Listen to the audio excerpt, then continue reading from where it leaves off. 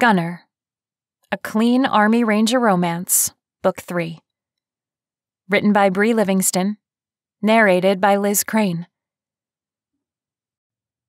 Chapter 1. Gunner rapped his knuckles against Noah's office door and slightly opened it. "Hey," he said as he slipped inside. "Hey, shut the door and take a seat," Noah said. "Must be nice to be the boss," Gunn said as the door clicked shut behind him. He crossed the room and sat in the chair facing Noah. The Guardian Group's office that once belonged to Pam had been transformed. Not that all the feminine touches were gone. Noah's new wife, Mia, made sure of that. Still, there was no denying an ex-soldier had stamped his personality on it. When Gunner first started working for the Guardian Group, well, not just him, all his buddies from his company, Noah, Colby, Ryder, Gunner, Elijah, and Mason, Pamela Williams was the boss. Pam started the security firm when her husband was murdered and left her with plenty of money. About a year ago, she'd stepped down, and now his former CO, Noah, was calling the shots. Not long after that, Colby had settled down and gotten married, only working when an emergency popped up. "Whatever, I'm still the same guy," Noah chuckled. Gunn lifted an eyebrow. "Do you sign our paychecks?" It was the same teasing he'd given Pam. "Shut up. I called you here for a reason," Noah said. "I need you to go undercover on a dating show." There was definitely a difference in the way he and Pam delivered information, too. Whereas Pam would ease into the assignment, Noah delivered it like a 10-year-old with a firecracker, just tossing it out there and laughing hysterically. Stunned, Gunn blinked. "You want me to what?" Noah rolled his eyes. "It's not that big of a deal. You're the best man for the job." Gunner stared at his friend and now boss. Not a big deal? He was wrong. It was a huge deal. "I don't want to be on television, and I sure don't want to be on a reality dating show." Laughing, Noah leaned back in his chair. "They've received death threats the last 4 seasons of Celebrity Proposal. This last one, during season 4, was addressed to the next bachelorette. It scared her enough that she's threatening to quit, and they start filming the 5th season in 2 days. The show's executive producer has asked us to help." "Okay, but that doesn't mean I have to be on the show. I can stand on the sidelines." Gunner shrugged. "Seriously, man, there has to be a better way." "They've tried exactly what you suggested, beefing up security on set, but the letters won't stop, and each time they were left with no leads. When the first letter showed up addressed to the next bachelorette, they brought in an ex-FBI profiler. He said, based on the letters and the way they stopped when security was on set, the person behind them was someone connected to the show." Noah paused as he leaned forward and handed Gunner a file. "Since then, they've received 2 more letters addressed to her."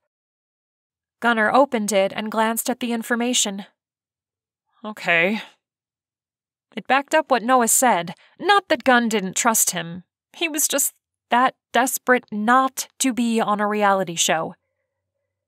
"Pam's friend Hillary Shaw is one of the producers of the show, and she's kept this information from everyone. And no one knows we've been hired. The bachelorette, Sophia Parker, doesn't even know. You'd be going in as a bachelor." An undercover bachelor on a reality television show? The only way this was getting any worse was... Gunner came up blank. What could possibly be worse than being part of the male equivalent of a herd of cattle?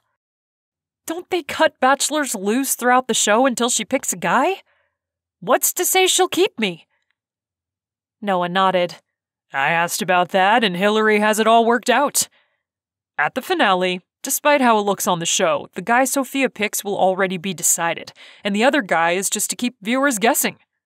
They're going to make sure you're that guy." That was good. Gunner sure didn't want to be chosen. He flipped the page in the folder, and his gaze landed on Sophia's picture. Dark hair, bright green eyes, sun-kissed skin. California girl. Swallowing hard, he lifted his gaze to Noah's. If it weren't for the brown hair, she looks almost... The words trailed off. Like Bella. I know. Gunnar raked his hand through his hair. Bella was his high school sweetheart, the love of his life, the woman he'd planned his forevers with, the woman taken from him. I can't do this. No. Actually, you're the best guy for the job. You're the only one with the looks to pull it off, and you're the right age. 28. I know because they asked me for headshots, and they picked you. Noah stood and walked around his desk to perch on the edge. Sophia Parker needs you. I'm not asking you to fall in love. Just go be your normal, charming self and find out who is threatening her. Of course, Noah was right. This was a cakewalk. There'd be 19 other guys. Gunnar took a deep breath, let it out slowly, and nodded. Okay, I can handle this. He would keep his cool and his distance. Noah eyed him as if he knew what Gunnar had just decided. You're going to have to act like you like her. Pretend you want to be there. That armor you wear, you're going to have to take it off long enough to give a good show. As Gunnar looked up, he smiled. He was the king of masks, and he'd worn one long enough that it would be no sweat keeping it in place for a reality dating show. It's me. I'll do what it takes to get the job done. Straightening, Noah walked back to his chair.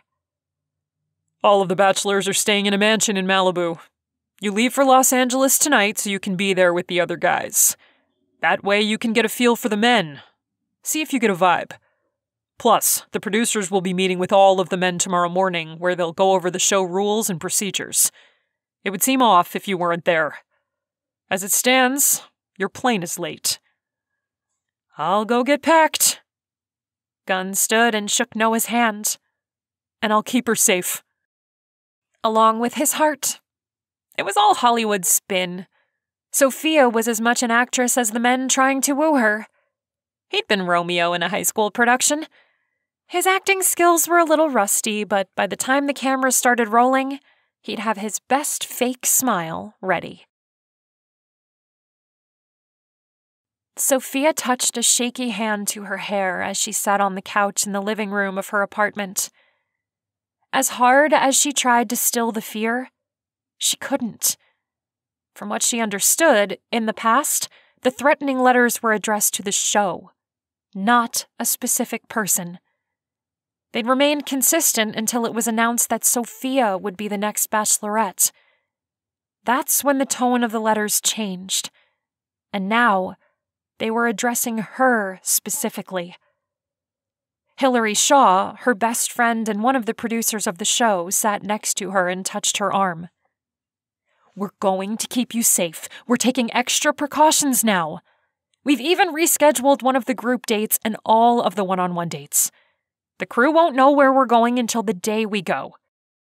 And the places have signed non-disclosure agreements with the threat that if they speak to anyone, we'll sue them into oblivion. Hillary was the reason Sophia was on the show to begin with. It had started out as a joke until Hillary called her up a few months ago, pitching the idea to her. At first, Sophia thought she was joking. Who would want to tune into a bachelorette show featuring a 26-year-old YouTube star? And a modest one at that. It wasn't like she was Rhett and Link. Still, because Hillary was one of the producers, she'd somehow managed to land Sophia as the next leading lady on Celebrity Proposal. Have you talked to the FBI profiler? Is there a reason the letters are now addressed to me? Hillary shook her head. I've spoken with him and he doesn't have an answer. The front door opened and their best friend Travis Bing stepped inside. They'd been expecting him. Hillary, Sophia, and Travis had grown up together in Los Angeles. Hey, you two, he said, his deep voice filling the room. Talk about hunky. If he was a little more famous, he would be on Celebrity Proposal himself. He was tall, attractive, with blonde hair, green eyes, and muscles that could make you cry. But there was zero spark. He was more like a big brother than a romantic interest. Whew, that's some security. Good thing you left me a message and reminded me to bring my wallet. Sophia grinned and chuckled. You'd forget your head if it weren't attached. Hillary, Travis, and Sophia had been the three musketeers since about the time they could walk. Sophia couldn't imagine her life without either of them. Travis rolled his eyes. Ha ha.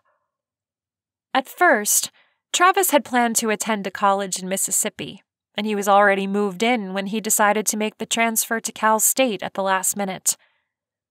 Mississippi had been on Sophia's radar too, but after her oldest brother died of a drug overdose, she'd stayed local to be close to her mom and dad. It had worked out for the best since Hillary was at Cal State too. Having Hillary and Travis to help her through her brother's death was worth staying in LA. They'd both been godsends. You can thank the creep writing the terrible letters for that, Hillary said. But they'll only be at this house and the bachelor house. Otherwise, production will go as normal with the normal level of security. Travis sat on the sofa arm next to Sophia. You don't have to do this show, Soph. I'm sure Hillary could have another bachelorette in 5 seconds. Hillary scoffed. Okay, I'm fast, but I'm not that fast. Besides, we've done all this promo work with Sophia. I can't just go out and get a new star. I'm not the only producer of the show, you know. It's okay. The security screening here at the apartment helps. They've changed the bachelor house location, too. Instead of being in the LA Hills, we're going to be in Malibu, except for the live opening night, and I'll be staying at the guest cottage. We'll use the regular LA house for the live first night, so everyone thinks we're filming there. Set security will keep me safe. Are all the guys here yet? The last one arrived a little while ago. Hillary smiled. Travis groaned. This is so nuts. I can't even believe you agreed to this. Sophia bumped his hip with her elbow. I want to find love. Not saying this show will help me with that, but at least it will help me gain subscribers to my channel. After that first promo, my list jumped by 5,000. I might actually be able to make a living by giving people recipe tips. There has to be a better way, Travis said, huffing, his eyebrows kneaded together. Really, you're beautiful. You don't need a show. Hillary crossed her arms over her chest. You know, you could be a little supportive. This show has been a hit, and my dad has actually looked at me with pride lately. Do you have any idea how long I've waited for that? Sophia put her arm around Hillary's shoulders. Her dad was an executive producer on several hit shows, and her two brothers were actors doing well in Hollywood. When Hillary first started out, several shows she backed tanked, and she'd taken a lot of grief from her dad. Celebrity Proposal was a hit, and the last time Sophia had dinner with Hillary's family, there'd been a difference in the way her dad treated her. Sophia couldn't take that from her friend. It's okay, Travis. I wanted to do this, and I'm sure this person writing the letters is just being a jerk. Hillary's making sure I'm safe. Travis stood and faced Hillary. I'm sorry, Hill. I didn't mean it like that. I'm happy for you, really. I'm mostly worried about Sophia. These letters are scary. What if this guy means business this season? That's why I'm taking precautions like having people checked before they get to Sophia's apartment. Do you really think I'd let her get hurt? She's my best friend, too. Sophia held up her hands. Look, both of you, I'm fine. I want to do the show. She looked up at Travis. If it's worrying you so bad, why can't you be on set? Turning to Hillary, she said, Do you have a job he could do? Not only would it give him peace of mind, but it would be one more person on set we know we can trust. Dropping her arms, Hillary smiled. I hadn't even thought of that, but I do. One of the drivers quit. She turned her attention to Travis. "You'd be chauffeuring the guys around. You okay with that? Jeremiah, the show's driver, would need to teach you how to drive the stretch we're using. Both Sophia and the guys will be using one to come and go." Travis smiled. "As long as I'm close. During breaks, I can run my website business, so that won't interfere at all." "See? Now wasn't that easy?" Sophia looked from Travis to Hillary. "All settled. Plus, I get both of my best friends to help me weed through all these guys." Travis groaned. "I really should have thought this through." Laughing, Hillary and Sophia stood. "Come on, let's go get some lunch.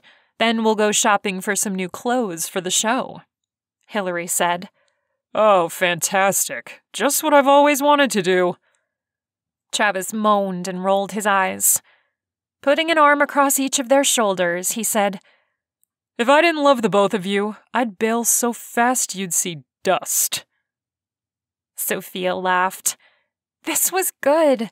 She'd have Hillary and Travis on set with her, making her feel safe and giving her advice on who to pick over the next 10 weeks.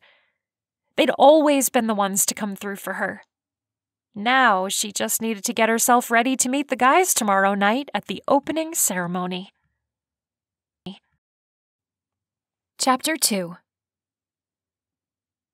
Peeking out the first-floor window of the house in the Los Angeles hills, Sophia let her gaze wander down the wet driveway as splashes of orange and red from the sunset reflected off the dozen or so palm trees lining it. Any minute, the opening ceremony would begin. A stretch limo would be pulling to a stop, and 20 guys would be filing out. She'd known it would be stressful, but she hadn't anticipated how wrecked she'd be. It didn't help that the ceremony would be filmed live this year. With Sophia being a YouTube star, the producers thought she'd be the perfect person for the switch-up this season. All day, she'd had questions zipping through her mind. What would they think of her? What would she think of them? Would she fall in love with someone like a dog groomer from some odd little town on the East Coast as a previous contestant had? If she did, how could they make the relationship work? She loved the California sunshine. She didn't want to move. And who was he to think she had to move? He could move. That's right, he'll move, she grumbled to herself. What? The show's host, Daryl Hayes, asked. Was she losing her mind? It was true, but this was television, and she couldn't fly her crazy flag just yet. Nothing. I'm just nervous.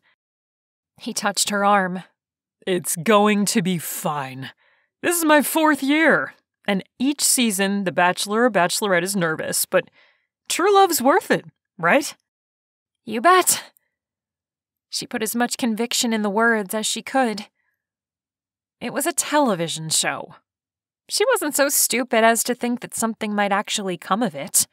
Not saying it absolutely wouldn't, but a proposal at the end? Could a person meet and fall in love with someone in 10 weeks? The idea was nuts. But the Season 2 Bachelorette had married her final man standing the previous year in a wedding that was broadcast.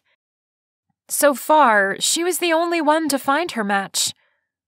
Would it really hurt to hope just a little that her Prince Charming was going to step out of the limo? Okay, time to greet the bachelors, Daryl said as he opened the door for her. As they stepped outside, the limo pulled up and the door opened. This was it.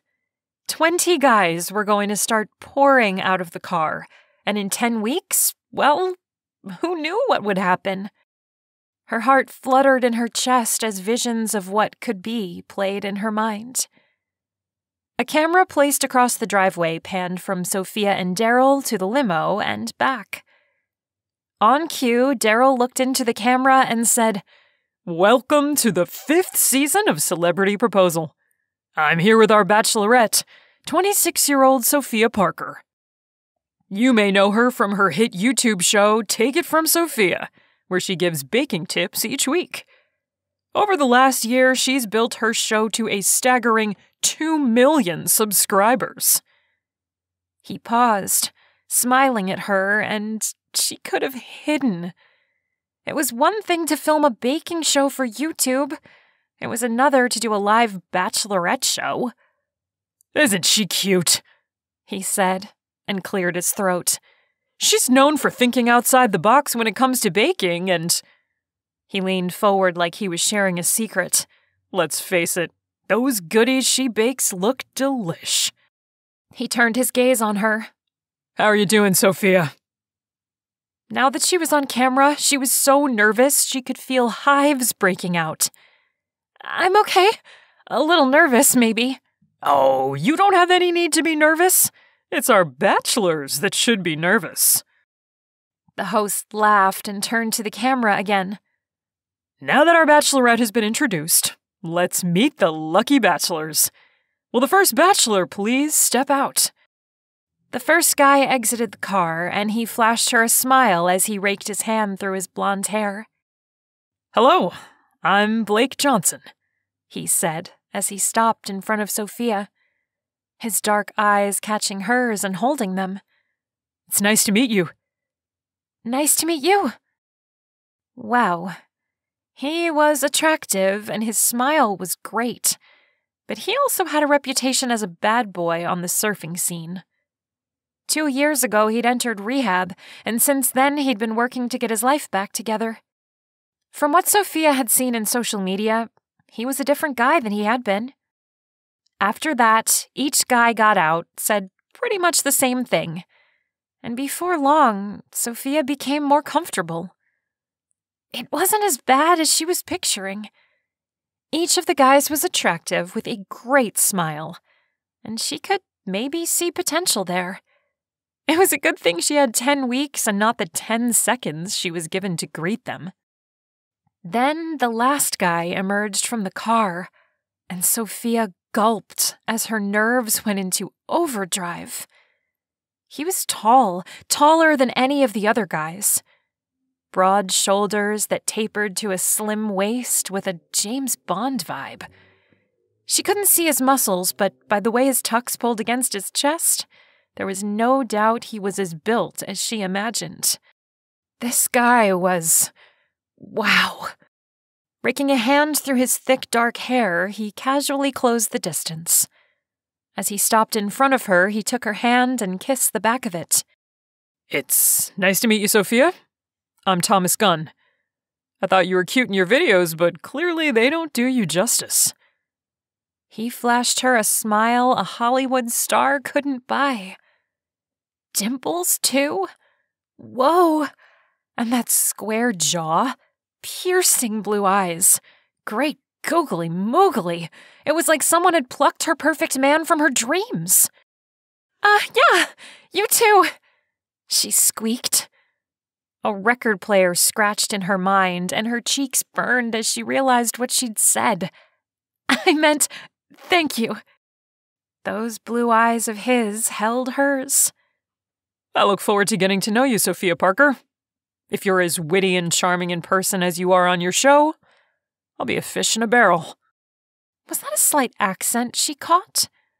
If so, she couldn't really place it. If she were in a restaurant, she'd be hailing a waiter for the check. Who needed 19 other guys when Mr. Perfect Blue Eyes was telling you everything you'd ever wanted to hear? Another scratch, but this one was a chalkboard. Everything she wanted to hear.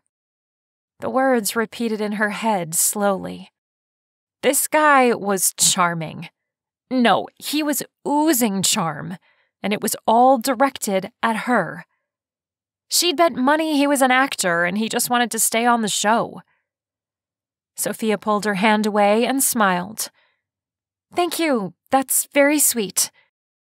Daryl turned to the camera.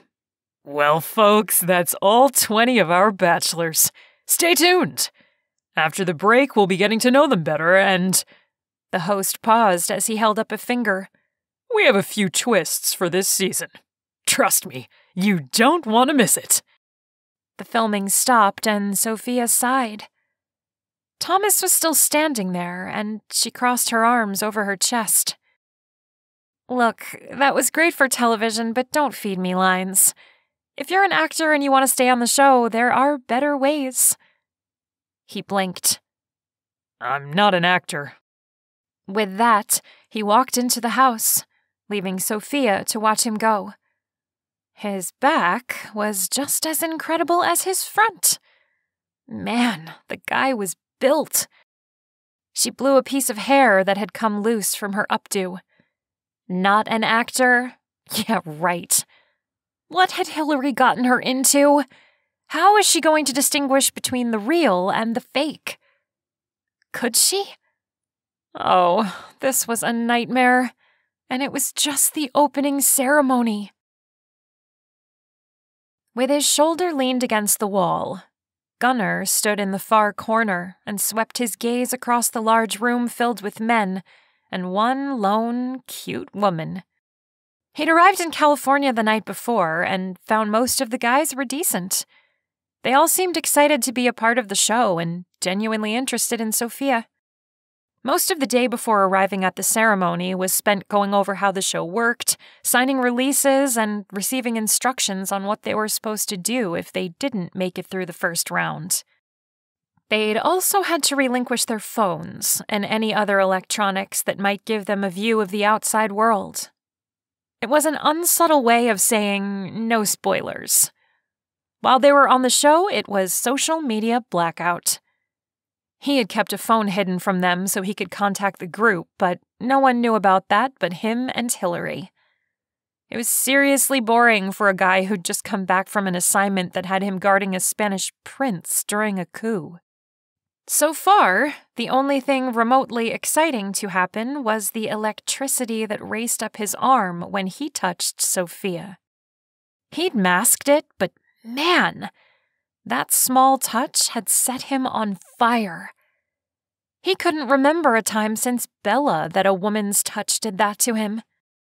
It was probably just his nerves, and the fact that a television camera was pointed at him. Still, he'd keep his hands to himself, and made sure there were no more zaps or zips or anything. He was only there to catch a creep, not find that L word. He did find it amusing that she thought he was an actor. She thought he'd fed her lines. All he'd done was compliment her. Was she used to that sort of thing? The way she'd gotten all hot was cute, but it completely floored him. He thought television was weird before, but now he had a front row seat to the craziness. When the camera crew got everything in position, the host, Daryl, pointed his beaky little face into one of the cameras and smiled. And we're back with Sophia Parker and her 20 bachelors. He turned to her. What are you thinking so far, Sophia? Despite what his head screamed, Gunnar couldn't seem to take his eyes off of her. The green organza dress matched her eyes, and the way her dark hair was pulled up with the bangs swept to the side, she was unbelievably beautiful. He'd been honest when he'd said her videos didn't do her justice. Her legs were long, and part of him was thrilled they were staying in a home right off the beach in Malibu. Maybe he'd get to see her in a swimsuit. Gunnar shook his head. Where had that thought come from? He shrugged it off. She was attractive, and he was a man. That's all it was. What man in their right mind wouldn't find Sophia Parker gorgeous? And Gunn was definitely in his right mind. She hugged herself. Well, it's a little intimidating, but so far, I'm enjoying myself. That's great, he said, returning his attention to the camera. Well, now it's time for our bachelorette to mingle and get to know the bachelors.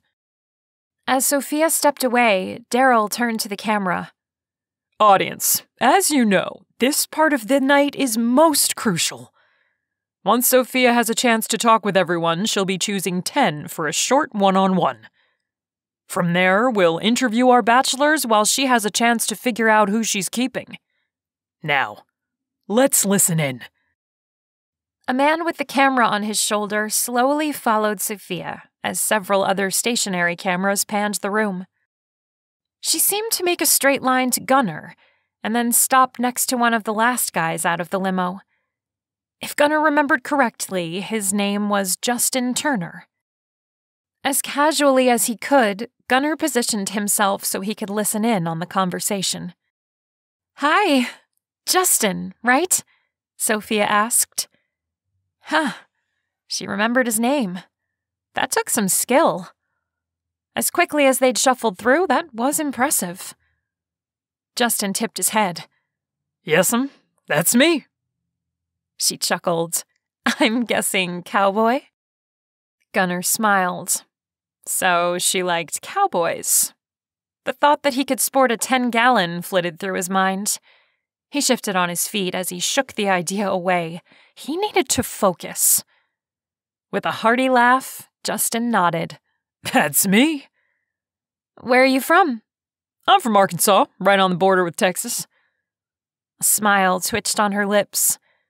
"Do you own a ranch?" He bobbed his head. "Yes'm, I raise horses for the rodeo." "Were you in the rodeo?" The way she said it made Gunnar listen harder. That little bit of information had gotten her attention with the way her voice rose. Maybe Gunn would invest in a Stetson. He quietly grumbled to himself, suddenly hating the assignment even more. "I was when I was younger. Planned on making it a career, but a ride gone bad ended that." He pulled up his jean leg just a few inches to reveal a prosthetic. "They didn't get to me quick enough and my leg was crushed. An infection set in and I lost it about 10 years ago." Sophia touched his arm. "Oh, I'm so sorry." Justin covered her hand with his. I've learned to live with it. How about you? Could you be stuck with a one-legged fella?" Shrugging, she said, I think when you love someone, you love them, and it doesn't matter." "You think so, huh?" "I do." She held the man's gaze a moment and then cleared her throat. I guess I need to mingle. It was nice chatting with you." He smiled and said, "You too? I'll look forward to more chats." Gunnar had to give it to the guy. He sure knew how to charm a woman. Plus, he seemed like a decent guy.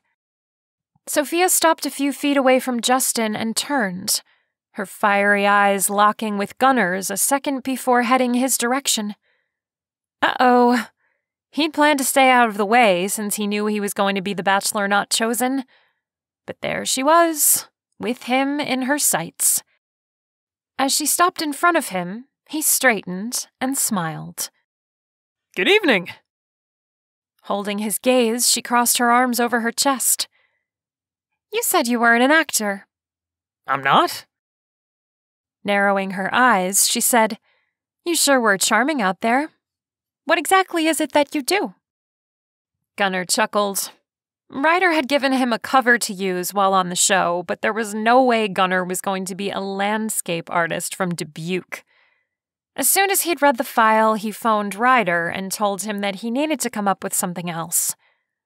After much discussion, they'd mutually agreed that he was an investment banker and he'd use his own small town of 96, South Carolina. Ryder had scrubbed his past, including his dishonorable discharge, just not the record of his service in the Army.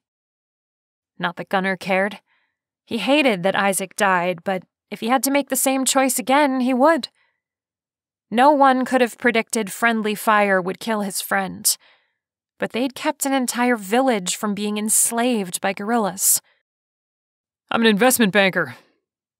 She huffed and glared at him. "Oh? I would have thought used car salesman with how well you charmed me back there." Gunnar was a little stunned with how angry she was. May I ask exactly what it was that I did wrong?" Rolling her eyes, she said, "Oh, please. You told me exactly what I wanted to hear out there. Like you'd memorized lines. Telling me I'm cute and that you're a fish in a barrel. Just be honest." Working to keep the smile off his face, he rubbed his chin with one hand as he stuffed the other in his pants pocket. So you think I was just charming you? Well, weren't you? No. He said, dropping his hand and chuckling. I'm not feeding you lines. Why would you think that? Her arms slid to her sides and she shrugged. I don't know. You're on a bachelorette show with 19 other men vying for your affection. Clearly, I'm not the only one who thinks you're gorgeous. He couldn't keep a grin from forming. Lowering her gaze to the floor, long, dark lashes fanned against her cheeks, causing his heart to sputter. This is all out of my comfort zone. I'm sorry. She lifted her gaze to his, and a smile played on her lips. It's okay. Can't say I wouldn't feel the same way. She caught her bottom lip in her teeth and nodded. Well, I guess I'd better mingle, huh? He nodded. I suspect I'd get pummeled if I stole all of your attention on the first night. She laughed as she shook her head. If his heart wasn't gasping for breath before, it was now. Geez, that laugh? No, giggle. A mixture? Whatever it was incredible. I'll talk to you later. She flashed him one last time and sauntered off. Talk to him later? Did that mean he was getting to stay? He rolled his eyes and turned from watching her walk away. Of course he was getting to stay. What a dopey thought. He'd be there whether she wanted him to or not.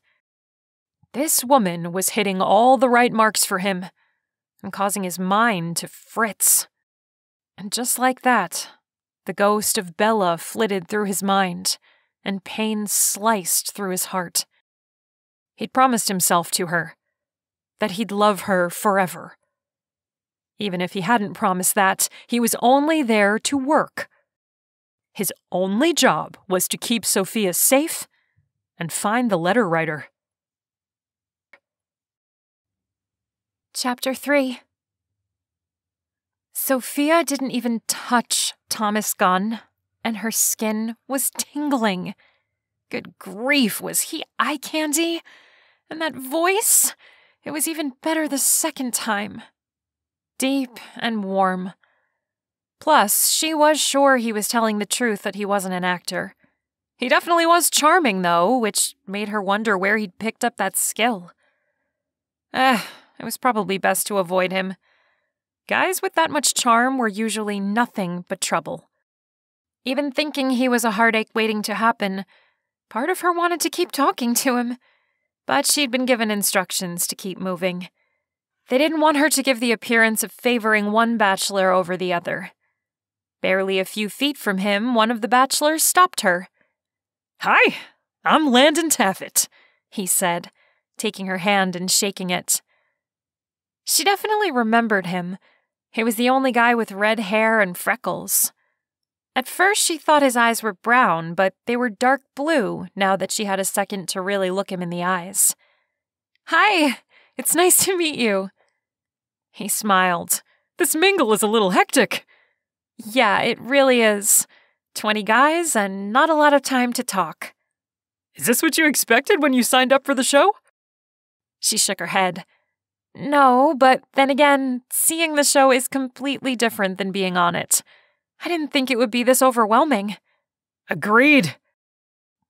So what do you do for a living? She asked. Chuckling, he said, I'm a stand-up comedian. Talk about a way to a girl's heart. I like funny guys. Then you must already be in love, because I'm downright hysterical. He cast his gaze down, a wide grin playing on his lips. I'm kidding. She laughed.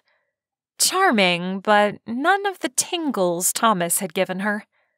Still, his wit was definitely keeping him in the running. That's funny. Did you always know you wanted to be a comedian? He lifted his head and locked eyes with her. As class clown, it was a good bet that this was what I'd end up doing. She grinned. Never underestimate those class clowns. His laugh was great, and he was charismatic. It wouldn't surprise Sophia if he was headlining in a year or two. As she opened her mouth, another of the bachelors cut in. She couldn't blame them. With the limited amount of time, they'd each had just seconds to make an impression with the hopes they'd pass to the next round. The man stuck his hand out. Hi, I'm Eric Williams. He was a little more heavy-set than the others, with glasses and light blonde hair. Cute in a geeky way. Sophia looked at Landon with sympathy. Sorry, I do need to mingle. He shrugged. I get it. He shuffled away as Eric took his place. So, Eric, what brings you to the show? Love? I mean, isn't that what brings anyone to these shows? She nodded. Good answer. Where are you from? New England, Delaware area. East Coast. Oh, wow, that's a commute to California. He laughed. Yes, but again, when love is on the line, you do what it takes. If I find it here in California, I would hope we could find a way to make it work. Another good answer. Would you be willing to move to California? Maybe. I don't know. I guess it would depend on how I felt at the time. That's a respectable answer. I love California, but if I was in love, who knows? Except she did know. She wasn't moving to the East Coast. Ever. Just as she was about to cut the conversation, Daryl sidled up next to her. I must steal our bachelorette away now. He guided her to a corner of the room where it was empty, and the cameraman following behind trained the camera on them. A moment later, a second stationary camera was set up, and the mobile camera headed off back into the crowd of men. How are things going so far? Daryl asked. Hillary had prepared her for the interviews. They would take place throughout the evening. I'm having a blast, although I'll admit it is a little overwhelming. There are so many great guys to choose from. It seemed you hit it off with Justin Turner. He seems like such a sweet man, she said, palming her chest. And that accent? What woman can resist that? Daryl chuckled and looked into the camera. Seems our bachelorette likes cowboys. She shrugged, knowing she needed to keep the tease going. Maybe. Landon was great too. I mean, I love a guy who can make me laugh. Is there anyone else who has your attention? Oh, it's too early to tell. Again, he stared directly into the camera. You hear that? It's too early to tell, which means you need to stay in that chair if you want to know which bachelors make it through to the next round. The cameraman nodded and Daryl touched his earpiece. That was great, Sophia. The producers tell me you've got a little more time and we need more footage of you mingling. That guy over there looked good on camera. Maybe go chat with him again? Sophia followed Daryl's line of sight and froze. Thomas Gunn. Seriously? There went her plan to avoid him. Oh well, she'd keep it together, and when it came time to choose someone, she'd politely send him packing. Gunnar had moved all over the room, chatting with the other bachelors, trying to pick up on anything that could be off. Ryder was good with background checks, but nothing ever beat good old-fashioned gut instinct. This time, Ryder's intel was correct. None of these men gave Gunnar the impression that they wrote any of the letters. Most of them were just regular Joes who liked the idea of having a shot with a celebrity YouTube chef. Thomas? He turned and came face to face with Sophia. Hello. After their last chat, he had the distinct impression she was going to avoid him the rest of the night. And if he wasn't assured of making it to the next round, he'd have been sweating it. She hugged herself and cast her gaze down. I hadn't planned on chatting with you again tonight, but the producers seem to think you look good on camera. Wow. He'd never had a woman shoot his ego with a 12-gauge shotgun before. Thanks? Lifting her head, she rolled her lips in. That didn't sound as bad in my head. Really? She shivered and Gunnar peeled his suit coat off, wrapping it around her shoulders. Her fingers gripped the lapels and pulled it tight. No, that was a jerky thing to say, and now my size 9 foot is in my mouth. Thank you for the coat. No problem. The air is a little cool. I'm guessing the producers didn't want you stuck in a room full of sweaty guys. Even being insulted by her hadn't lessened her appeal. She chuckled. I'm sorry. She stuck her hand out. My name is Sophia Parker, and I'm a jerk. My last confession was 1 second ago. Laughing, Gunnar shook his head. It's nice to meet you, Sophia Parker. My name is Thomas Gunn. Most people call me Gunnar. Her green eyes sparkled as she stared at him. If he were a football game, cheerleaders would be spelling out trouble. That name does seem to fit you better than Thomas. You think so? She nodded. Yeah, and really, I'm sorry for being mean. Her cheeks turned a soft pink. I'm not usually like that. Gunnar didn't doubt that a bit. The impression he got was that she was a genuinely sweet woman with a good heart. Honestly, if I was in your shoes, I'd be suspicious of people too. You should keep that during the show. I'd hate to see you get hurt. I think maybe that's my biggest fear about this whole thing. Falling for someone and getting my heart broken. Her eyes widened. I didn't mean to say that out loud. He smiled. You wouldn't be human if it didn't cross your mind. She tucked a piece of flyaway hair behind her ear and pulled his coat a little tighter. I worry about breaking hearts, too. Not that I'm all that great, but I don't want to hurt anyone. She slipped her hand out of the coat and palmed her forehead. Why am I saying all this stuff to you? The producers are going to kill me. I doubt it. You're being open and vulnerable and honest. I'm thinking they'll be eating it up. Plus, it's good to know you're not a man-eater. A snort popped out of her, and he couldn't stop himself from laughing. She was moving from beyond gorgeous to so cute he couldn't breathe. A dull ache spread across his heart. Gunnar was off limits on so many levels. And she just confessed she didn't want to get hurt. He certainly didn't want to hurt this adorable woman. This assignment was a double-edged sword, and his legs were getting wobbly. She dropped her gaze as pink spread across her cheeks. Just what every guy wants to hear. A ladylike pig snort. I think you'll find this room is full of men who want just that. Especially when yours is so cute. She slipped out of his coat and held it out to him. And with that, I think I need to mingle some more. Thank you for the chat. He took her hand, planted a kiss on the back of it, and smiled. It was my pleasure. As she walked away, he could swear he heard her giggle. What a woman. Gunnar liked her, and it had been... Well, he couldn't remember the last time he'd really connected with someone. Oh, he'd flirted with women he knew were unavailable. That was safe because they belonged to someone else, and he couldn't hurt them. Sophia wasn't safe at all. What was he thinking?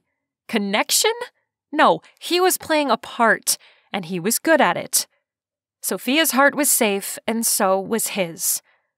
It was an assignment, and nothing more. One thing was certain. Noah was never sending him on one of these assignments ever again. Ryder or Mason could go next time. They wouldn't get him within 1,000,000 miles of something like this in the future without hog-tying him. Chapter 4. After milling around and chatting with the men, Sophia was confined to the kitchen while Daryl interviewed bachelors to get their take on things so far, what they thought of the show, and, more importantly, what they thought of her. She wondered what they could possibly be saying given the short amount of time they'd been together. Then again, wasn't that the same thing she was doing? She'd been given a legal pad and a numbered list. She'd started the process of choosing her 10 to chat with, giving each bachelor his own page in the legal pad with a list of pros and cons and her first impressions. There was only one problem. Her label maker mind had firmly stamped Thomas Gunn on one of the cards. Gunnar. She liked the name. For some reason, it seemed to fit him. Her lips spread into a smile. Something about that man just tickled her. She'd been a complete heel, and he'd been kind, thoughtful, and sweet, giving her his coat when he realized she was cold. She touched her chin to her shoulder and took a deep breath, inhaling his lingering scent. Good gravy, that man smelled good. To him, it probably looked so easy for her to hand his coat back, but she'd been tempted to ask if she could keep it. The kitchen door opened, and Daryl stepped in with a camera following him. Sophia, have you made your list of bachelors? She shook her head. No. He touched his earpiece and nodded. When he looked at her, he smiled. We'll wing it. Come on out here. We don't want to keep the audience or our bachelors waiting any longer. Wing it? The last time she did that, she set water on fire. How was still a mystery, but that YouTube show was still getting hits.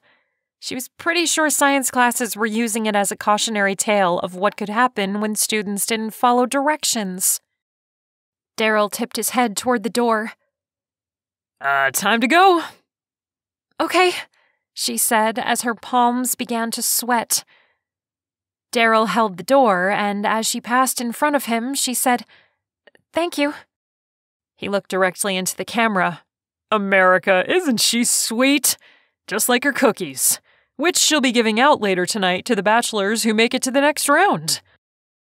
Typically, the Bachelorette would give out flowers, but this season, because Sophia was an internet cooking star, the producers, mostly Hillary, had convinced her to give out baked goods.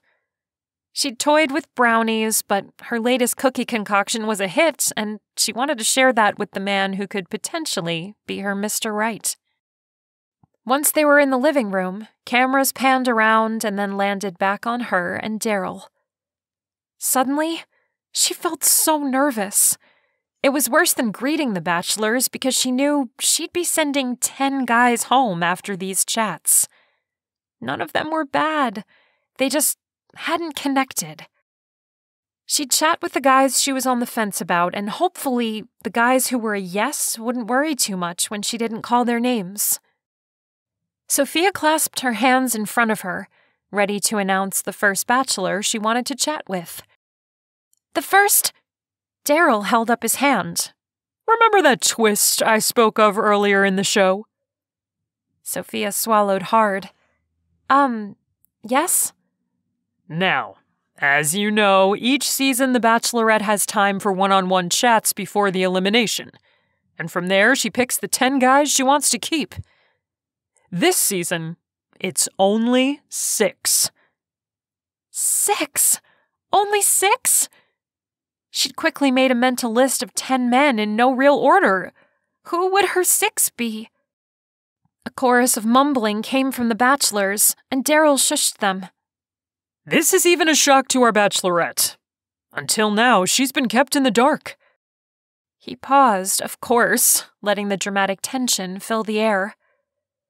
The second twist of the night is that there will be no one-on-ones, and the bachelors won't be chosen by Sophia this season. Only 6 guys? No one-on-ones? And not picking the guys? What? This was going all sorts of wonky. Every season, our sponsor, Mr. Matchmaker, provides personality tests for our bachelorette and bachelors. Daryl smiled. This is typically how the show finds the best matches. Another round of murmurs erupted. Sophia was right there with them. She'd taken the test, but it was just a test. The thought of someone picking the men who would be on the show sent a panic through her. The host continued. Based on those tests and a team of experts from Mr. Matchmaker, they determined the best 6 candidates for our bachelorette. He grinned wider, if it was possible. Some of the bachelorettes grumbled loudly while others crossed their arms over their chests. They'd endured a long day of meetings and instructions, only to be filmed a few hours and sent home. Clearly, they hadn't been expecting this either. Sophia was in shock. Who had been picked for her? Why was this happening? Why the change? Then it hit her. Hillary! Hot anger raced up Sophia's neck to the tips of her ears. She glanced around, but Hillary was nowhere to be found. Convenient. Oh, when Sophia got a hold of Hillary, she was going to tie her up and dunk her in a vat of spiders. So, Daryl said, reaching for a platter holding 6 boxes of cookies. Since our bachelorette is a chef, she chose to bake you cookies rather than handing out flowers. If you will, Sophia, please hand these out. He swept his gaze over the guys. If your name is called, please come forward, take your box, and move to the left side of the room. He looked at her expectantly. She picked up the first box and read the name on top. Justin Turner, she said, catching herself before she sighed with relief. She did like his accent. She didn't care he'd lost his leg. Justin strutted to the front of the room, tipped his chin to her, and smiled. Why, thank you. Okay, she loved his accent. What girl wouldn't? He took his box and then his spot on the left side of the room. Next. Daryl looked at her expectantly as she took the next box. Blake Johnson. She smiled and waited as Blake strode to her. Well, if anything, that personality test was hitting the mark so far. The blonde surfer did check her boxes. She called out the next 3 names: Riley Scott, Landon Taffet, and Christopher Nelson. All 3 guys were ones she'd liked. All she could think was that the personality test was seriously accurate. Picking up the last box, she stared at the name. Thomas Gunn. It was all she could do to hold in the squeal. Oh, she'd wanted him to stay. She tamped down the inner excitement. He was a nice guy, and having him as one of the 6 would make a good show. The producers even said he looked good on camera. Most likely, his personality test didn't even match hers. He'd only been picked because of his looks. With a casual, relaxed stride, he made his way to her and stopped, taking the box of cookies from her. He lifted the box to his nose and took a deep breath. These smell amazing. Thanks. It's a new recipe. I haven't had anyone besides myself and a couple of friends try them. The corners of his lips quirked up. I have no doubt they'll be delicious. He winked and joined the rest of the bachelors. Daryl turned to the camera. And there you have it. The 6 bachelors chosen to woo our bachelorette. Audience, you don't want to miss the next 10 weeks. Who knows what will happen? The camera stopped rolling, and Sophia felt herself deflate. A personality test had picked her bachelors, and now she'd have to spend the next 10 weeks dating 6 men she may or may not have picked. Whatever. This show was staged, and she knew it. Still, it hurt knowing that Hillary had used her for ratings. That's what Sophia got for hoping. It hadn't worked with her brother, and it wouldn't work for love either. Gunnar watched as the bachelors who weren't picked were escorted out of the LA mansion. As he'd roamed the room through the night, he'd picked up that this location was where the bachelors and bachelorette contestants typically stayed. It was a nice place in the hills of LA, equal in status to the Malibu mansion they were living in during the current season of the show. The old-world Spanish style of the building was completely opposite of the glass and stucco palace next to the beach. If given the choice, it would have been hard for him to pick between the 2. Both had their charms, but the location next to the beach squeaked to the lead by a hair. As the guys filed out, some looked absolutely dejected, while others didn't seem to care at all. He could see why Sophia struggled with lies and the truth. Even with his trustworthy gut, he found it hard to gauge. But it had been a long night, and by the looks of Sophia, she'd not expected those twists at all. Gunnar wasn't surprised by the twists because the executive producer had to find some way to keep him on the show. But he'd grumbled along with the other guys just to make it look good. Still, part of him was a little disappointed because he wondered if she would have picked him for the next round. I don't know about you, but I'm ready to get to the house, have a beer, and relax by the pool. I think I'm too amped to sleep tonight, Riley Bloom said as the group of guys huddled together. Landon shook his head. I'll sit by the pool, but no drinking for me. Gunnar was relieved to hear that. He'd wondered if he'd be the only guy not drinking.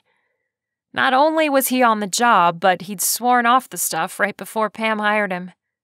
It didn't matter if Noah was his boss now or not.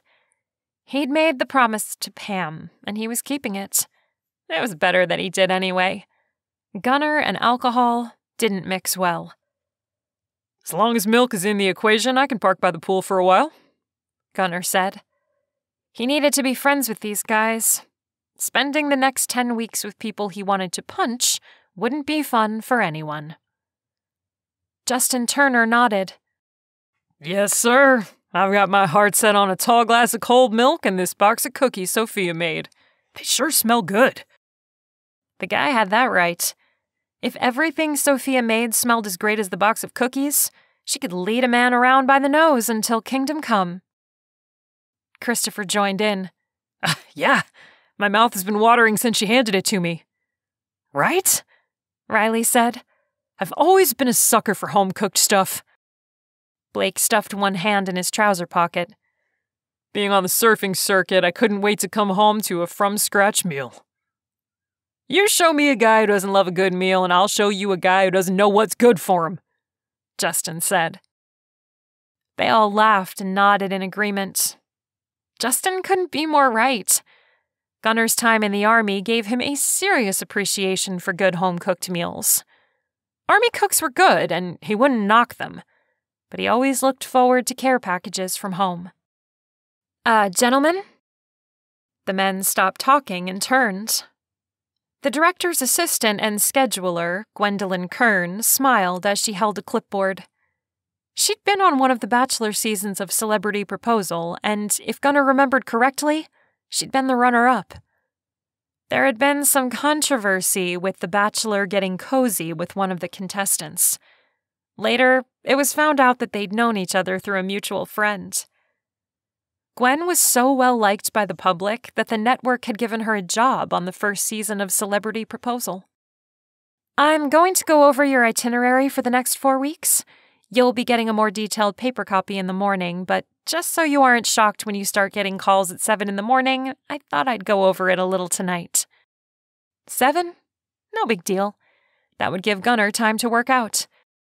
Over the next 4 weeks, there will be group dates, followed by one-on-one dates.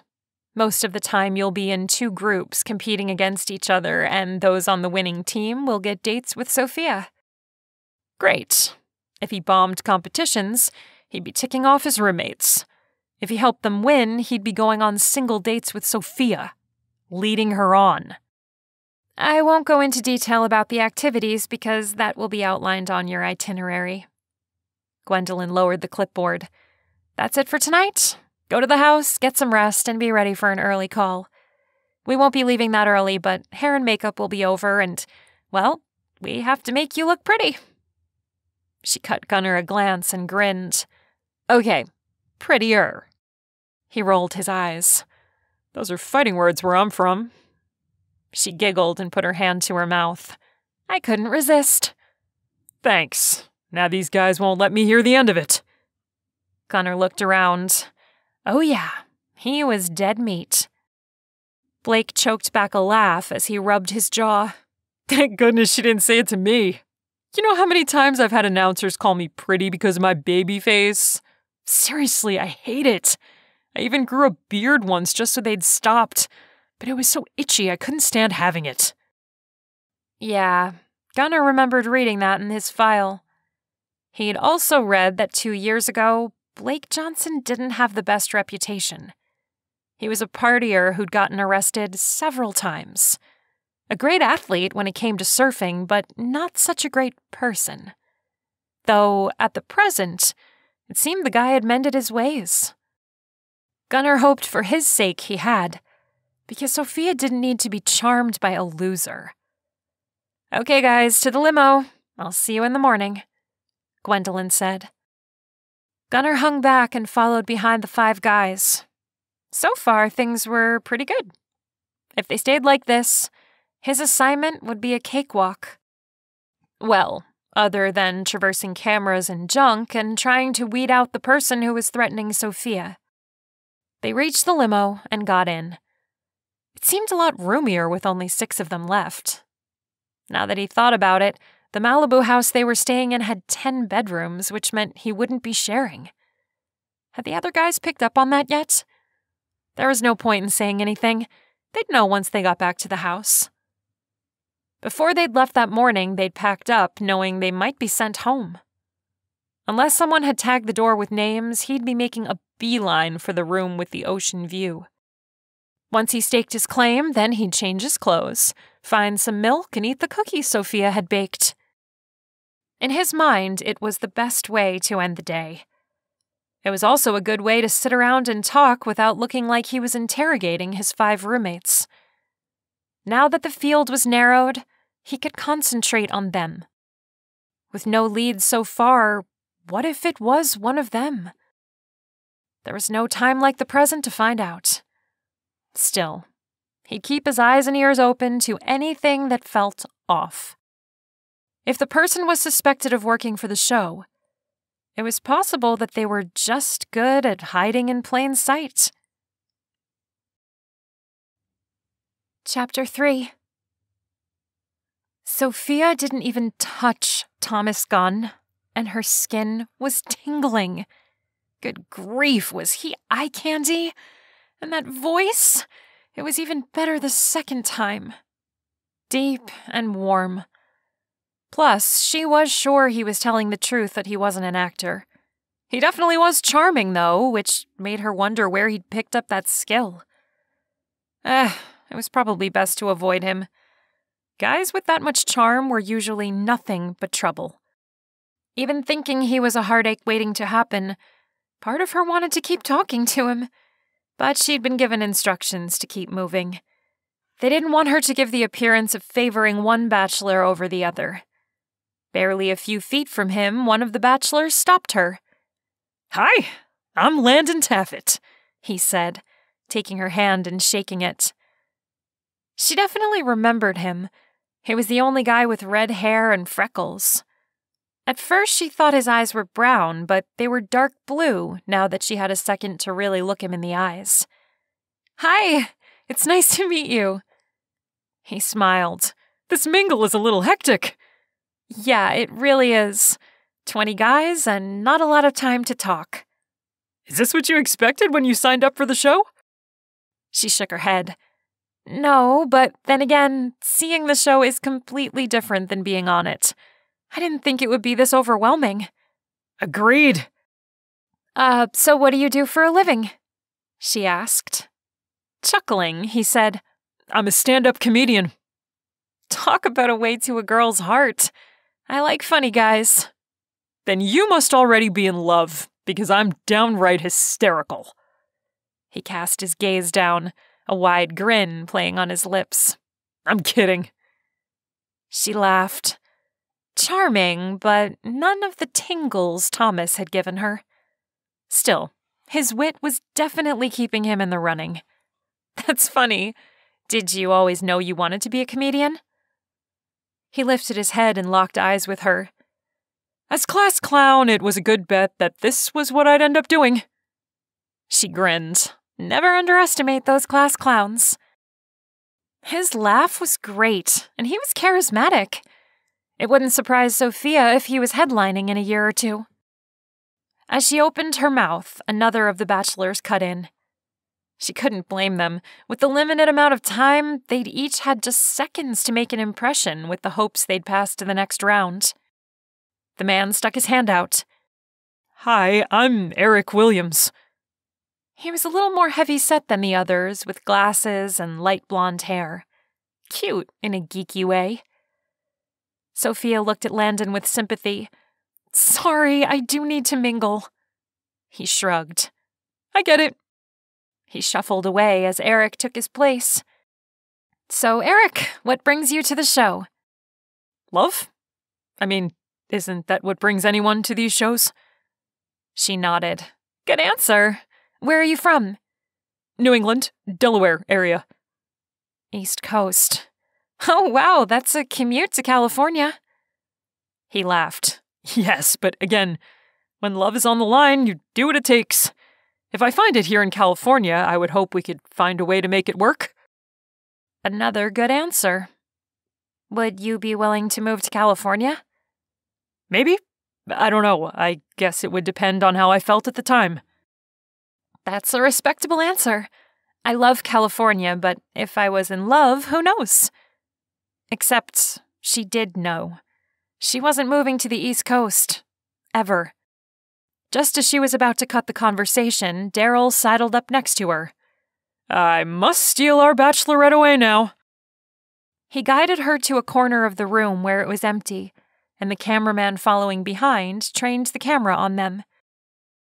A moment later, a second stationary camera was set up, and the mobile camera headed off back into the crowd of men. How are things going so far? Daryl asked. Hillary had prepared her for the interviews. They would take place throughout the evening.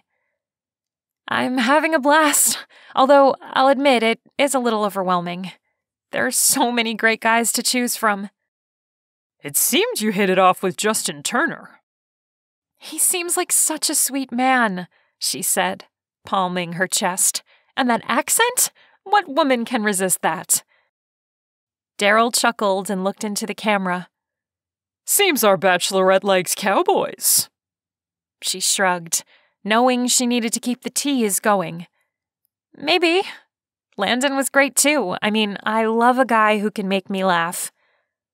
Is there anyone else who has your attention? Oh, it's too early to tell. Again, he stared directly into the camera. You hear that? It's too early to tell, which means you need to stay in that chair if you want to know which bachelors make it through to the next round. The cameraman nodded and Daryl touched his earpiece. That was great, Sophia. The producers tell me you've got a little more time and we need more footage of you mingling. That guy over there looked good on camera. Maybe go chat with him again? Sophia followed Daryl's line of sight and froze. Thomas Gunn. Seriously? There went her plan to avoid him? Oh well, she'd keep it together, and when it came time to choose someone, she'd politely send him packing. Gunnar had moved all over the room, chatting with the other bachelors, trying to pick up on anything that could be off. Ryder was good with background checks, but nothing ever beat good old-fashioned gut instinct. This time, Ryder's intel was correct. None of these men gave Gunnar the impression that they wrote any of the letters. Most of them were just regular Joes who liked the idea of having a shot with a celebrity YouTube chef. Thomas? He turned and came face to face with Sophia. Hello. After their last chat, he had the distinct impression she was going to avoid him the rest of the night. And if he wasn't assured of making it to the next round, he'd have been sweating it. She hugged herself and cast her gaze down. I hadn't planned on chatting with you again tonight, but the producers seem to think you look good on camera. Wow. He'd never had a woman shoot his ego with a 12-gauge shotgun before. Thanks? Lifting her head, she rolled her lips in. That didn't sound as bad in my head. Really? She shivered and Gunnar peeled his suit coat off, wrapping it around her shoulders. Her fingers gripped the lapels and pulled it tight. No, that was a jerky thing to say, and now my size 9 foot is in my mouth. Thank you for the coat. No problem. The air is a little cool. I'm guessing the producers didn't want you stuck in a room full of sweaty guys. Even being insulted by her hadn't lessened her appeal. She chuckled. "I'm sorry." She stuck her hand out. "My name is Sophia Parker, and I'm a jerk.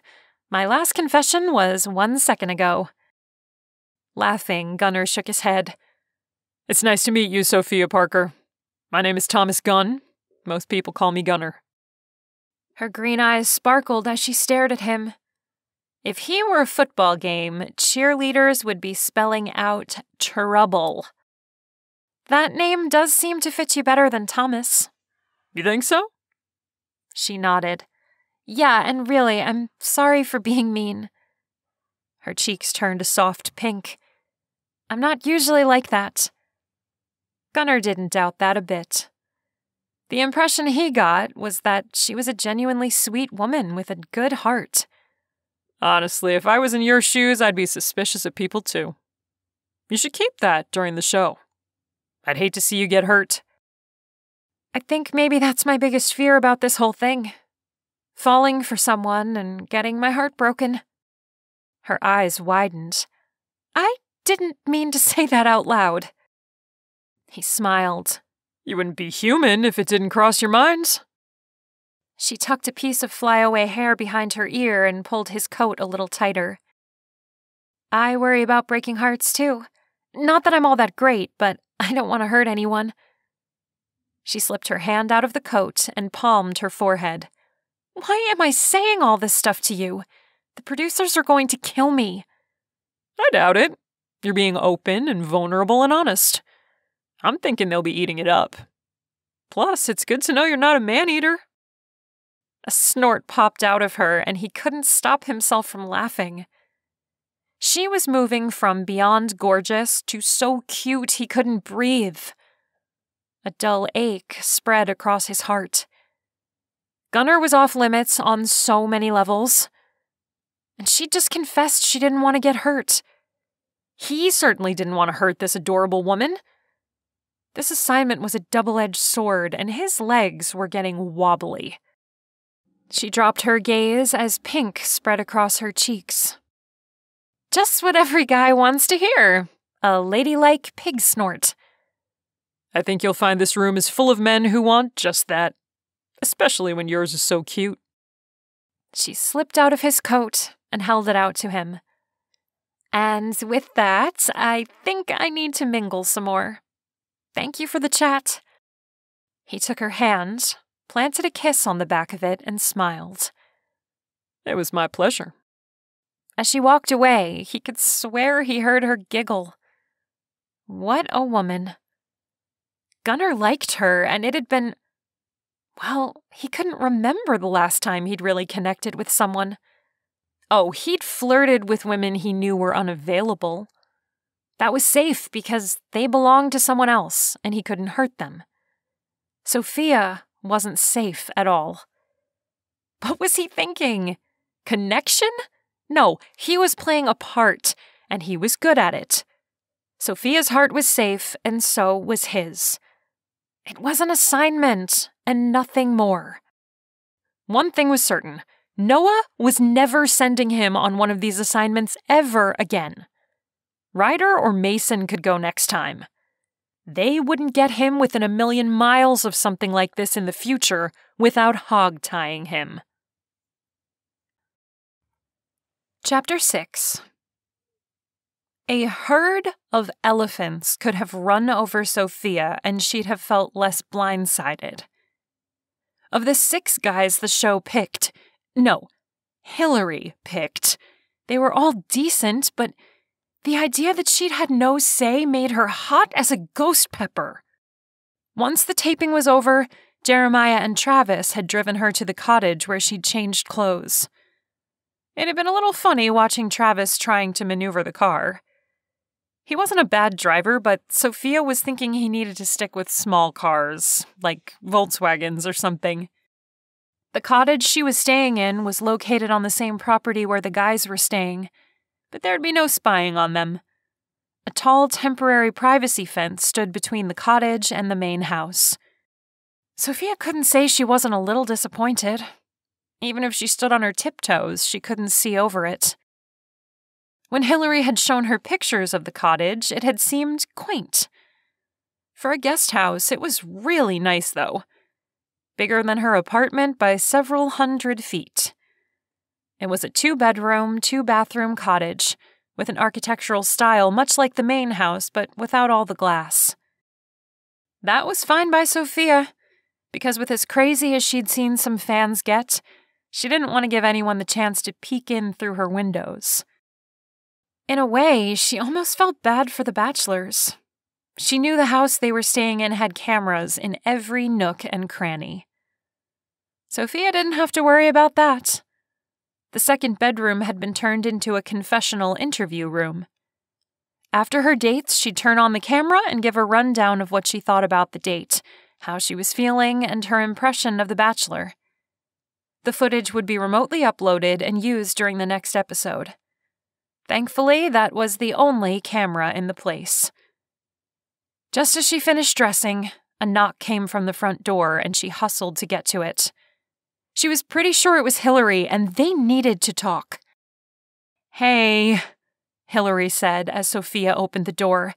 "I know you're mad." Sophia waved her in and shut the door. "Mad? No, I'm furious. You didn't tell me you were going to be picking the guys, Hillary. We had lunch yesterday. Was there not a point during our meal that you thought maybe I might like to know that?" Her friend turned and faced her. "I knew you would, but I also know you. You would have been second-guessing yourself, and all 6 of these guys are really great. I personally went to Mr. Matchmaker and worked with their personality experts. One of these guys is your soulmate. I just know it. You had no right to do that." Hillary's eyebrows drew together. "I'm sorry, but it's the 5th season and we needed to shake things up a little. You're my friend, and I thought you'd be the best one because it's me and you know I love you. I want you to find someone. You'll eliminate 2 more guys in the next 4 weeks and you'll have a full 6 weeks to get to know 4 of them. To make a real connection. I didn't want you getting hurt." It was actually sound reasoning, and Sophia couldn't find fault with it. Secretly, she'd wondered how she'd navigate through 10 guys and really get to know someone. "Still, you should have told me." "Maybe, but this way you weren't the bad guy.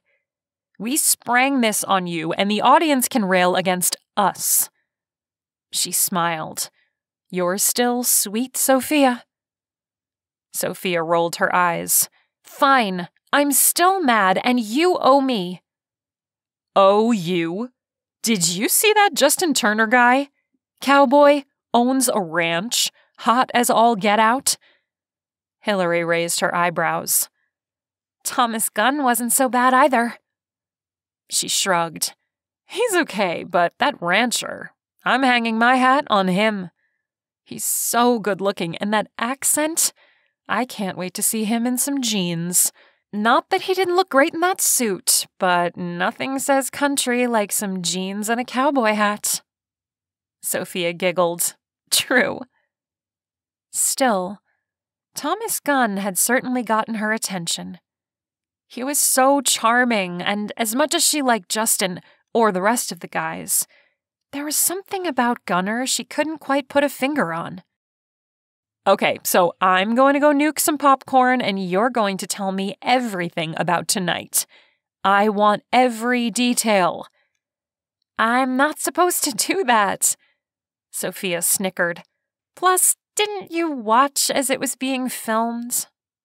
Hillary cocked an eyebrow. "I'm the executive producer, but I'm your friend first. I want to hear it from you firsthand. You'll dish if I have to hold you down." A knock came from the door. "It's me," Travis called through the door. Sophia opened it and smiled. "About time you got here. What's that?"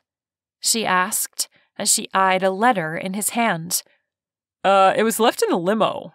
I think it might be from one of the bachelors." He handed it to her as he walked in. "Desperate guys call for desperate measures." Hillary rolled her eyes. "Ha ha. These guys aren't desperate. All of them are great. Then why are they on a show? He asked, chuckling. Great guys don't need a television show to find a woman. Sophia popped him on the arm. Stop being a jerk, Trav. They were really nice tonight. She pulled the envelope open, unfolded the letter, and her eyes widened as she read it. 6 bachelors left. What secret does one hold? Will you pick the best one, or are you already sold? Travis yanked the letter out of her hand. How did this get in the limo? Hillary took the letter from Travis. The FBI profiler said she was pretty sure they were coming from someone attached to the show. This proves it. It has to be. What do you think it means? What secrets do they hold? I thought background checks were run on all of them. Sophia hugged herself. I also thought no one knew I was staying in this cottage, but I guess if they're attached to the show, they would know. I don't know, Hillary said, looking up from the letter to Sophia. We'll get some additional security assigned to the cottage. Travis crossed his arms over his chest and glared at Hillary. Either you need to hire outside security, or you need to stop the show. This is too dangerous. He dropped his arms and pulled Sophia into a hug, rubbing her back. I don't like this. Okay, first, we've tried hiring outside security. The letters stopped and we're no closer to catching the person. Second, I can't stop the show. Not only does Sophia have a contract, but there are thousands of people working on this show. If I stop it, they won't get paid. I can't do that.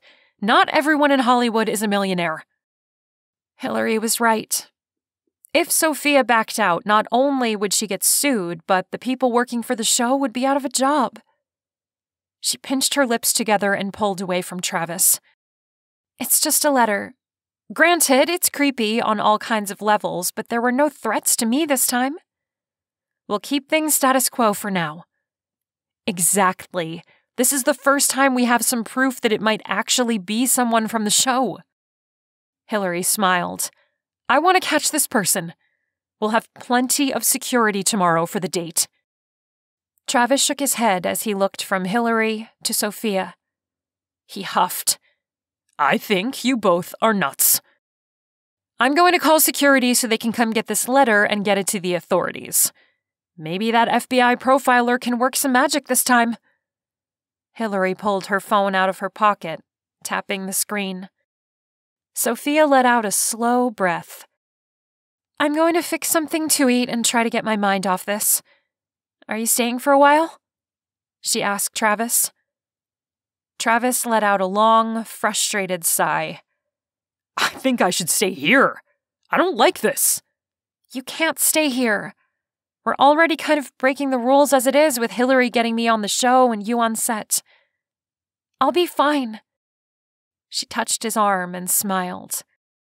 He covered her hand with his. You know I love you, right? His voice was soft as his eyes held hers, seeming to plead with her to quit the show. She softened her stance. I know, and I love you too. So stay, eat popcorn with me, and let's watch Die Hard. Laughing, he shook his head. It's not Christmas. No, but you don't have to watch it at Christmas. She shot him a cheesy grin as she walked to the kitchen, grabbed a bag of popcorn, and put it in the microwave. Leaning her stomach against the counter, she took a deep breath. As strong as she wanted to appear, she was worried. The letter writer knew she was in the cottage. They'd left the letter in the limo, and one of the bachelors had a secret. How was she supposed to know who was telling the truth? She'd wondered that before agreeing to be on the show. Maybe the writer was messing with her. For now, that's what she was going with. She was going to enjoy the dates, get to know the 6 remaining guys, and hope for the best. Chapter 7. It had been 2 weeks since the show started filming. And in that time, Gunnar was no closer to finding a lead than when he started, which was a letdown. He'd hoped to find the writer, come clean to Sophia, and go home. He couldn't lead her on if he wasn't there. So far, he was able to fly under the radar for the most part. Gwendolyn had been wrong about the group date competitions and one-on-one dates. They'd pulled another switch-up on them. Oh, they'd gone on group dates, but the team who won all went on the date. Gunnar's team had won a couple of times, but he'd hung back, letting the two guys he was with get the attention. He didn't want to lead Sophia on, and the more time he spent watching her, the less he liked his undercover assignment. During one of his calls to Ryder, Gunnar had learned that Sophia had received another letter. Where it had come from was a mystery. It hadn't been in the limo when the bachelors had been dropped off. The driver had given it to her, but they'd checked out the show's driver, Jeremiah. He was on the list of the cast and crew that Hillary had given Noah. The guy didn't even have a speeding ticket. At the moment, the bachelors were in the limo with Sophia on their way to a bowling alley. According to the itinerary, they'd be starting the one-on-one dates this week. The winning team would each get a full day spent with Sophia. Instead of taking the bachelors to a nearby bowling alley, the show was taking them on a 2-hour ride north to a little town so they wouldn't have to worry about crowds of people. The location was kept secret, even from them and most of the crew following them. The cameramen stationed in the car with them made the stretch part of the limo feel way smaller than usual. "So, none of you know where we're going either?" Sophia asked. Landon shook his head. "We got a wake-up call, some bowling shirts, and we're told to be ready in an hour."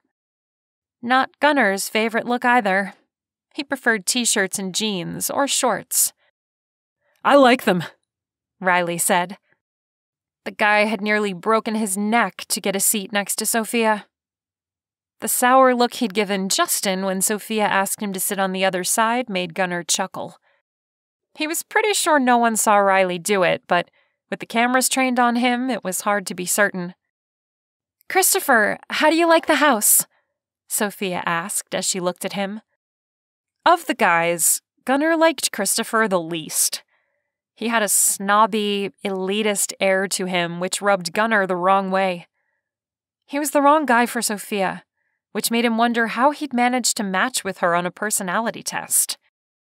What little Gunnar could tell, Sophia was as down-to-earth as they come. Christopher shrugged. "It's nice, but nothing beats what I have at home in Colorado. I mean, I love the beach, but the mountain view of my cabin can't be beat." Her eyebrows rose to her hairline. "Oh, wow, I guess I didn't realize you lived on the side of a mountain." "I love it. I don't think I could leave the view of the mountains." Gunnar flicked a glance in Christopher's direction. Before he could stop himself, he said, "Guess it's a good thing California has mountains." The guy threw him a look filled with daggers. "I think a relationship takes compromise." "Yep, you're right." Gunnar wanted to keep going, but he needed to stay out of it. He was just a fifth wheel with no dog in the show. To be fair, he had to hand it to Sophia. She made the bowling shirt look great, the way she tied it at her waist. And her skinny jeans, the woman had legs that wouldn't quit. He couldn't say he wasn't a little jealous of Riley and Justin. More so Justin, since she'd asked him to sit by her. "What about you, Gunnar? Do you like the house?" Sophia asked. Christopher snorted. "Yeah, I'm sure he does since he took the room with the ocean view. Although you couldn't tell it by the way he screams in his sleep." Gunnar froze, a sick feeling overwhelming him.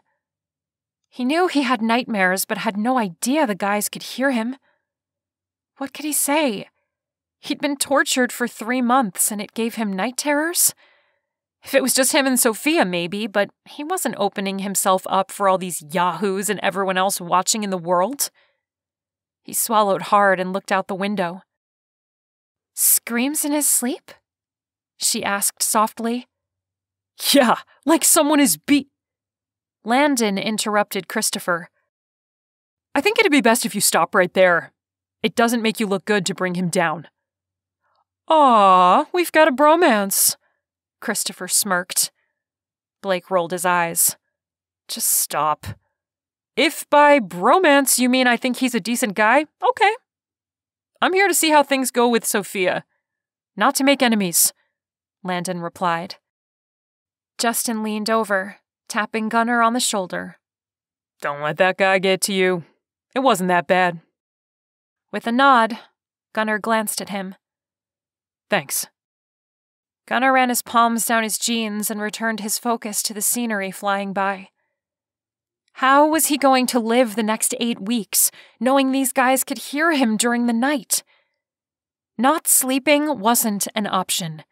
He needed to be able to function. All he could hope was that it would be dropped, and he'd become invisible. Chapter 8. For the most part, the drive to the bowling alley was fun, if not filled with a bit of drama. During the ride, part of Sophia wondered whose secret the letter could be talking about, but she decided that morning that the letter wasn't going to influence her. It was from a creep trying to mess things up. Over the last 2 weeks, she'd gotten a glimpse of each guy's personality. Blake was easygoing. Nothing seemed to faze him, which was a nice change from Riley, who seemed to take everything personally. Landon mostly proved that he was good at being a comedian. If a situation needed a little comedy, he always delivered. She really liked him. Justin, he was all cowboy, and Hillary was right. He was hot as all get out. From the top of his Stetson to the tips of his ostrich boots, there wasn't anything she didn't like about him. And the Wrangler jeans he always wore were the cherry on top of the cowboy sundae. Christopher was officially the villain. If Sophia had her choice, he would have been sent home the first day of filming. He'd been rude and obnoxious. They'd gone to an aquarium, and the entire time he'd gone on and on about how it wasn't as good as the one he'd been to in Australia. Blech. Now, Gunnar. That man thought he was staying in the shadows, but there was no way she didn't see him. There was such an ease about him. From time to time, he'd lock eyes with her, and she'd be rooted in place. Those piercing blue eyes always made her wonder what was going on in that head of his. He'd sworn he wasn't being charming, but she wasn't sure he could turn it off. That morning, she thought it was almost comedic how Riley bulldozed through the guys to sit by her. He was good-looking and seemed interesting enough, but his constant attention-seeking made it seem as if he was trying to look confident when he didn't feel it. Having Justin sit next to her was interesting. He looked great in his jeans and bowling shirt, smelled great, and she loved his wild curly hair, which had been a complete surprise. Apparently, at the ceremony, the makeup team had coiffed him, as he put it. It was funny hearing that word come out of his mouth with such a twang attached to it. The most interesting part of the ride was Gunnar. Christopher thought he was being funny when he brought up his nightmares, but he wasn't. Not with the way the color drained from Gunnar's face. It had bothered her that Christopher had taken someone's weakness to try to build himself up. He reminded her of a bully, and she was very familiar with that. When Sophia was told they'd be going 2 hours away, she wasn't sure what to expect. But the chosen bowling alley was really cute. So far, they were still waiting for the cameras to get set up and for filming to begin. In a split-second decision, she casually drifted over to Gunnar while the other guys gave interviews. He'd given a super short one, and then he'd found a corner and stood as far from the group as he possibly could. It was time she took some initiative and figured him out. "Hi," she said. He lifted his head and smiled. "Hey." If he was trying to hide his feelings, he was doing a poor job of it. She could feel the sadness in the word. "Are you okay?" "I'm fine." She shifted on her feet, chewing on her lower lip. I'm sorry about Christopher. That was mean. Gunnar shrugged. It's a competition. Nothing different than the last 2 weeks. That's not the way to compete for me. I don't like bullies. A small half-smile tugged at one corner of his mouth. You don't strike me as someone who does. Sophia grinned. Oh, I don't. He shook his head. No. You're a sweet woman with a giving heart. I could feel it when I was watching your show. And nothing about that opinion has changed since the show started filming. Thanks. She cast her gaze to the floor, her pulse picking up speed. I think that's the sweetest thing anyone's ever said to me. He tipped her chin up with one finger, those smoldering blue eyes of his holding hers. Then you've been hanging around with the wrong people. Wow. She swallowed hard and nodded. Oh. Geez, what a lame comeback. Chuckling, he dropped his hand. Thanks for checking on me. Sure.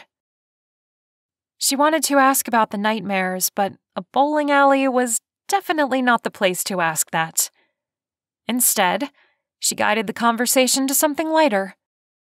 Are you ready to bowl? I think so. It's been so long that I doubt I have a shot of winning. What bothers me most is that my team will be handicapped. And you strike me as someone who doesn't brag about his abilities.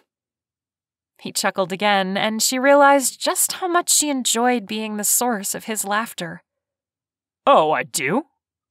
Uh-huh. She leaned in. I need you to try really hard to win. Between you and me, I'd really like a one-on-one date with you. He flicked a glance over her shoulder and back to her, a smile playing on his lips.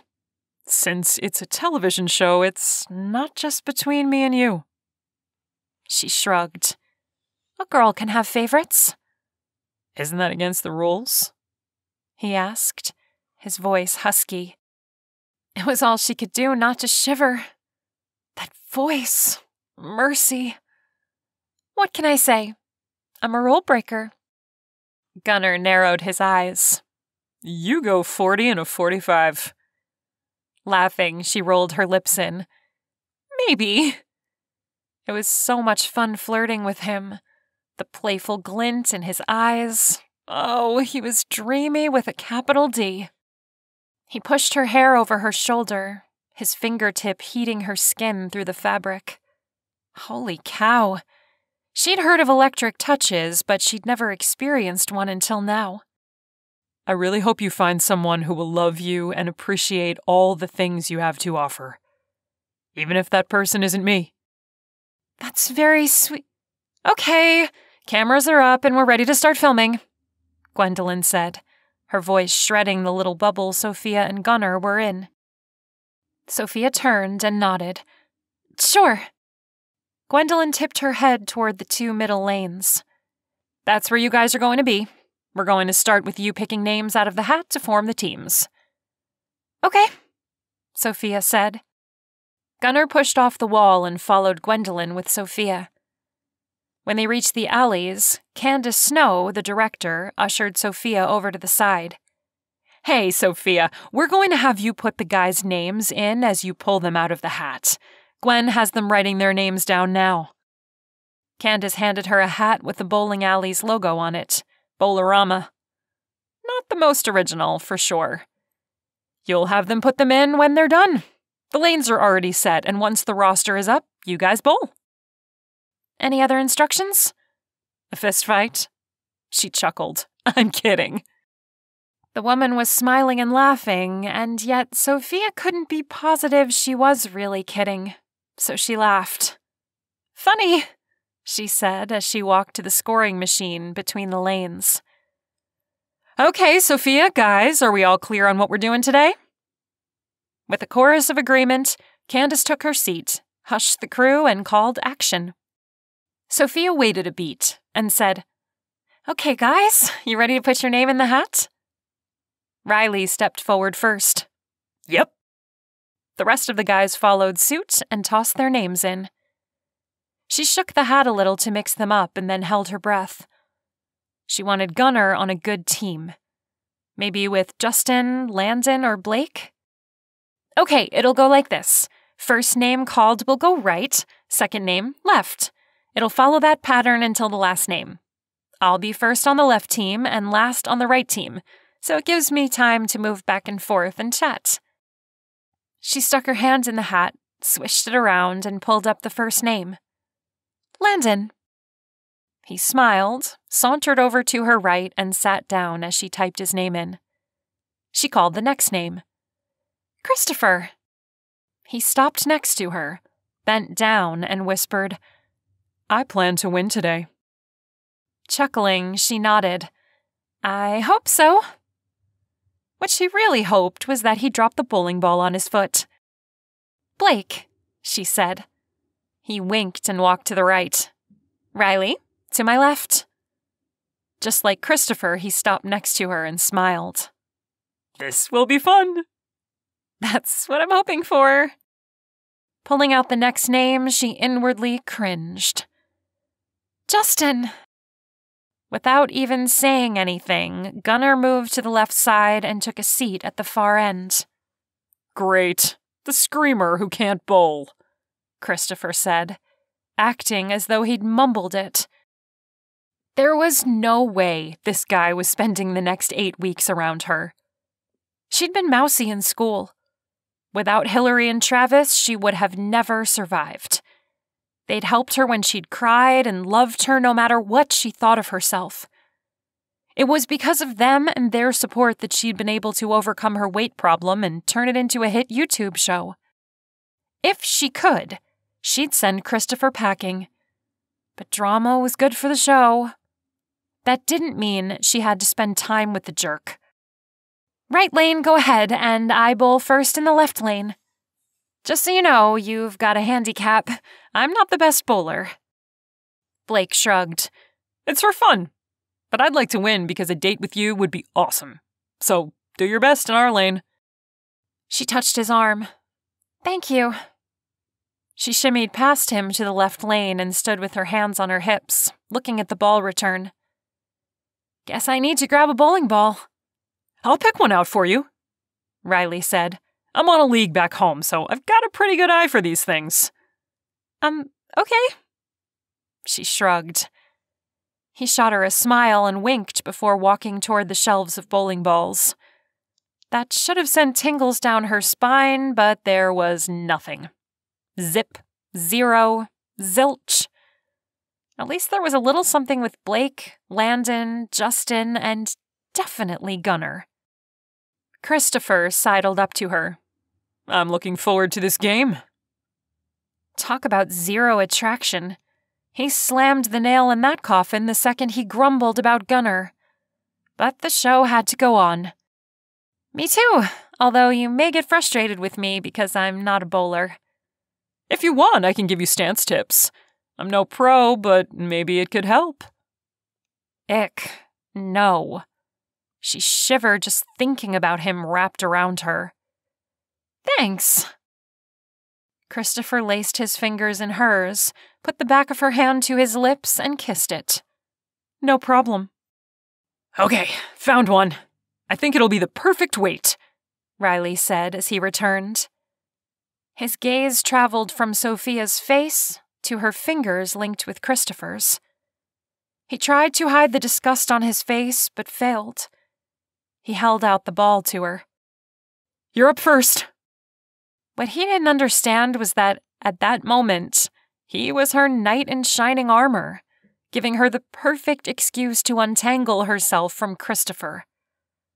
Thanks, she said, pulling free and taking the ball. She glanced in Gunnar's direction, and his gaze caught hers. More and more, she was wishing she could get some time alone with him.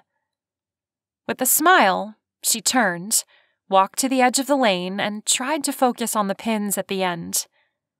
It had been forever since she'd bowled, and the last time she'd been a gutter girl. She couldn't hit a pin to save her life. Now she was on national television, about to show the world how badly she stank. She took a deep breath, stepped back, and let the ball fly. Only, it didn't fly in the direction she had in mind. Christopher and Riley both let out a yell as they jumped to avoid it, and Gunnar, as casual as ever, used his foot to stop the ball from rolling. Whoa! Riley said. I didn't realize when you said it had been a while that you were meaning terrible. Not that there's anything wrong with that. You just need some instruction and more practice. Christopher laughed. Good thing we jumped out of the way. That was some throw. Sophia's face grew warm. She embarrassed herself on camera. When this episode aired, she could only imagine the memes that would be created and spread over social media. As Gunnar stood, he picked up the ball and strode to her. I think you dropped this. The tiny smile he flashed, along with the twinkle in his eye, said he was being playful. He didn't make her feel ashamed. I'm so sorry, she said, taking the ball. For what? Being bad at bowling? So what?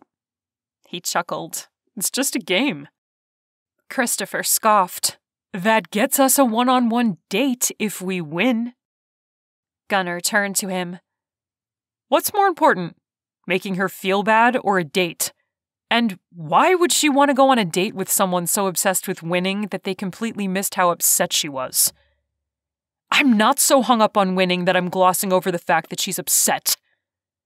Christopher replied, balling his fist and moving toward Gunnar. Riley stepped between Christopher and Gunnar.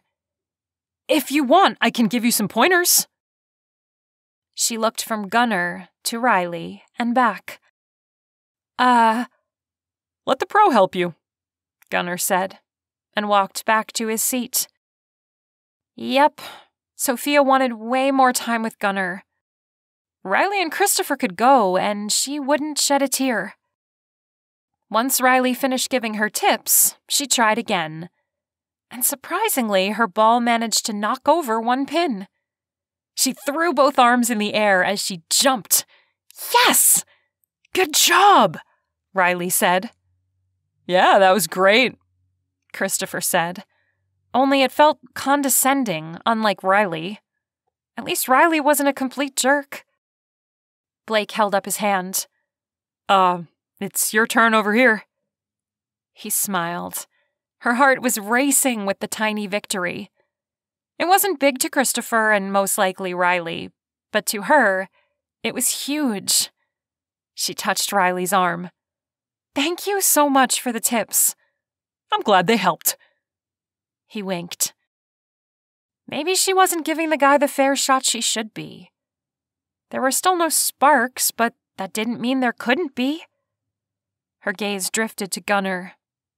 If nothing else, she wanted Gunnar's team to win so she could go out with him and Riley. Maybe a little one-on-one time would give her a little more clarity. Chapter 9. In less than 2 frames, the group date would be over, and the winners would be celebrating. Gunnar couldn't wait. Typically, his competitive nature would have had him doing his best to win. But seeing Sophia so upset about her first turn made him realize it wasn't worth it. First, he couldn't get involved, and he'd already led her on more than he'd intended. Sure, he was supposed to act like one of the bachelors, but that didn't have to include flirting with her or touching her. Things he'd promised himself he wouldn't do. But apparently, controlling himself around her was near impossible, as he demonstrated earlier. He couldn't understand the draw he had to her. It felt like he was in a 3-way war with himself. He was there to catch the threat, not to fall in love. Even if he wasn't, he couldn't, because of Bella. And then there was the lonely part of him that was desperate for connection and love. Winning a date with her would only make things worse. Second, if his team won, Sophia would have to spend more time with the other yahoos on his team, who seemed more interested in winning than they did about her feelings. He didn't want to do that to her. Although the letter writer had gone quiet since that first night, it made him wonder if maybe they'd found out he was there and they weren't going to show themselves this season. Maybe he'd be going home sooner than he thought. That bugged him more than he was comfortable with. "You'll be up in a minute," Sophia said as she parked in the chair behind Gunnar.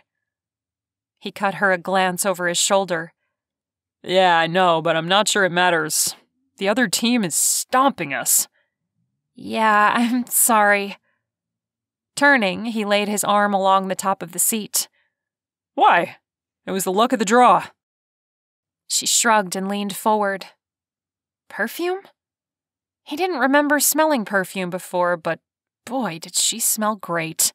That scent was working for her. "I feel bad you got stuck with them," she said. "It's okay. I got to spend time with you. That's what matters, right?" What was he saying? Sure, he was supposed to be charming, but he wasn't supposed to be leading her on. Except he wasn't. He liked her. Had liked her from the moment he saw her, or, well, was at least attracted to her. Her show had fueled his attraction. Meeting her in person had stoked it, and spending the last 2 weeks with her had solidified it. Her lips spread into a brilliant smile. "I guess so." A chorus of gasps broke the moment, and they both looked around to find everyone staring at the television spaced between the lanes. Gunnar's stomach dropped. Sophia stood and read the words on the screen aloud. "He has a secret.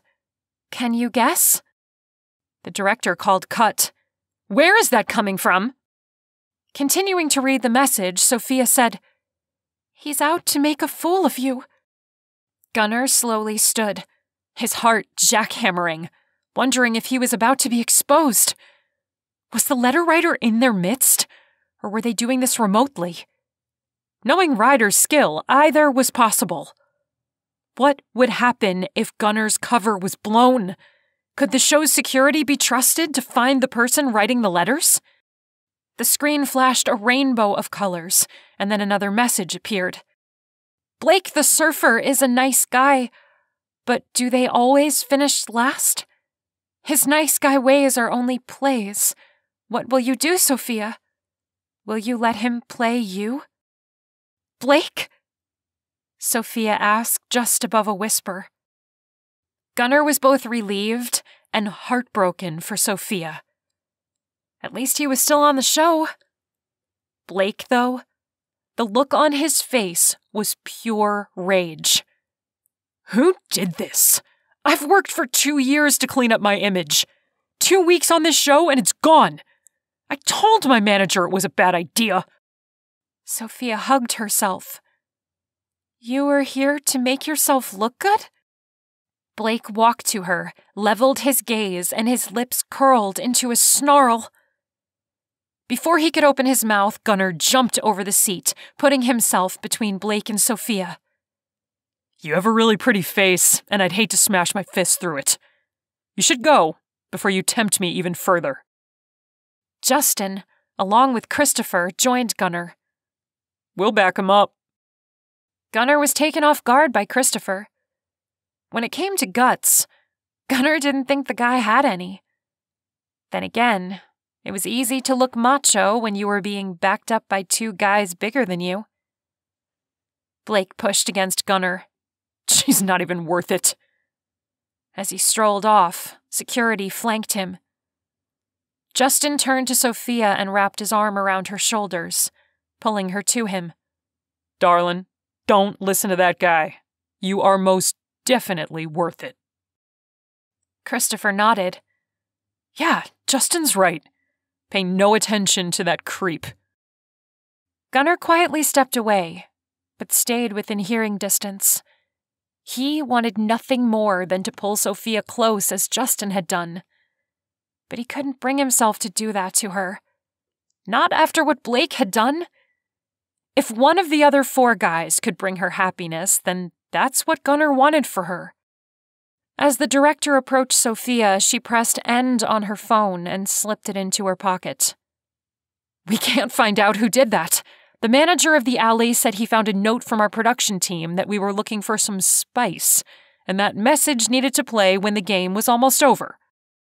Did anyone ask who on the production team gave the manager the letter? Asked Gunnar. The director nodded. We did. The manager said he didn't see. The note was on his desk, and it looked official. We were already rolling when he found it, and he figured the reason it was done like that was to keep things looking real. Sophia nodded. Right. The director took Sophia's hand. As much as I hate how it happened, at least you aren't dealing with a guy who's only here for his image. Gunnar agreed, and he'd been more than tempted to deck the guy. Why would any man do that to a woman? It made him question those personality tests for sure. Yeah, I know, I never would have guessed he was playing me. Riley joined the group. I've got friends that run in the surfing circles, and I've heard bad things about him. I just couldn't say anything. I'm sorry. It's okay. Let's finish out the game, and we'll forget that loser even made it through. Sophia smiled, but it didn't quite reach her eyes. The director nodded. That's the spirit. The guys returned to their lanes while the manager of the alley erased Blake's name. With his scores gone, the teams were actually pretty even. If Gunnar's team bowled strikes for the rest of their turns, they might actually win. But since he hadn't managed to get more than 7 pins down at a time, the chances of his team taking Sophia out on one-on-one dates was slim. While everyone went back to the game, Gunnar turned, and then felt Sophia's delicate fingers wrap around his wrist before he could take a step. The zaps of electricity racing through the touch nearly brought him to his knees. "Thank you," she said. He turned and faced her. "No problem." She stepped into him, lifted on her toes, and kissed his cheek. "That was pretty awesome, the way you just leaped over the chairs." The grip on his wrist was nothing compared to the explosion of electricity now spreading from where she kissed him. Without even thinking about it, he covered the spot with his hand. "I don't want you carrying something hateful around." "I know you may not win today in bowling, but you certainly won with me. I look forward to a one-on-one date with you." Gunnar nodded, and before he could stop himself, words he never meant to say tumbled off his tongue. "I do too. I have a feeling you're even more special than I realize." Those dark pink, soft-looking lips stretched into a smile that made his pulse jump, and she held his gaze. Second after second ticked by as they stood there as if they were in some sort of capsule and not surrounded by more than 36 people. "Sophia, you're up," Riley called. "Talk to you later." Sophia smiled.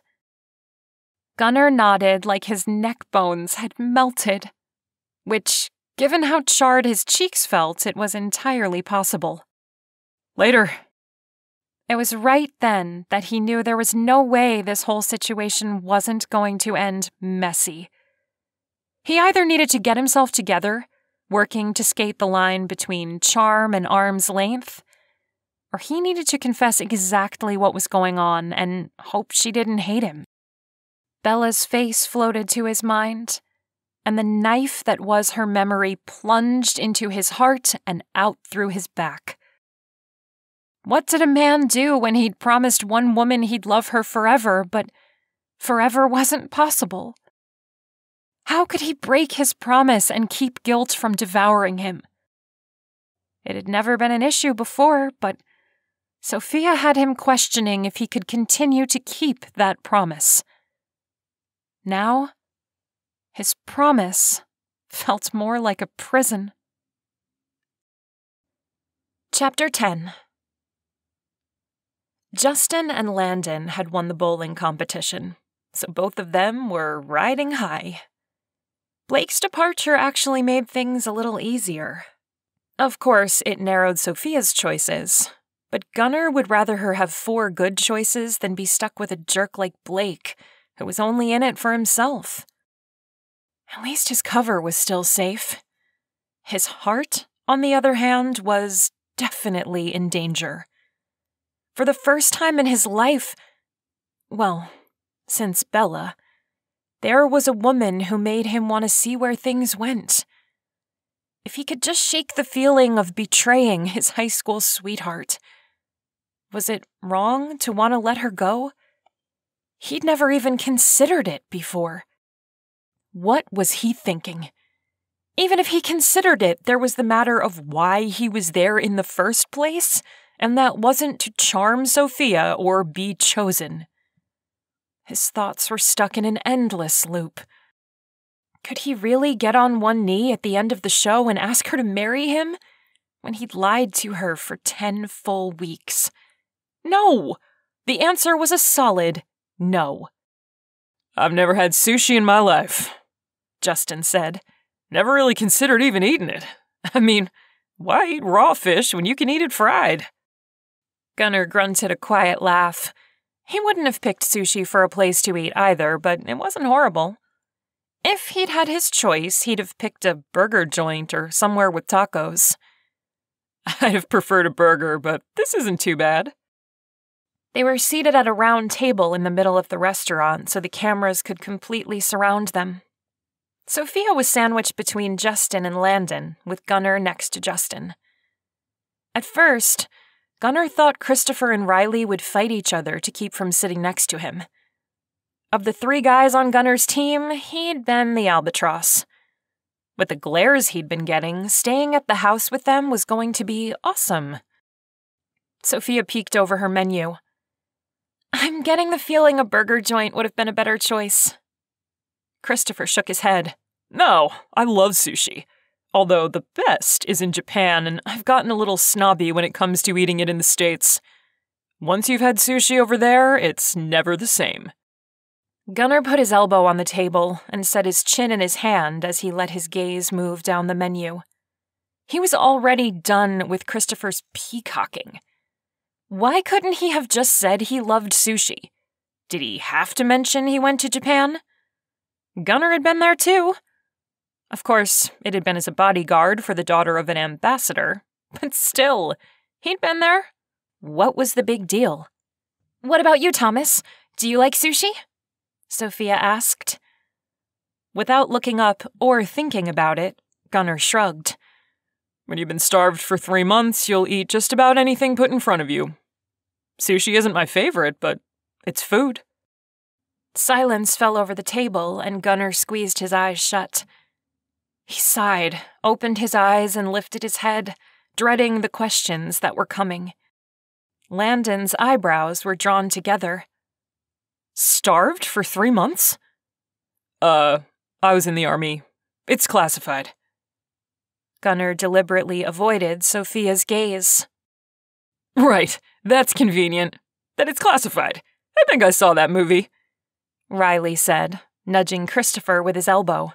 Right? Gunnar knew what trapped felt like, and at this moment, he felt more trapped than he had in the cage he'd been kept in Africa. The worst part was trying to figure a way out. It's not a big deal. Yes, I like sushi. This place is great. Actually, it was a huge deal. He'd struggled hard when he first returned to the States after being dishonorably discharged. Turning to alcohol, partying, all to try to forget. Getting hired by Pam had been his saving grace. He'd been given a choice. Stop drinking and make a difference, or keep going and die. He'd fought too hard to live to just give up, so he'd chosen the better route. It had been hard, but he'd sought out a counselor, stopped drinking, and learned how to deal with most of the trauma. Still, the night terrors he experienced on an almost nightly basis were something he couldn't seem to turn off. It kind of sounds like a big deal, Sophia said. Gunnar couldn't avoid her this time. Catching her gaze, he smiled. It really isn't. She held his gaze for a moment, and he wondered if she'd press it. Okay. Relief flooded him that she'd let it go. He didn't want to talk about those 3 months in front of 4 other guys, nor did he really want to discuss it on television. That part of his life, the scars on his soul, weren't things he liked sharing anyway. They typically brought back bad memories and made his night terrors worse. He rubbed his left temple with his fingers and took in a deep breath. 8 weeks. That's all he needed, and this assignment and his time with Sophia Parker would be over. There'd be no more weird electric touches or feelings surfacing that he thought were long dead. He could go back to his life with his harmless flirting, and he'd be fine. Except, he hadn't realized how much the loneliness was getting to him. Silence when he went home. No one to love or hold. Microwave meals for one. The Guardian Group guys teased him about his dating life, but he'd hidden just how little of a life he had. It was why he liked having assignments. They gave him something to do. Something that didn't require an examination of his life and the gaping hole he tried to ignore. The little bit of interaction he'd had with Sophia had awakened something in him. A need to be wanted and loved. To have someone waiting when he came home. Delicious home-cooked meals where he danced around in the kitchen with the woman he loved while the meal cooked. He wanted more out of life. Getting to 70 and having no one around gutted him, but he'd never found a solution. Until now. Only there was no solution. Not really. Sophia was off limits, and he needed to get his bearings before one of them got hurt. It was such a crazy thought that he nearly laughed out loud. Like he'd get picked. It was all staged. The 4 guys at the table had a shot, but Gunner? His shot had come and gone. She died in a car accident, and he needed to remember that. During the meal Sophia shared with the 5 remaining bachelors, she struggled to stay in her seat. What she wanted to do was pull Gunner away and find out what had happened to him. First, he had nightmares so bad that he'd scream. And now she'd learned he'd been starved for 3 months. He'd been in the army. Her imagination had gone wild, but the closest she could come to a rational explanation was that he'd been tortured. As she and the guys rode back to the Malibu home, they chatted nonstop. About bowling, the message, Blake, and how much they looked forward to their dates. The one person not participating was Gunner, which wasn't a surprise. He seemed to withdraw more and more as the seconds passed. What she wouldn't give for a golden pass to whisk him away somewhere private and spend the day with him. But she had one-on-one dates with Landon and Justin. It suddenly hit her that there would be an extra day with nothing planned that should have been Blake's date. What was Hillary going to do to fill it? One of the cameramen's phones rang, and he answered it. He spoke a few brief words and then cut the camera. We've got Daryl waiting for us at the Malibu home. We're going to get on top of the whole Blake left story before it gets leaked. When we get back, Sophia, you're to go into the bachelor's home with them, and from there, Daryl will tell you what you need to do. That was unexpected. Sophia figured it would take Hillary a little time to come up with something. That was quick for her. Every decision she made was weighed against what her dad would think. She'd finally gotten his approval, and she wasn't about to lose it. Then again, she'd been doing this show for 4 seasons. Hillary had probably learned to think quickly on her feet. What could she have planned, though? The winners of the bowling game were chosen, and the flag football for the next group date was scheduled. Justin and Landon both got to plan their one-on-one dates, so what could she squeeze in for the show? The cameras started rolling again, and the guys went back to their discussion. Again, with no input from Gunner. Whatever wall he'd built, it looked to her like he was fortifying it with steel girders. Something she really didn't want him to do. Oh, what was she doing? She didn't know him, and this was a show. He'd been in the military, and it was classified? That would be like running into a guy and him telling her he was a spy. It would be just as believable. Come on, there was a movie about that with Jamie Lee Curtis. And Sophia wasn't some gullible housewife. As though she'd whispered his name, Gunnar looked at her, and every negative thought flitted away. Those eyes held regret, secrets, and a host of other things Sophia was aching to dive into. Something had happened to this man, and it was evident when she met his gaze.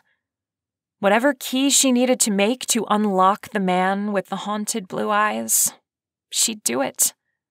She was so drawn to him that she didn't feel like she had a choice. Chapter 11.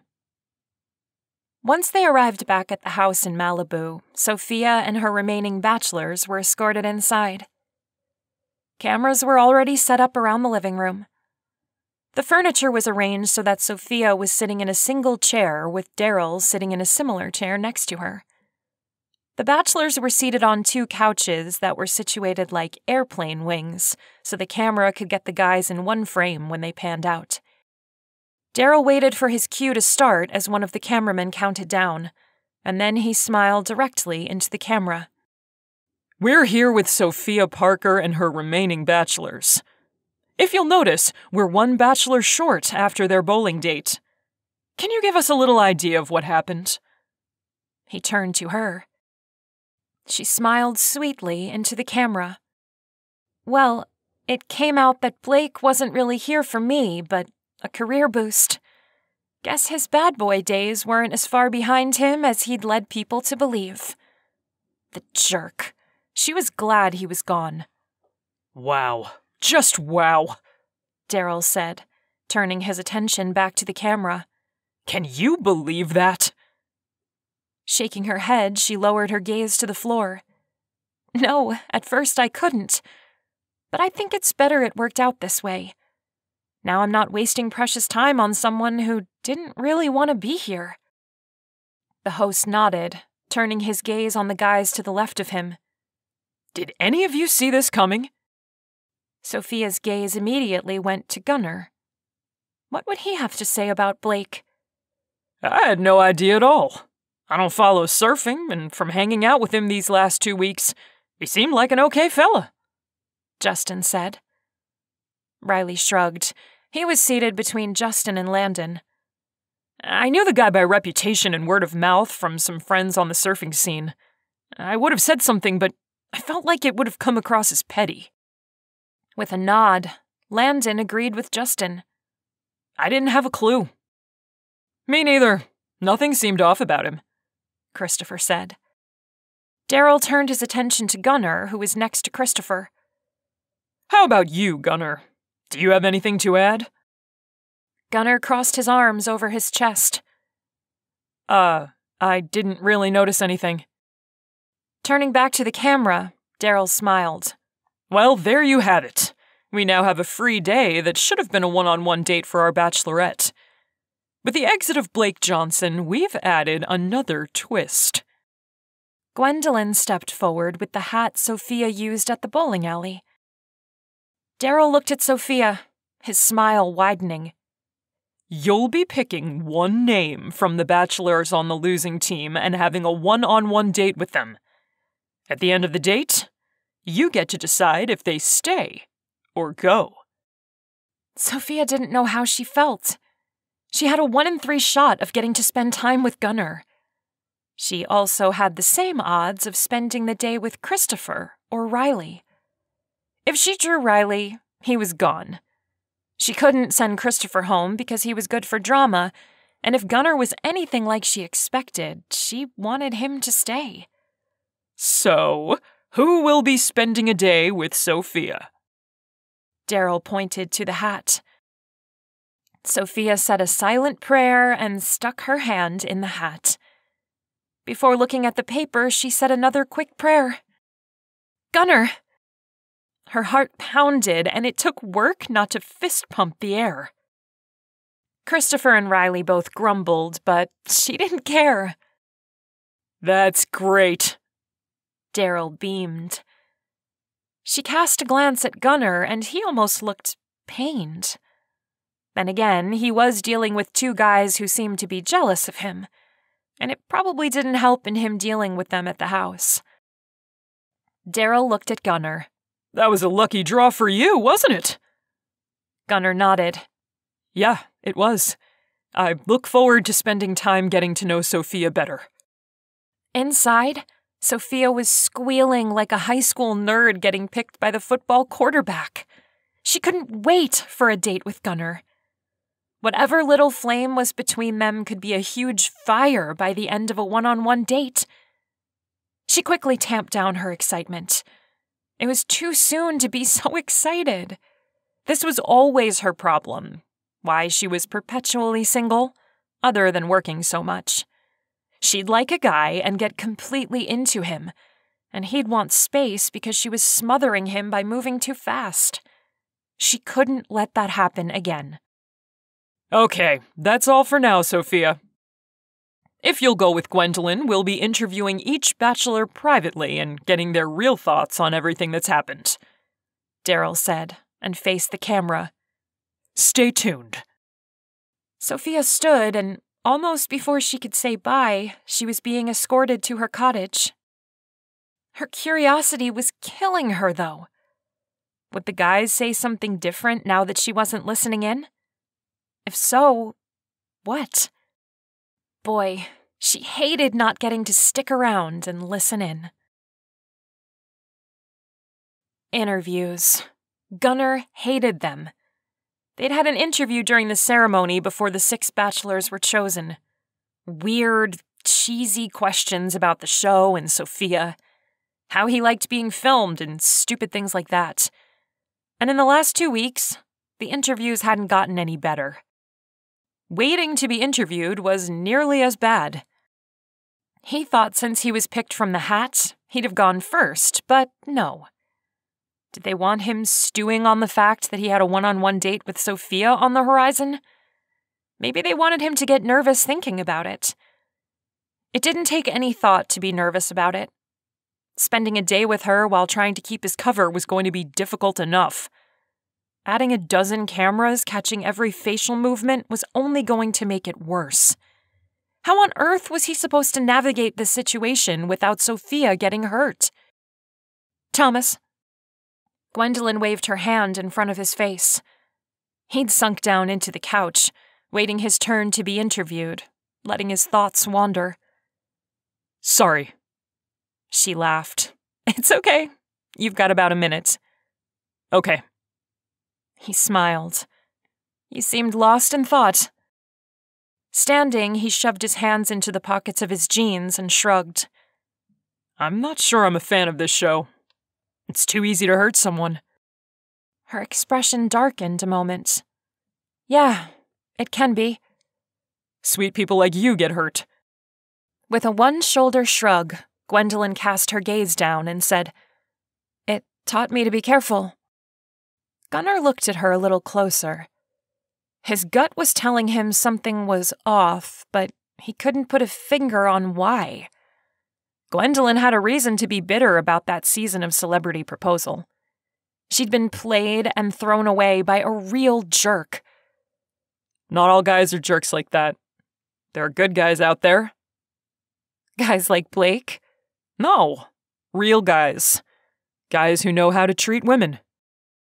She lifted her head, and her eyes narrowed. Guys like you? I try. I mean, people hurt other people all the time with no intention of it happening. Sometimes things happen beyond your control. Or the control is there, and they chose not to use it. There was no hiding the iciness in her tone. Oh yeah, there was something off about Gwendolyn. Then again, she'd been humiliated on national television. He wasn't sure how he'd handle it. Daryl peeked his head out of the interview room. Thomas, you're up. Gwendolyn, I'm sorry you were hurt, Gunnar said. She nodded. Yeah, me too. He walked to the interview room and stepped inside, taking a seat in front of the camera. His stomach was tying itself in knots as he thought about Gwendolyn's words. He did have more control of his situation than he was giving himself credit for. Sophia Parker needed to know who he was and why he was there, and fast. Her friend might have good intentions, but it wasn't fair to Sophia to play with her emotions. So, Thomas, you were picked for a one-on-one date with Sophia. How do you feel about that? Daryl asked. Tongue-tied and twisted, the Pink Floyd lyric scrolled across his mind. A little nervous, to be honest, but I'm sure it'll be fun. We noticed you and Sophia getting close earlier today. Want to tell us a little bit about that? For once, his head and his heart were on the same page, and the answer was no. He leaned back and crossed his arms over his chest. With as invasive as this show is, not really. I think in order for a relationship to have a chance, there need to be moments that aren't captured on film or analyzed. Sophia Parker is a sweet woman, and I like her. That's really all I'm willing to share. Daryl looked directly into the camera, a wide smile on his face. I don't know about you, but I sense a real connection here, folks. What do you think? Go to our website and take the poll. The cameraman cut the feed, and Daryl shook Gunner's hand. Thanks. That was really great how you acted all defensive. I wasn't acting. I know. That's what makes it so great, Daryl said. Gunner strode out of the room and up the stairs. He stepped into the bathroom, pulled out his phone, and called Noah. Noah answered. Hey, Gun, what's up? We've got nothing yet. Sophia Parker needs in on this now. I've been picked for a one-on-one with her, and I'm not doing it unless she knows. We can't. Then I'm done. I'm not spending the next 8 weeks lying to this beautiful, sweet woman. This isn't like what happened with you and Mia. You were sent to tail Mia to get close. This is a reality dating show. I'm purposefully leading her on. I won't do it. She's... Noah chuckled. Oh, you really like her. It's not like that. I barely know her. Which is why you're terrified. Because if you like her this much already, there's a good chance you'll fall for her. Gunner pinched the bridge of his nose and leaned his hip against the counter. We either tell her, or I'm packing right now. I mean it, Noah. Minutes passed before Noah spoke again. You better hope Sophia is a great actor, because she's going to have to pretend she doesn't know who you are. You're no longer Thomas Gunn, investment banker there to woo her. You're Thomas Gunn, undercover security there to catch a threat. Do you think she can manage that? No, Gunner didn't. But he'd rather her be a poor actor than broken-hearted because of him. He wasn't going to lie to her. Just the little bit he'd already done was eating him. I think if we don't tell her, I'm coming home. All right, I'll tell Hillary Shaw and let her decide how to proceed. Thank you. For a second, Gunner thought Noah would have something else to say, but instead he replied, I'll talk to you later. Gunner ended the call and slipped the phone back into the secret compartment of his toiletry bag. His heart was racing 1,000,000 miles a minute. After 2 weeks, Sophia was going to learn who he was and why he was there. How much was she going to hate him? What would a one-on-one date be like when she knew? Palming his forehead, he worked to rein in his thoughts and emotions. A relationship with her would never work.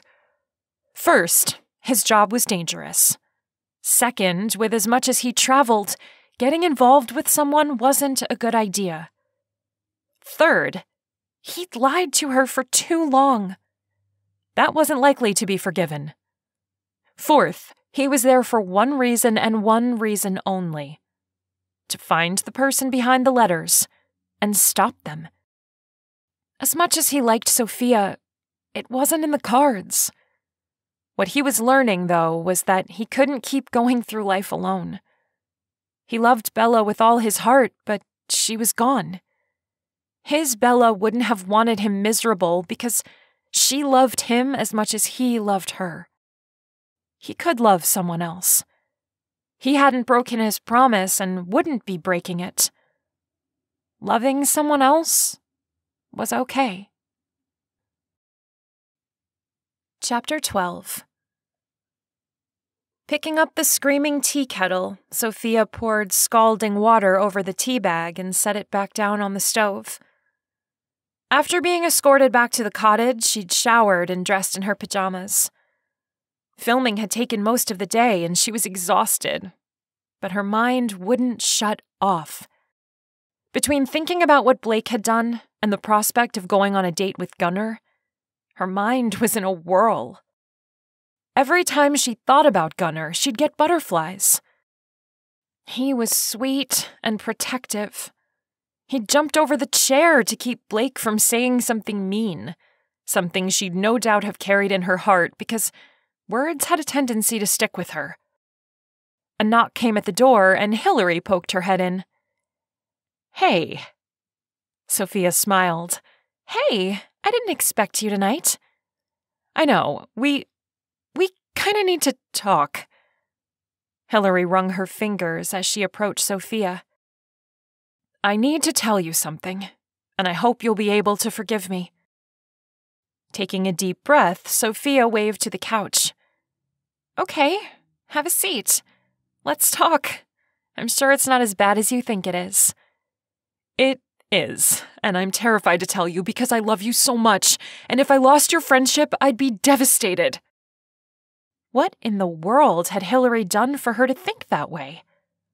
"Well, tell me and we'll go from there." "I panicked when that first letter arrived addressed to you. Not only was there a chance I could lose my celebrity, but you're my closest friend. It was my fault you were in the crosshairs of this crazy person. I'd suggested you be on the show, championed it even. You were perfect for it because people love you and you deserve to find happiness." "Okay, Hillary, just tell me what's going on." "Thomas Gunn is undercover security who works for the Guardian Group out of North Carolina. I brought him on secretly so we could figure out who was threatening you. When the letter writer knew there was security before, they'd stop their threats. We couldn't let anyone know he was here." Sophia's heart hit the floor. Tears welled in her eyes. "Thomas?" "Yes. He's here to catch the person behind the letters, the threat to you." "Oh." So he was no different than Blake. He'd been playing with her emotions too. Only there for one reason, and that reason wasn't her. He was acting. First Blake, and then Thomas. She couldn't bring herself to call him by the other more intimate name. He was a complete stranger, and all those tingles were fake. "And you did this to me." Hillary's shoulders sagged. "I'm sorry. I didn't think you'd like him. He came across as someone you'd pass over. You know how the show works. By the time we got to the final ceremony, you'd have made your choice, and Thomas would be the poor guy sent home. Only it wouldn't be a big deal because you wouldn't have feelings for him." Was Hillary ever wrong? Sophia didn't just like Thomas. She could see herself falling for him. And all the while, he'd been lying to her. It's a big deal, Hillary. I don't know if I'm hurt or angry or both or what. That's why when you mentioned Thomas that first night, I pointed you in Justin's direction. He's a really nice guy with a ranch and horses, and I really liked his interview. He's genuine, and I think the two of you could be great together. She paused. I honestly thought you'd zero in on Justin. Sophia scoffed. So much for that. I can't believe Thomas lied to me. Pretending to like me, telling me all these nice things. Hillary touched Sophia's arm. I will say, in his defense, he's the reason I'm telling you.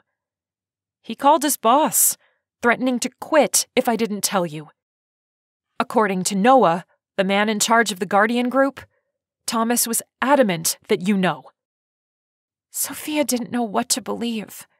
One of her best friends had kept something important from her, something she should have known from the beginning. How is she supposed to trust anything now? Right. I'm serious, Sophia. I think Thomas likes you. I can't think of another reason a seasoned professional would threaten to quit.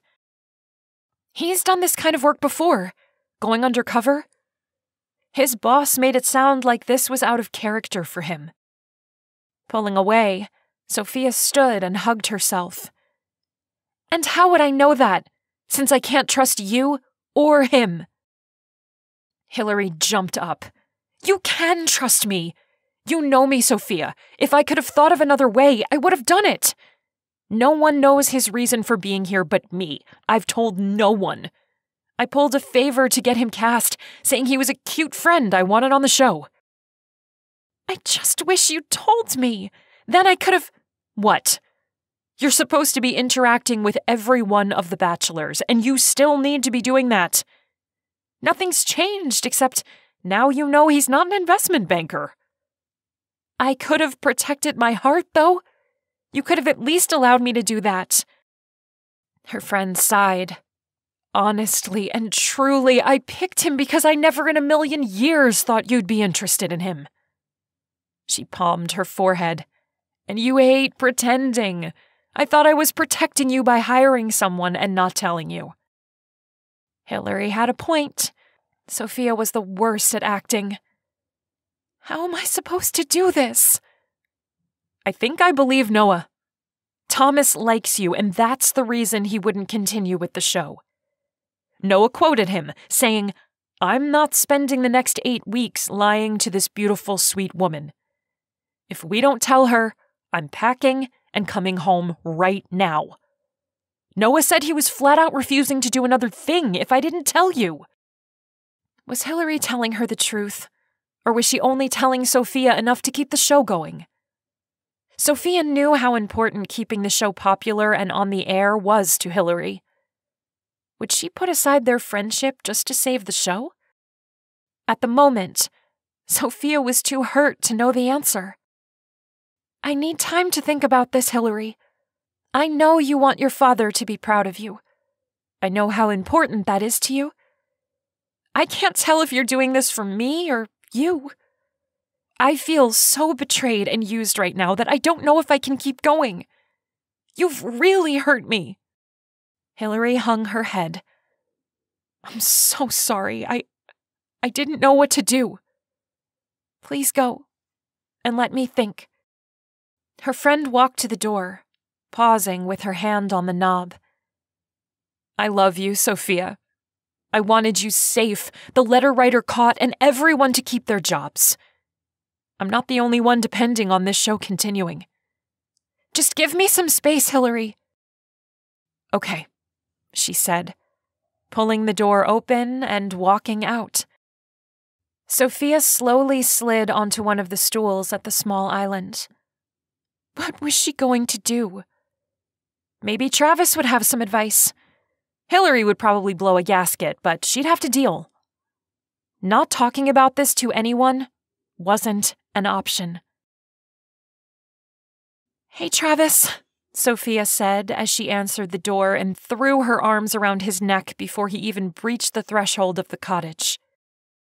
He wrapped his arms around her. Hey, I'm so sorry. Hillary needs to grow up. They stood in her doorway as the minutes ticked by until she stepped back, allowing him in. I get her reasoning, I do, but I feel... Used. The correct word is used. You need to just quit the show. There is a guy out there for you, and you don't need this reality show to find him. They walked to the couch and sat, Sophia curling up next to him. It's not just Hillary I'd be hurting. There are cameramen, interns, all sorts of people who have families to provide for. If I quit, they'll be out of a job. Some of them might be taken care of, but not all of them. I can't do that. He wrapped his arms around her. But you've got a guy who's faking being here. He needs to go. I mean, the letter writer didn't even do anything for 2 whole weeks. They can find the offender later. It's not okay to play with your emotions like that. She hadn't told Travis that Thomas had said he'd quit the show if they didn't tell her. She wasn't sure she even believed it herself, and she knew Travis would be suspicious. But he's a professional bodyguard. Those first 2 letters threatened me personally. And just because they waited 2 weeks doesn't mean anything. Who's to say another one of those letters won't show up? Just because the writer went after one of the bachelors doesn't mean I'm in the clear. Travis rubbed his hand up and down her arm. I don't like it. You're so open and sweet and caring. I can see you falling for this guy, even knowing he's a poser. Sophia leaned back. I'm not that gullible. Lifting an eyebrow, he leveled his gaze with hers. Fine, I am. But I won't be this time. I'll keep my heart and my emotions in check, and that'll be it. Even as she said it, the conviction just wasn't there. She'd liked Thomas, still kind of liked him. But she didn't know if she trusted Hillary enough to believe he'd threatened to quit. And that one-on-one date isn't happening. Her mouth dropped open. You know about that? Of course I do. I was standing over to the side when you picked his name. They escorted you away before I got a chance to talk to you. He smiled. I'm glad you called, though, he said, pushing her hair over her shoulder. I don't want to see you get hurt. I care too much about you. She pressed the palm of her hand against his chest and smiled. He'd always been so good to her. If only there could be more than friendship between them, but there was no spark. There never had been, and there never would be. Thank you. I know a lot of people are depending on this show, but you can't stay just because of that. Just quit, and let's go take a vacation somewhere. Hillary will just have to get over it. Travis's eyebrows drew together. 8 more weeks of this? It's not fair for her to manipulate you into staying by using that either. As much as Sophia wanted to stay mad at Hillary, she couldn't. They'd been friends too long to turn her back on their friendship. She knew Hillary far too well to think that she'd been malicious, and she had tried to steer Sophia to Justin. I know she can be nutty, but we both love her, and you know it. Travis inhaled deeply and let it out slowly. I know. It just makes me mad when she pulls stunts like this. But she was doing it to keep me safe, which was one of your original problems with me doing the show. He shook his head. I guess if you can forgive her, I can too. I still don't think it was fair. Sophia hugged him around the chest. Thanks for letting me vent. I'd do anything for you, Sophia. You know that. She smiled. I know. At least she was no longer angry. Still somewhat hurt, but even that was fading. Hillary loved her and wanted her safe. Thomas, she didn't know what she believed about him. Maybe she'd just keep him at arm's length and concentrate on Justin. He was a good guy. Good-looking with a great smile.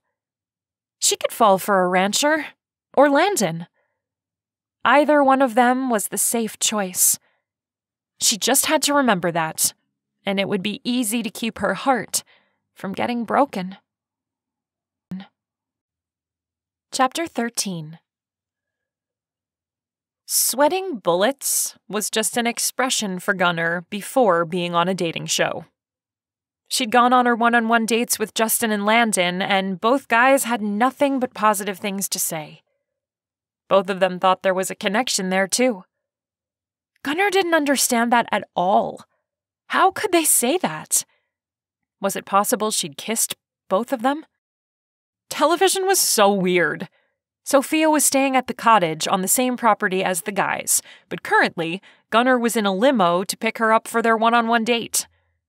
He'd spoken to Noah shortly after Sophia learned who Gunnar was, and there'd been no communication since.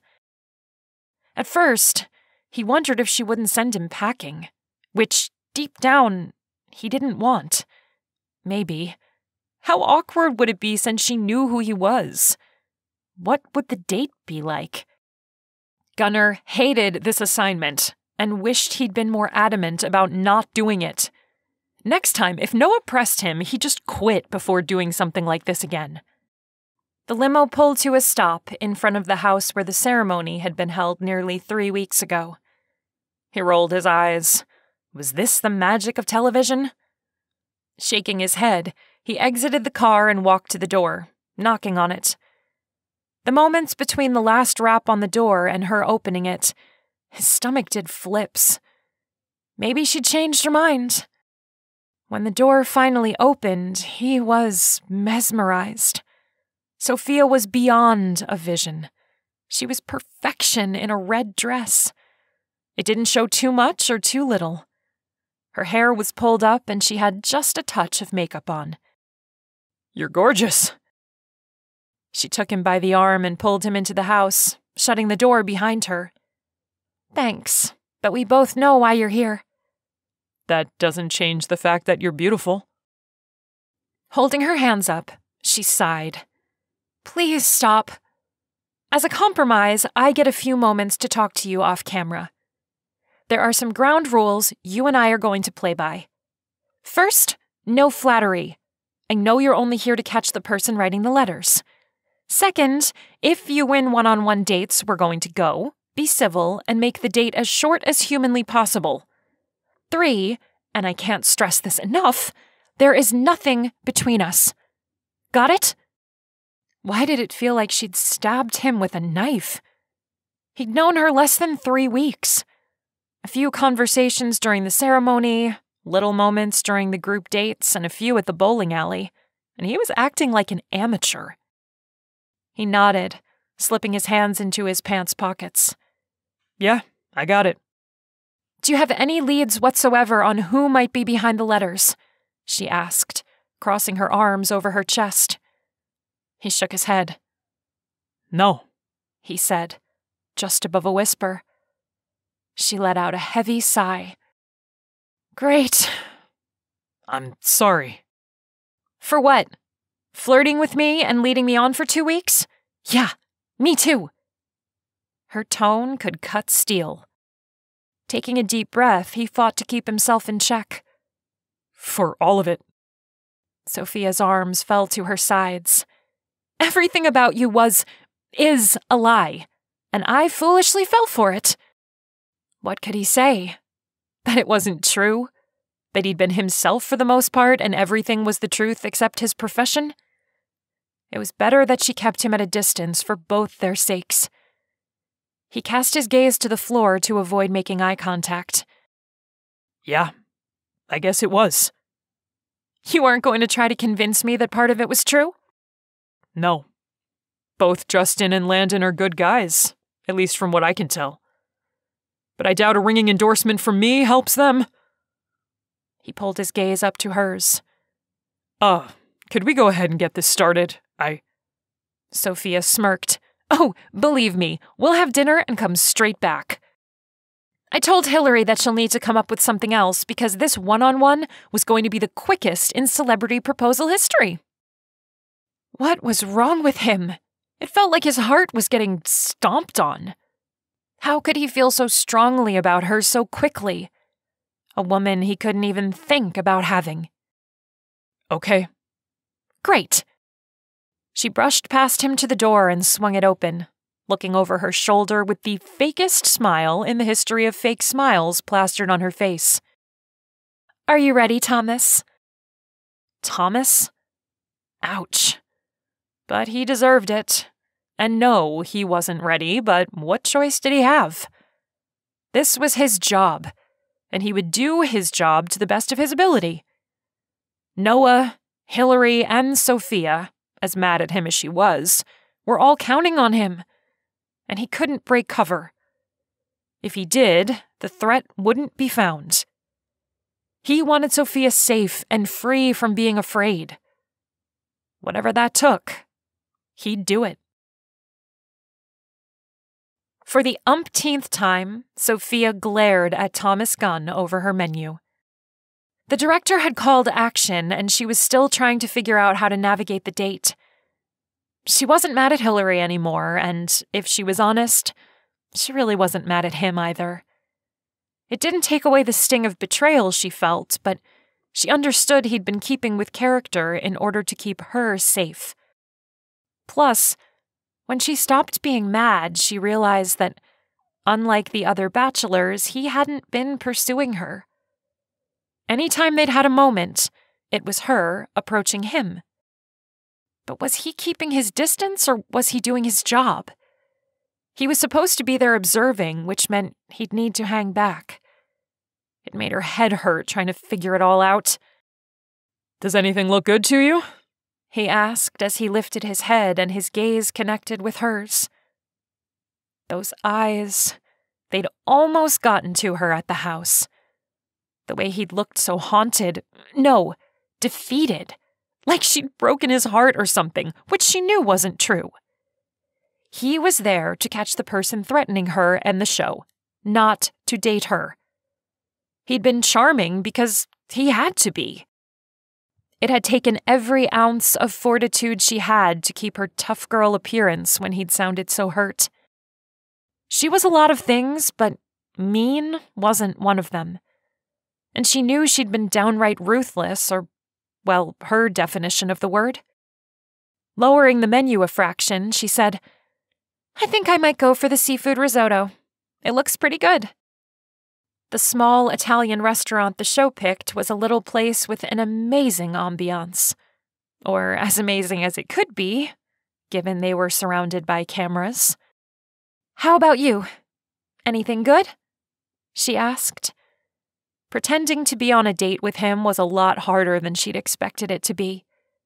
The soft way he spoke to her wasn't helping at all. Thomas shrugged.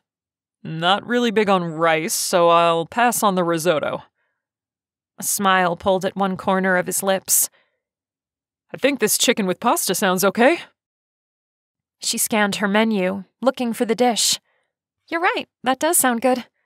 Mushrooms, tomatoes, and chicken in an Alfredo sauce." "As long as it doesn't have peanuts, I'm good." "Are you allergic?" He nodded. "Yeah, but it came on late in life. I was already in the army when my first reaction happened." She raised her eyebrows. "Really? Is it just peanuts or other nuts as well?" He'd even lied about liking her cookies.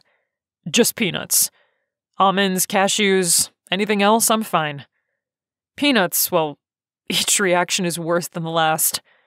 I carry an EpiPen everywhere with me, but I haven't had to use it in a long time because I'm careful." He paused. "How about you?" She chuckled, finding a groove with the easiness of the conversation. "Carbs. Mostly carbs." His smile grew wider. "I'm not sure I believe you. You look great. Tonight, or any time for that matter."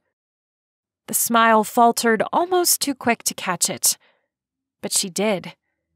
She had told him to avoid flattering her, although he'd said it more than once. Would he have done that if he was lying? Their waiter returned, took their orders and menus, and left again. Silence fell over them, lingering to the point that it was uncomfortable, and anyone watching would pick it up. Sophia had promised Hillary she'd do her best to fake it, but she was failing miserably. What could she talk about? And could she believe anything that came out of Thomas's mouth? They were on camera. Did it matter? "You said you don't like rice?" Lame-o question. She was a baker. Food would pique her interest. "No, I don't care for it. It makes me queasy anymore." She knitted her eyebrows together. "So you didn't always hate it?" He shifted in his seat, looking as though he was trying to find an answer for her, but what was the point in lying about it? It was rice, not a national secret.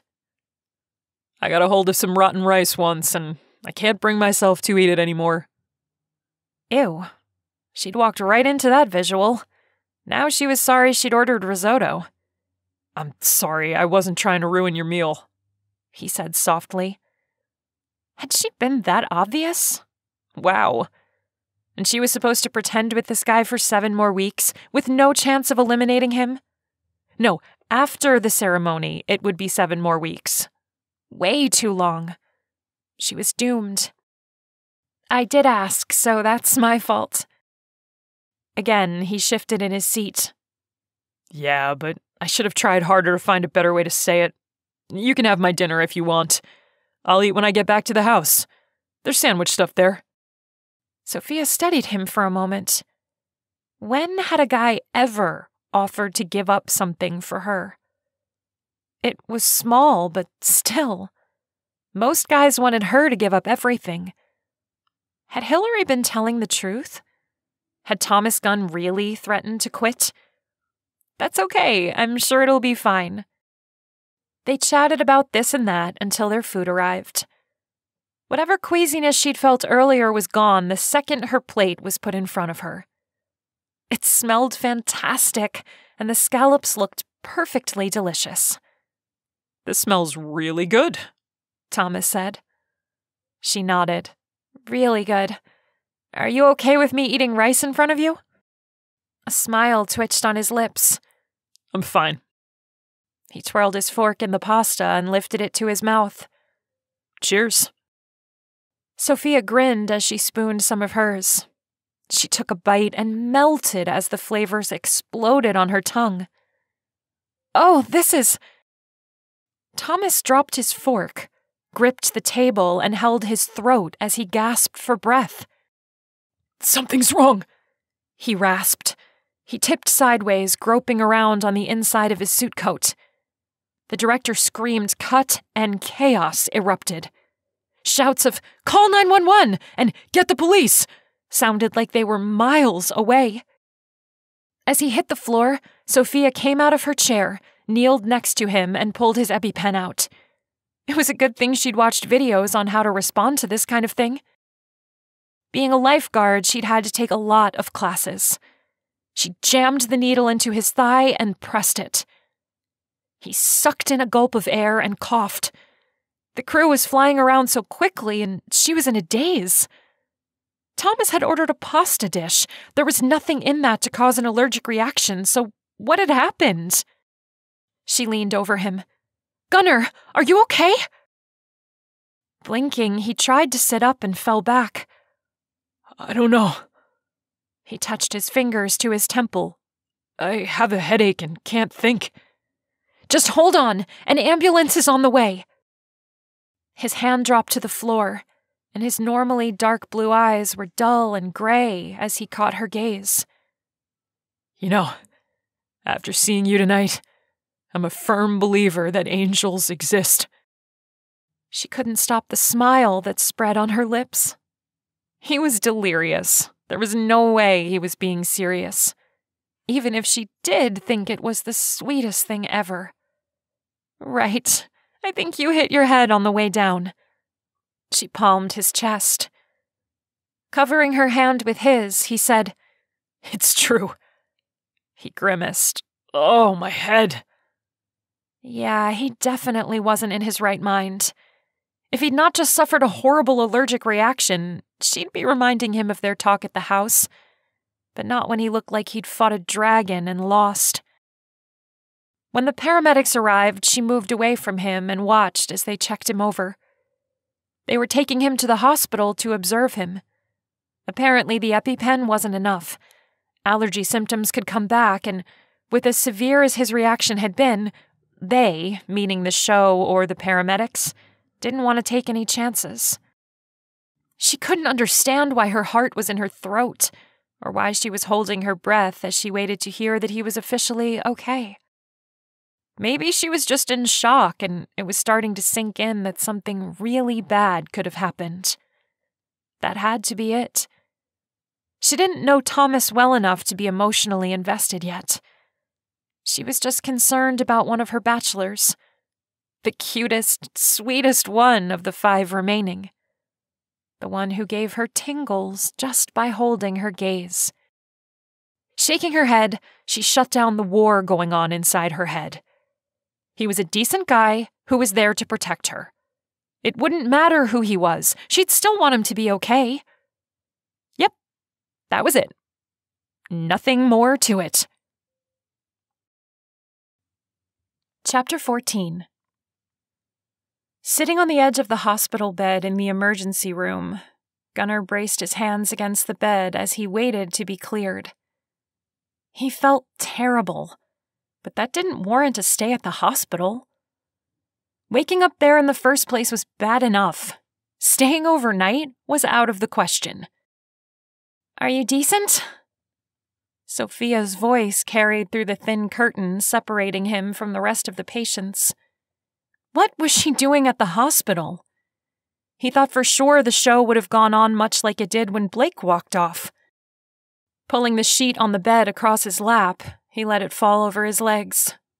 He wasn't ashamed of his body by any means, but that didn't mean she wouldn't be embarrassed to see him in a hospital gown. Yeah. She pushed through the curtain and stopped a couple of feet away from him. "You certainly look better." He let his head hang down. It wouldn't take much. "How are you feeling?" Shrugging, he said, "I'm tired. My head kinda hurts, but I'm fine." Mostly, he just wanted to return to the house and lie down. Or better, pack and go home. He didn't want to be on the show anymore. That little speech Sophia gave before their date had sunk its claws in him further and further. He'd felt terrible all the way to his marrow, and still did. Not a second passed before she stepped closer. "I'm sorry." The burden of this doesn't fall on you. I have a feeling our writer is behind this, and they haven't taken ownership yet. And then she did something he would have never expected. She brushed the back of her hand along his cheek and stretched her fingers into his hair. "Why do you always sound so sad?" How could he answer that? He wasn't sad, he was confused. Without looking at her, he said, I didn't like lying to you. I thought you'd be preoccupied with the other bachelors. I didn't know you'd be so— "What?" He lifted his gaze to hers, and it was as if his brain had no direct control over his tongue. "You'd be someone I was looking for. Aside from being just beyond beautiful. Nothing I said was a lie except for my occupation. I meant every compliment. You're kind and sweet, and there's this peace I feel when I'm around you. I've only felt that once before." With another half step forward, her essence wrapped around him. She was so close. There was nothing but him and her, and the outside world was gone. "And that's what makes you sad?" I'm not someone you want. My job is dangerous. I travel a lot. He hung his head again. He was saying more than he'd ever said before in his life, at least about himself. Who he really was. Everyone saw him flirting, joking, never serious. He kept busy to keep the spotlight off of how lonely and miserable he was. I'm more than a little broken. Not that you want anything to do with me, but you deserve better. Don't you think I should get a say in that? Yes. No. He had no idea how to answer that. If you care about someone, you want what's best for them. And that's not me. What was he saying? He cared about her? It was true. Yes, the conversations he had with her were brief, but he'd liked her from the beginning. Now he only liked her more. I suspect that's not exactly true. He lifted his head, and those intense, bright green eyes were trained on him. If he wasn't under the spotlight before, he was now. Her eyebrows knitted together as she took his face in her hands. I was furious when I found out you were here undercover. But I think it was because I liked you the moment you stepped out of the limo. I don't think I was mad as much as I was hurt because I'm so drawn to you. As fast as his heart was racing, if he still had his heart monitor on, it would be a solid noise. You can do... The sentence died as she bent forward and lightly touched her lips to his. His fingers dug into the hospital mattress to keep himself from falling over with the unexpected touch. Her lips were just as soft and sweet as he'd imagined. She pulled back a fraction, their gazes connecting, and he held his breath as he waited for her to kiss him again. He knew she deserved so much better than him. But the mustard seed of hope that she didn't agree kept him rooted in place. Her fingertips skated across his cheek a second before her lips brushed across his, and he was lost in her. Wrapping his arms around her, he pulled her close as the kiss deepened. It quickly turned from soft and sweet to hard and demanding. He wanted her more than anyone or anything he'd ever wanted. The high school love he'd had was nothing compared to the desire he had for her. "Excuse me." A nurse stuck her head in. Sophia broke the kiss and stepped away, a light blush blanketing her cheeks. Oh yeah, Sophia Parker was it for him. The chill of her absence was immediate, and no other woman would ever come close to her. You're almost ready to go," the nurse said, handing Sophia a letter. "And this was dropped off for you." Sophia reached out a shaky hand to take it. "Who left it?" The nurse shrugged. "I don't know. It was on the desk at the nurse's station." Gunnar nodded. "Okay, thank you." As the nurse left, Gunnar grabbed the letter and ripped it open. He read the few lines once, and then again. He'd been right. The writer was responsible. Mentally, he began checking the list of people with them at the restaurant. "What does it say?" Sophia asked. He caught her gaze and held it. "You don't want to know." She lifted a lone eyebrow. "Don't pull that with me. Tell me." "Dinner with a charmer, but is he for real? He has friends in high places with a lot of pull. Will he stay when there's more danger than pleasure?" He shook his head as he looked at her. "I don't know what to make of this. Friends in high places?" "Hillary said you were a friend. That's how she got you on the show." "I had no idea." Sophia shrugged. "It happens more than you think." Gunnar lifted his head and locked eyes with Sophia. "I need to get this to Ryder, although so far we've got no leads from the letters." "Ryder?" she asked as she closed the distance between them. "Who is he?" "He's a computer expert at the Guardian Group." Her arms circled his neck, and he set the letter on the bed next to him. A small smile played on her lips. "I see. He should definitely get a copy of that letter." He nodded, setting his hands on her hips. "Definitely." She touched her lips to his. "We'll do that soon." "Wait." Gunnar pulled back. "How is this going to work? I'm not really one of the bachelors, and you kissing the other..." Sophia cut him off with another kiss. "I haven't kissed any of them. And this actually works better than before. We won't be pretending." This had gone from complicated to nuts in a blink.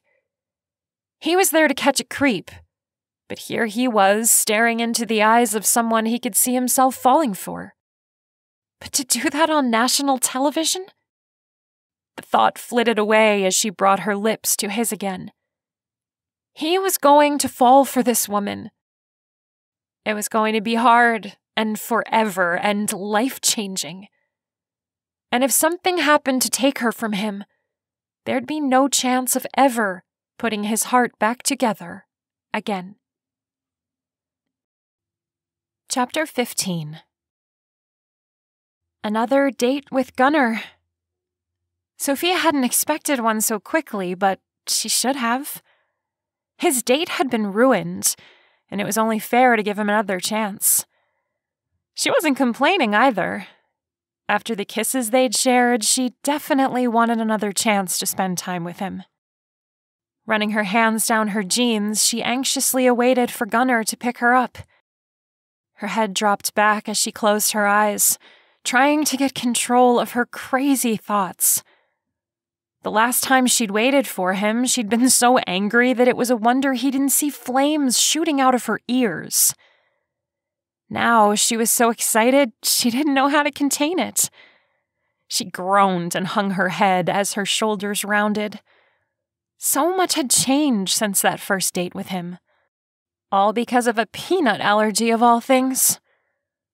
Sophia jerked her head up as a knock came at the door. In an instant, her heart was racing and heat spread from her neck to her ears.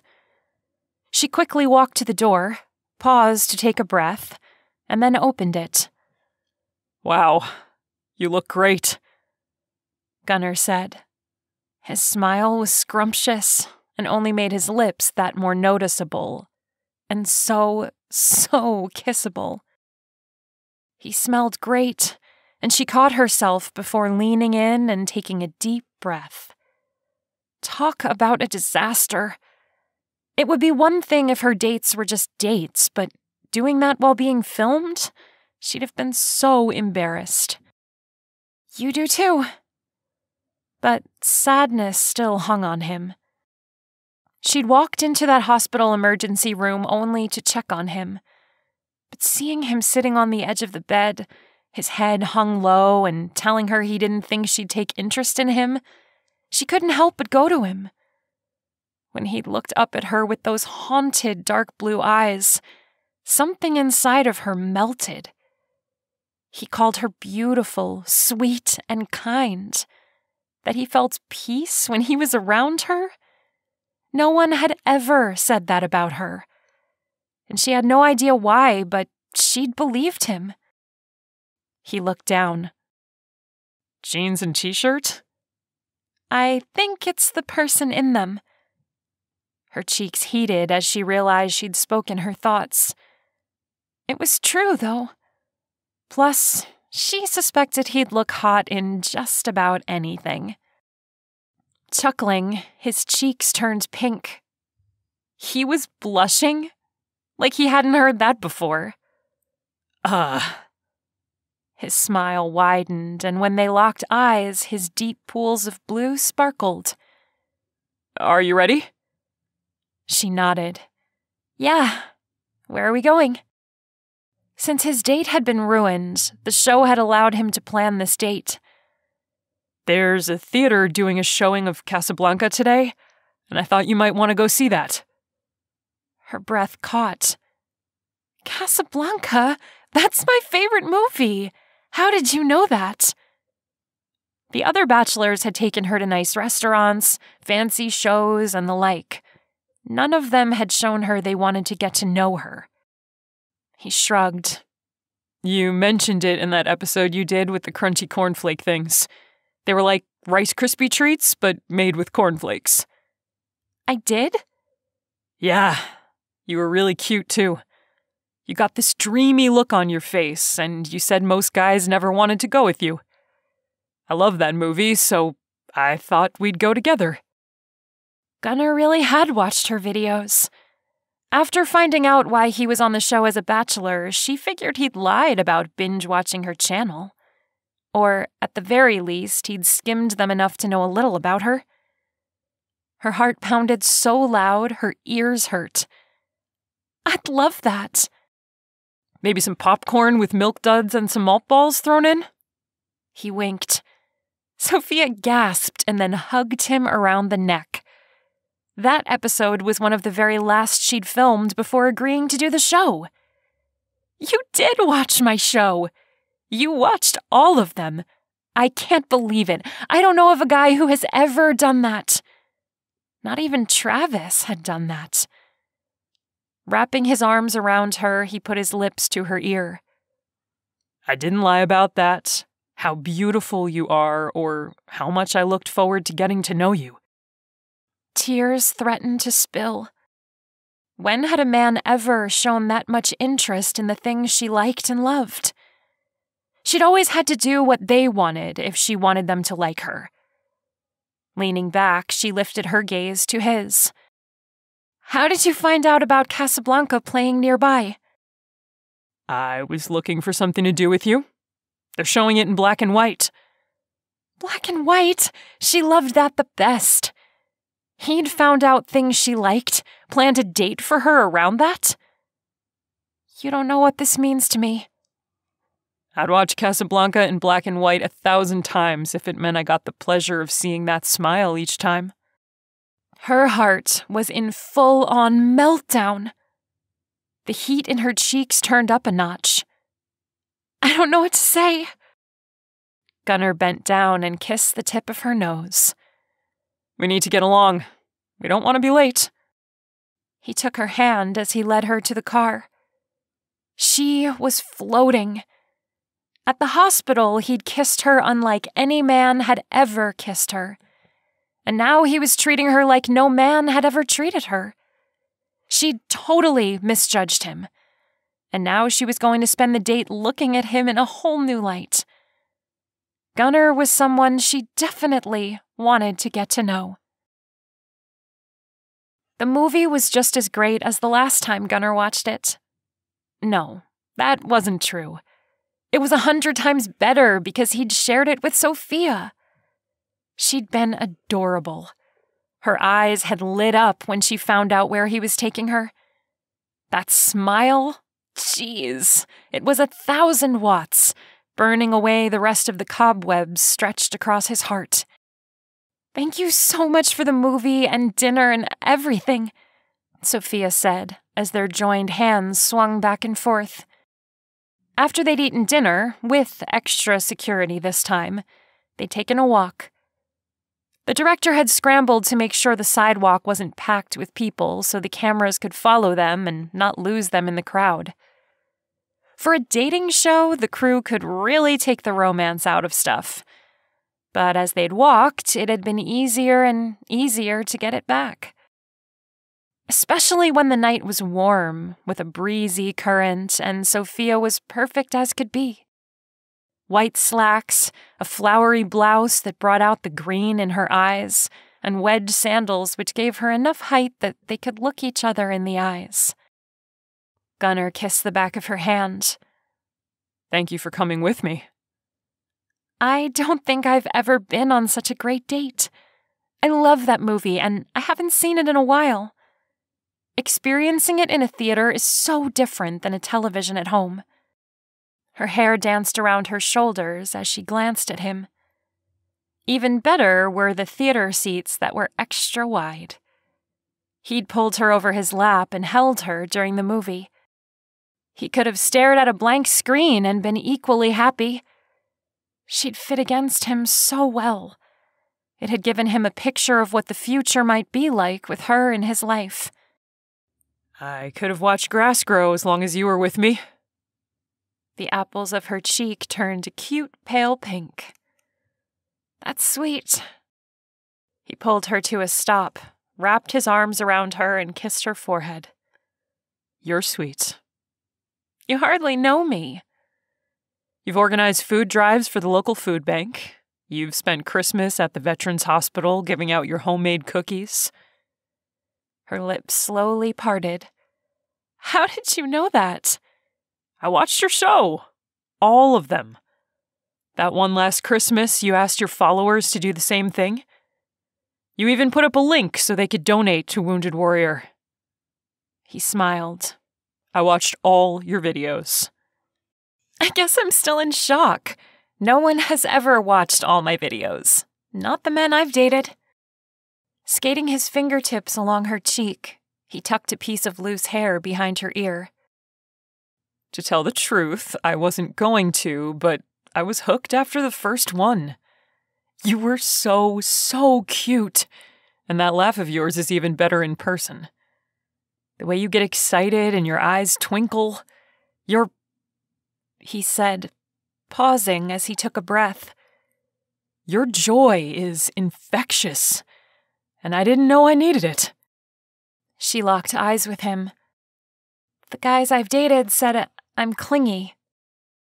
He could tell there was more to it, but he'd wait for the whole story when she was ready to tell it. It wasn't like he didn't have a story of his own. That just means they weren't very bright. The corners of her lips quirked up. I think you're just flattering me. He shook his head. I'm not. When you've spent years afraid of being wanted, it's a nice change of pace to have someone willing to climb over the walls you've built. Most people run from that. Maybe you've stopped building them so quickly. Gunnar smiled. She had a point.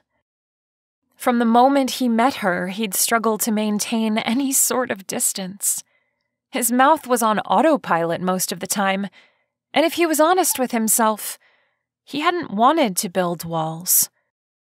Maybe. Cameras were circling them like vultures. He thought he'd never be able to not care that they were watching his every move, but he didn't. Just like in the emergency room, it felt like they were the only two people around. He traced the outline of her lips with his fingertip, and as he reached the corner, he bent down and kissed her. The same all-encompassing need for her hit him as before. He couldn't hold her tight enough, taste her lips enough, or want her more than he did in that moment. As he deepened the kiss, she circled her arms around his neck, clinging to him in what felt like an equally desperate attempt to be as close as possible. He slid his hands into her hair, cupping the back of her head, and held her still as they continued to kiss.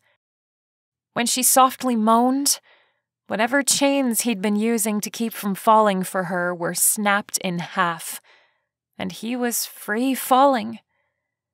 There wasn't another woman on earth he wanted, or would ever want. For the first time since he lost Bella, it felt like his heart was beating again. Breaking the kiss, he rested his forehead against hers as they both struggled to breathe. I'm not entirely sure where to go from here. I wouldn't object to being kissed some more. Chuckling, he leaned back to find her face flushed. She'd never been more appealing than right at that moment. He rubbed his thumb across her rosy cheek. I could kiss you 1,000,000 years and still be thirsty for more. Cut! Candace came out of her chair and approached them, a smile on her face so wide it was a wonder she didn't need pain medication because her cheeks were aching. Seriously, there isn't a woman alive that didn't just faint. Gunnar exhaled and buried his face in Sophia's neck. Please don't think. She slipped her fingers into his hair, kissed the side of his face, and set her cheek against his. I don't. He pulled back and locked gazes with her. I will never tell you another untruth, ever. And I will do whatever it takes to restore your trust. I believe you. A smile stretched on his lips. Every minute he spent with her, it felt like another stitch in his heart was made. It had been so torn in two for so long. And to finally have hope that maybe, just maybe, it could be whole again, made him happier than he'd been in a long time. Chapter 16. It had been 2 weeks since Gunnar was released from the hospital and they'd had their one-on-one date. The molten lava kiss they'd shared in the hospital was nothing compared to the mind-blowing kiss they'd shared at the end of their date. It had been the best date she'd ever been on. First, being taken to see the black and white version of Casablanca was amazing. And just as the lights had dimmed, He'd pulled her across his lap and held her the entire movie. Even better, he'd kissed her temple from time to time during the movie.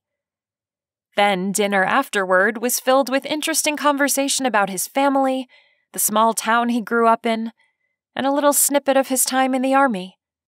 Since then, her time had been limited, and she'd been instructed to tone it down a little during their interactions. They didn't need it to look as though she'd already picked one of the bachelors when there had been a little more than 7 weeks left. They'd had a single one-on-one date in that time, because they'd played flag football and he'd won the MVP. Spending the day with him had been amazing. He was kind and sweet, and they'd kept the conversation light, mostly about family and where they grew up. For her, their movie date had changed everything. She touched her fingers to her lips, recalling the kiss, the bruised feeling of her lips for hours after, and how much she wanted more. "Did you want to go on the carousel?" asked Justin. He'd won the last competition and a one-on-one date with her. They'd started the day eating breakfast on the beach and were finishing it at the pier. The man looked great, too. A checkered button-up, jeans, and cowboy hat. His cologne was incredible. If only she could stop comparing him to Gunnar. Something she shouldn't be doing on a date with another man. A man she was supposed to be giving a fair chance. She blinked and nodded, pulling herself to the present. "I'd love to." With Gunnar. She nearly groaned as the thought popped into her head. What was her problem? Tomorrow would be the 5th elimination ceremony. The first had been opening night, and Blake had been the second, though there had been no ceremony with him. The third ceremony had been to reveal whether she kept Gunnar or not after their movie date. Of course, she chose to keep him. For the fourth, she'd sent Riley home without having a ceremony either. The letter writer had exposed him as a player, which caught her completely off guard because she would have never guessed that. And honestly, there were no sparks between them to begin with. Christopher was her first choice to go, but he was playing the part of the show villain well and keeping ratings up. Him and his snide comments about Gunnar. He was snobby, too, always talking about his travels and his money and how nice his home was. Maybe some women like that, but she wasn't impressed at all. Which left Landon and Justin. One of them was going home tomorrow. Landon was sweet and funny. Justin was warm and protective. Had Gunnar not shown up, the decision would have been even harder because both men had their positives. Both were easy to like. How did you choose between two guys who were completely different and yet completely wonderful? "Do you come here a lot, being that you live in this area?" Justin asked as he took her hand in his as they strolled to the ride. She shrugged. No, not really. I don't have a lot of time. I do love coming here when I get the chance, though." They got to the ride and found their horses. It took a lot more choreography than normal because of the cameras. In order to help catch their conversations, they'd been hooked up with small lapel mics. "Have you ever been here before?" Sophia asked. Justin nodded. "Once, when I was a kid. I think I was maybe 10. "Do you get to travel much now that you have a ranch?" She'd found out on a previous one-on-one date that he'd left his brother in charge of the ranch while he participated on the show. "Not as much as I'd like, but then again, I don't particularly like leaving my ranch." Another topic of conversation they'd had. How would it work if they decided to pursue a relationship? Not that she had any intention of that, but there were still a little more than 5 weeks left of the show, and she had to pretend the other bachelors had a chance. What would happen if I chose you? How would we make that work? She'd not asked that yet. Not outright. He shrugged. "I've not thought that far ahead, really. We're just getting to know each other." Sophia had to give him that. And he was being honest, which was a point in his favor. That's true. At least, I hope we continue to get to know one another. That little hint wasn't lost on her. She had no idea yet. Her date with Landon the day before had been much like this one. Fun, enjoyable, and easy. Neither Justin nor Landon was Gunnar. To be honest, she didn't know as much about Gunnar as she wanted. The one thing she'd noticed was that he hadn't tried to kiss her since their movie date. It made her wonder if it was just that moment or if he didn't want to share something like that with the world, especially since the director had made it sound like he'd only done it for the show. She leaned toward the latter, because the electric attraction for him had certainly not changed, even in the slightest. The music on the carousel slowly faded, and it slowed. Instead of stopping, though, it just continued at a snail's pace. Justin's sweet. Justin's nice. A male voice came through the speakers. A guy was doing this? Sophia looked at Justin, and his face had paled. She'd thought of all the guys, the letter writer wouldn't have anything on him. What could a rancher from Arkansas have to hide? He's been telling nothing but lies. Just how long has he been ranching? Not you too, Sophia said. Justin hung his head. I said the ranch had been in my family, but I bought it after my leg was crushed. I just wanted to have more roots. I am from farmers, though, but they lost it not long after I was born. I didn't think you'd be too impressed if you knew my family had lost everything. She slid to the ground at the same time he did. Then you really didn't know me at all. I would have thought it was impressive to take land that was nothing and turn it into something. I'm so sorry. I thought a white lie wouldn't be so bad. I swear I've not told untruths about anything else. I understand wanting to make a good impression, but you should have just told the truth from the beginning. Over to the side, Sophia could see the crew scrambling around.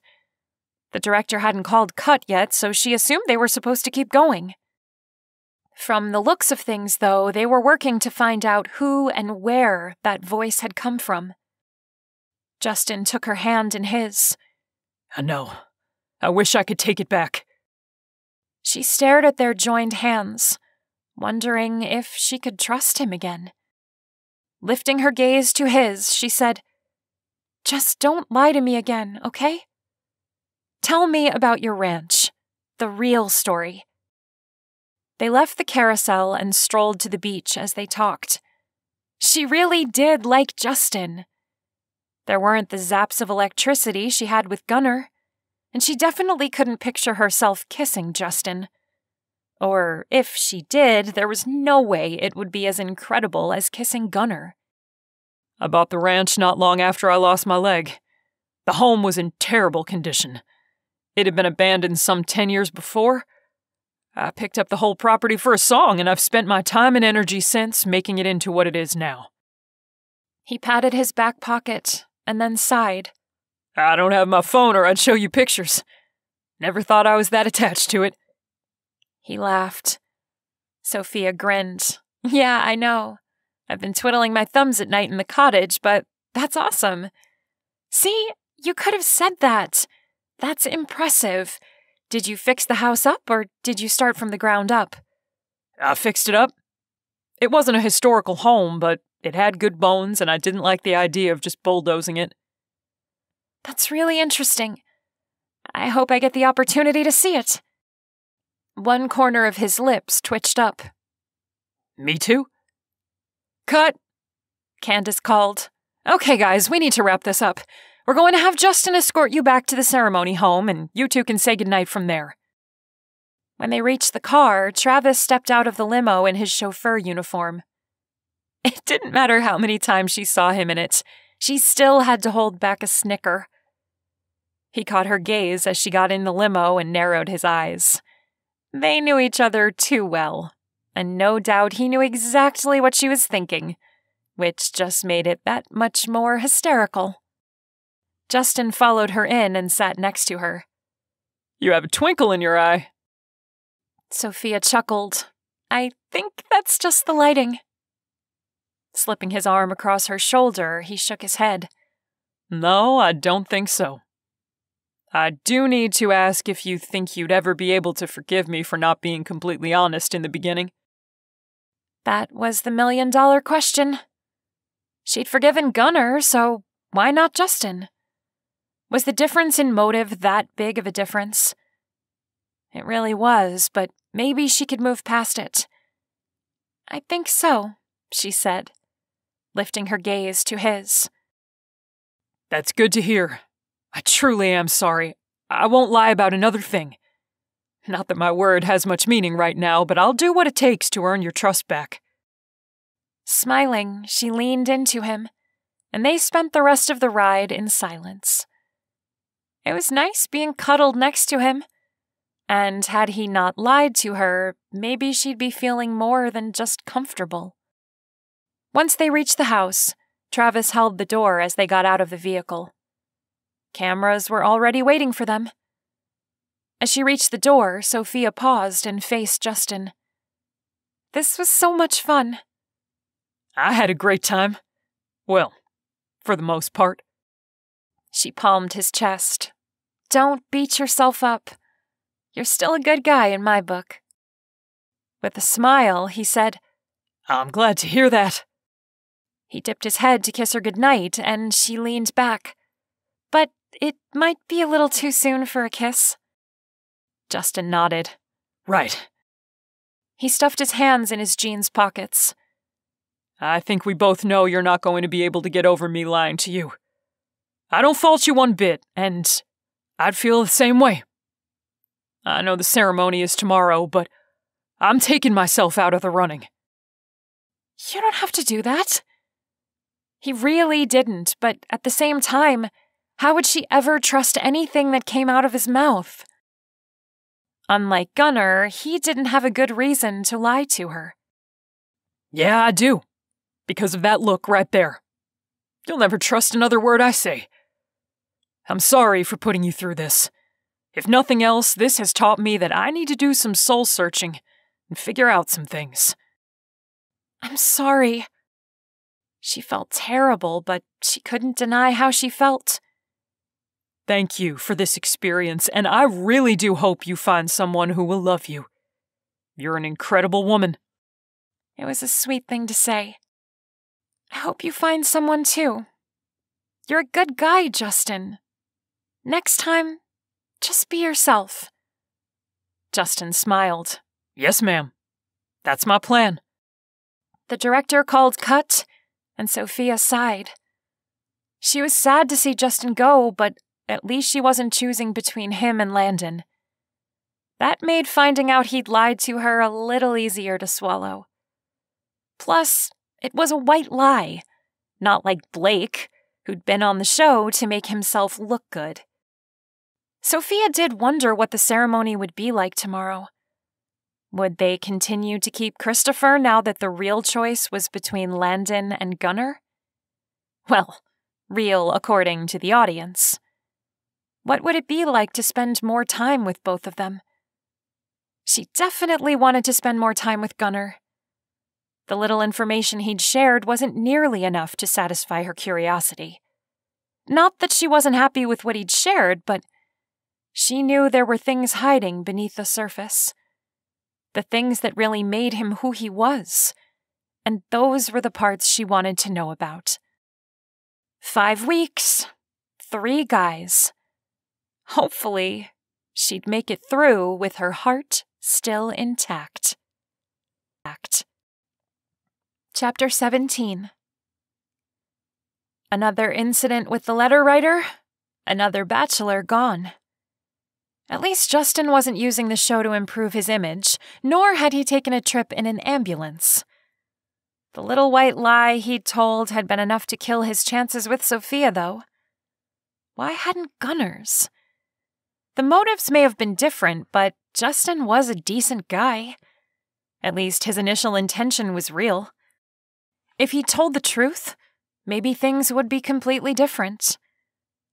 Just the little bit of time Gunnar had spent with Sophia on their second one-on-one date had been enough to cement what he'd feared the moment he met her.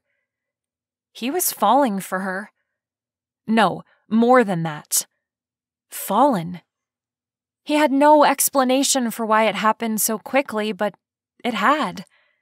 And it would be a lie to deny how he felt about her. Nothing deep was discussed. Just surface topics like family and things like that. He hadn't kissed her either, nor had he tried. The kiss at the hospital was hot and incredible. And the one after the movie date was even more so. But he wanted no chance for her to wonder if he was using her. He'd had fun on the date with her. He liked how he felt when he was with her. She still needed to know a few things about him, and that did make him a little nervous. What if she didn't like what she heard? "Hey," Gwendolyn said as she stepped inside the room where he was waiting. They were being kept isolated at the moment as they waited for whatever was coming. It was ceremony day, and instead of having it at night, it was bright and early in the morning. He had no idea what was going on or why it was being held so early. The fact that the bachelors were being kept separate did make it feel odd. "Hey," Gunnar said. "How are you today?" She shrugged. Another day, another dollar." She chuckled. "I haven't seen you in a while. I'm sorry about your trip to the hospital. You're okay, though, right?" "Yeah, I'm fine. Thanks for asking." He smiled. Mostly, he was frustrated that there were still no clues about who was behind the letters. He'd really wanted to interview the guy who outed Justin, but Hillary was more afraid that Gunnar's cover would be blown. He'd gone over the police transcript, and it was much like Blake's outing at the bowling alley. A letter from the show with instructions that was taped to the door of the carousel. Again, the guy had assumed the show was trying to create drama. Unfortunately, they'd found no fingerprints on that letter either. Whoever was behind them knew the workings of the show well. Finding that person without blowing his cover seemed nearly impossible. Gwendolyn fidgeted with her fingers. "I'm really sorry about that. I'm the one who did the setup for that restaurant. I never thought the letter writer would put something in your food." He shrugged. "It wasn't your fault, and I'm fine." "Still." She chewed her lip as her gaze dipped to the floor. Touching her arm, he leaned down to catch her gaze. "Really? It's okay." She lifted her head, and her big brown eyes seemed to shine. "I think if that letter writer knew what a nice guy you are, they wouldn't have done that to you." Gwendolyn knew it was the letter writer? He didn't think they'd release that information, but she did have access to information most didn't, since she was the go-between for the executive producers and the director. Although something did feel off, and he couldn't put a finger on why.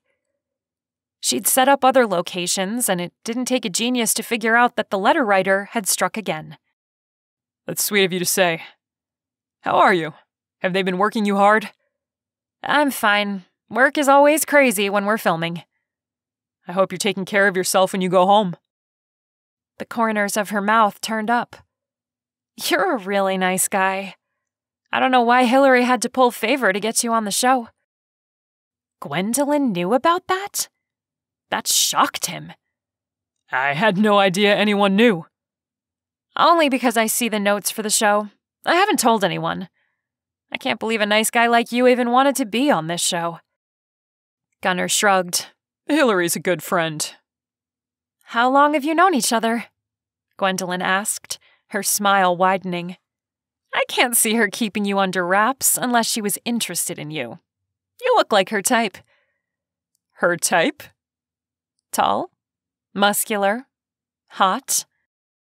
He was used to attention from women, but typically not this direct. She rolled her lips in. "I made the hot guy blush.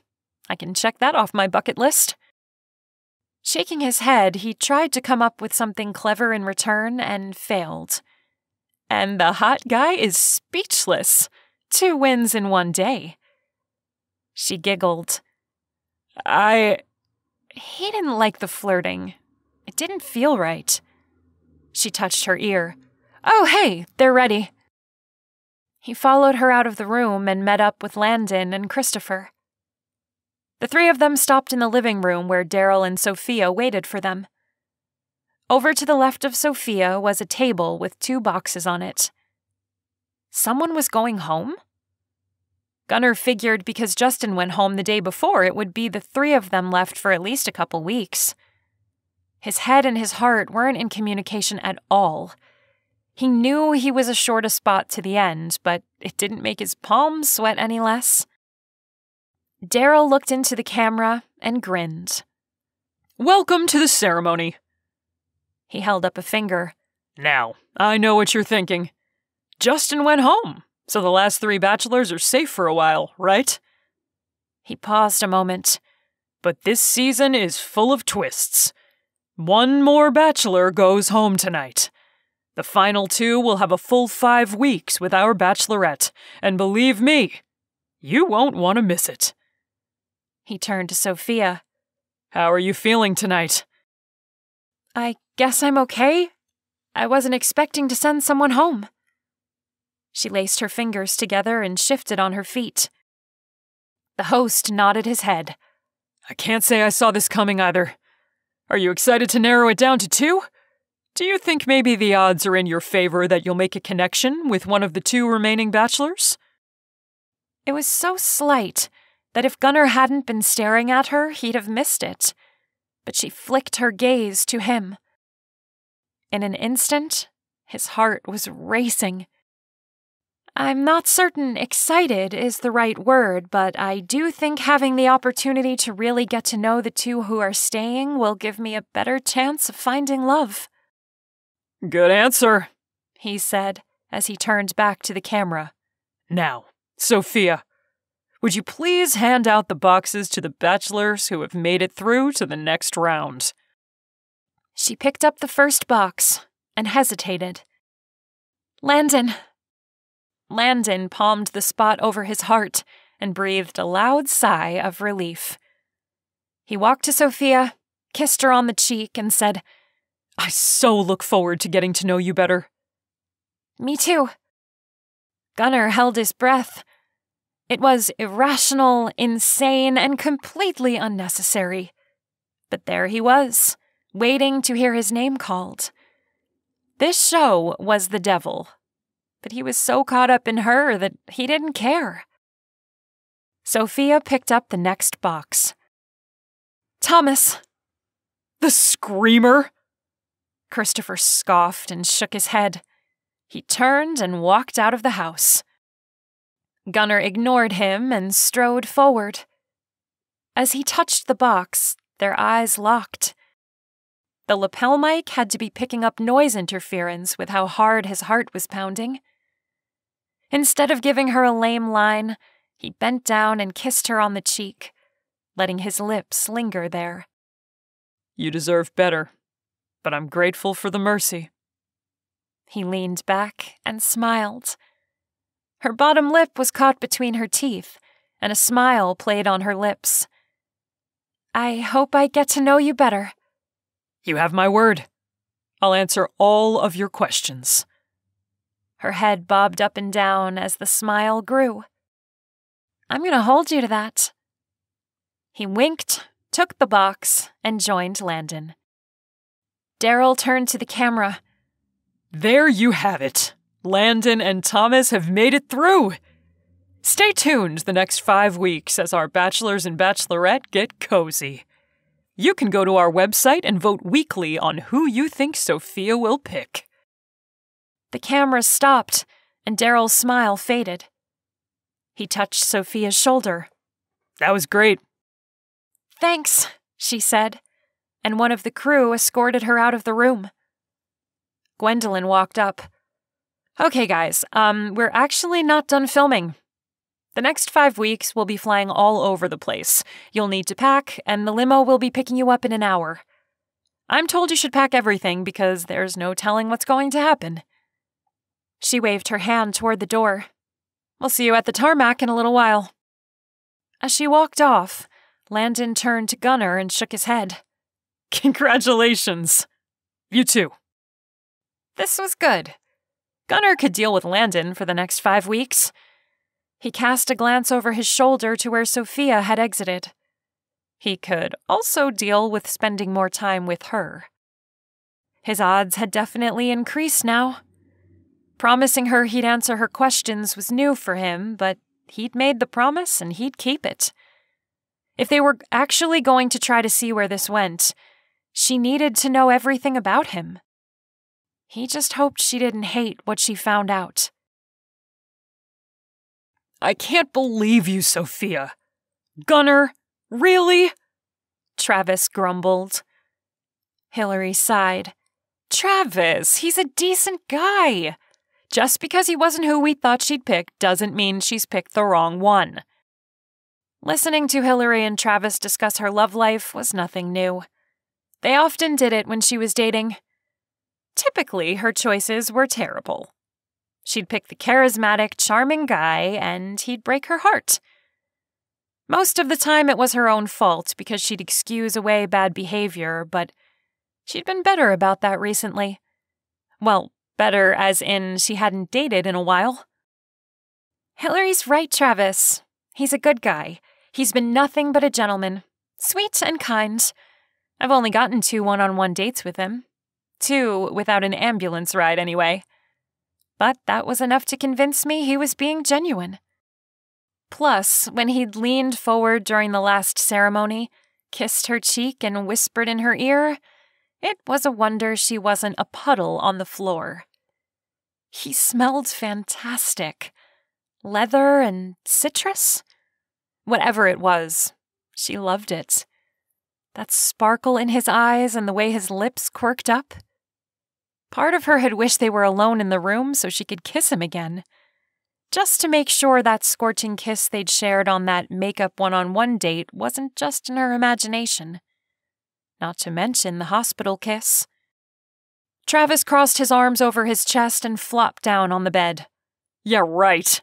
He's playing you just like all those other guys. You're just a glutton for punishment." Sophia stopped packing and turned to him. That was rude and mean. "And every bit true. You find a good-looking guy who treats you like dirt, chase him like he's a prince, and then wonder why your heart gets broken. Gunnar's no different than the rest." Travis replied. Hillary faced him. "What's gotten into you? I get tough love, but seriously, you're using a right hook at the moment." "I just don't want her to get hurt because of this guy. You weren't honest with her. If she'd known, she would have steered clear of him." Travis had always been tough on Sophia, but it was because he cared and she knew it. "Could I talk to Sophia alone for a second, Hillary?" Hillary narrowed her eyes and then closed them. "Sure, but I'll risk it." Sophia looked from Hillary to Travis. "Risk what?" Hillary held up her hands and walked out of the bedroom. A second later, the front door opened and closed. "What's she talking about? Risk?" Sophia asked. Travis stood and raked his hand through his hair. "We have been friends forever, and I've been okay with that. Until recently. You remember that Christmas party you invited me to as your +1? Yeah? I realized that night that the reason I've had trouble dating is because I'm in love with you."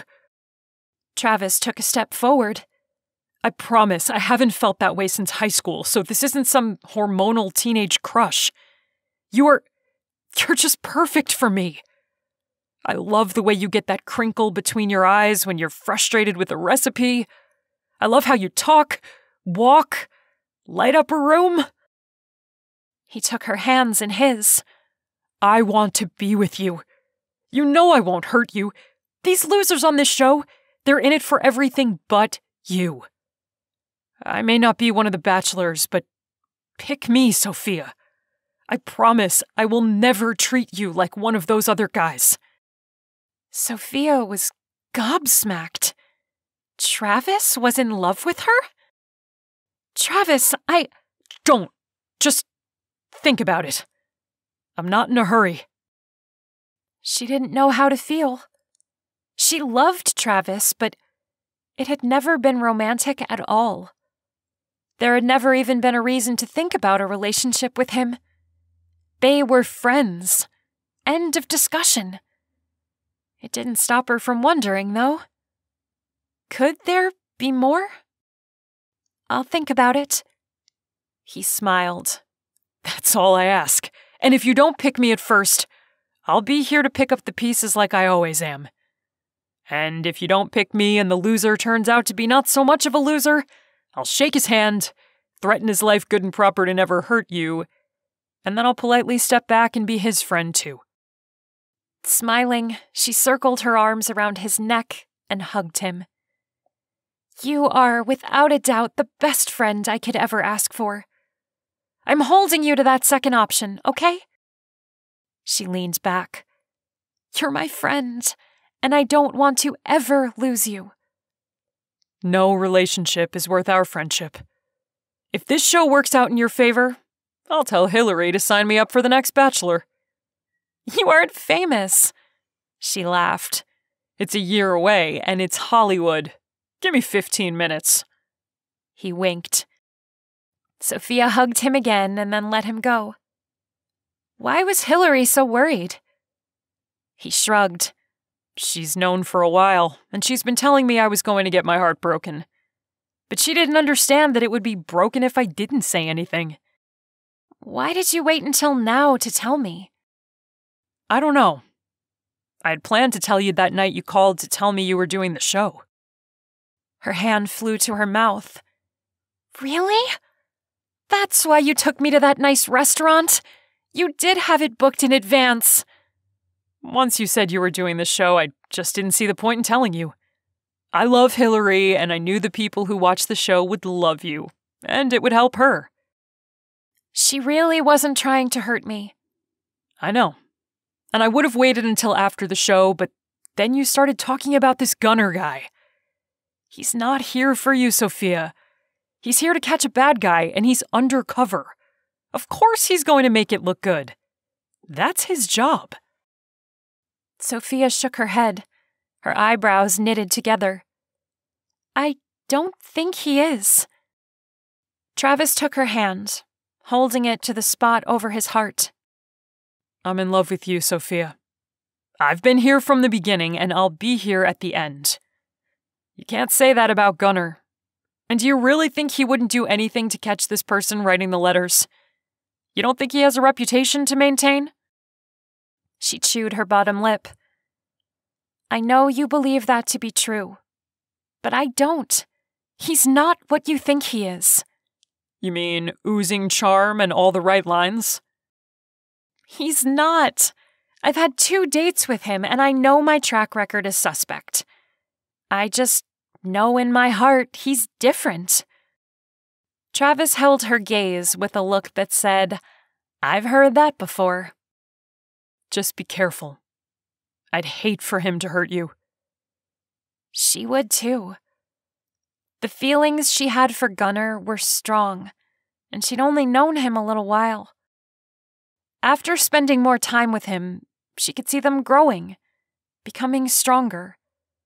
And if he hurt her, she'd be ruined. Then there was Travis, a completely unexpected complication to everything. She did love him, but it wasn't the same feeling she had when she was with Gunner. Travis was her friend, her best friend. And while she wondered if there could be more, she knew in her heart she'd never see him as more than a friend. Of course, she'd try to keep an open mind because it was a shock. And at the moment, she was still reeling. This wasn't the time to be making definitive decisions. She needed time. Time with Gunner, and time to sort through everything that had just happened with Travis. Chapter 18. The show went from one beachy location to another after the ceremony, but Gunnar wasn't complaining. It had been a while since he'd been to Puerto Rico, and he loved the place. The people, the scenery, and especially the food. They'd checked into a private resort that night right at sunset. The cast and crew would be staying there without the chance of prying eyes getting any scoops to feed the gossip rags. That especially didn't bother Gunnar. He liked the idea of seclusion. There were also no cameras in their living areas when they traveled, a huge bonus. "Can you believe this place?" Gunnar asked Landon as he joined him on the back veranda overlooking the ocean. "How green it is?" They'd been given separate cabins, but Landon had shuffled over to Gunnar's place while they waited for the crew to get things set up for that night. At least they had a little freedom now that there were only two of them. Landon nodded. "Yeah, I was here once, and I've always wanted to come back. And this place is tons better than the hotel I stayed in during my first time here." Gunnar couldn't say the same. He'd been the bodyguard for a New York socialite, and she'd booked a week-long trip on the island.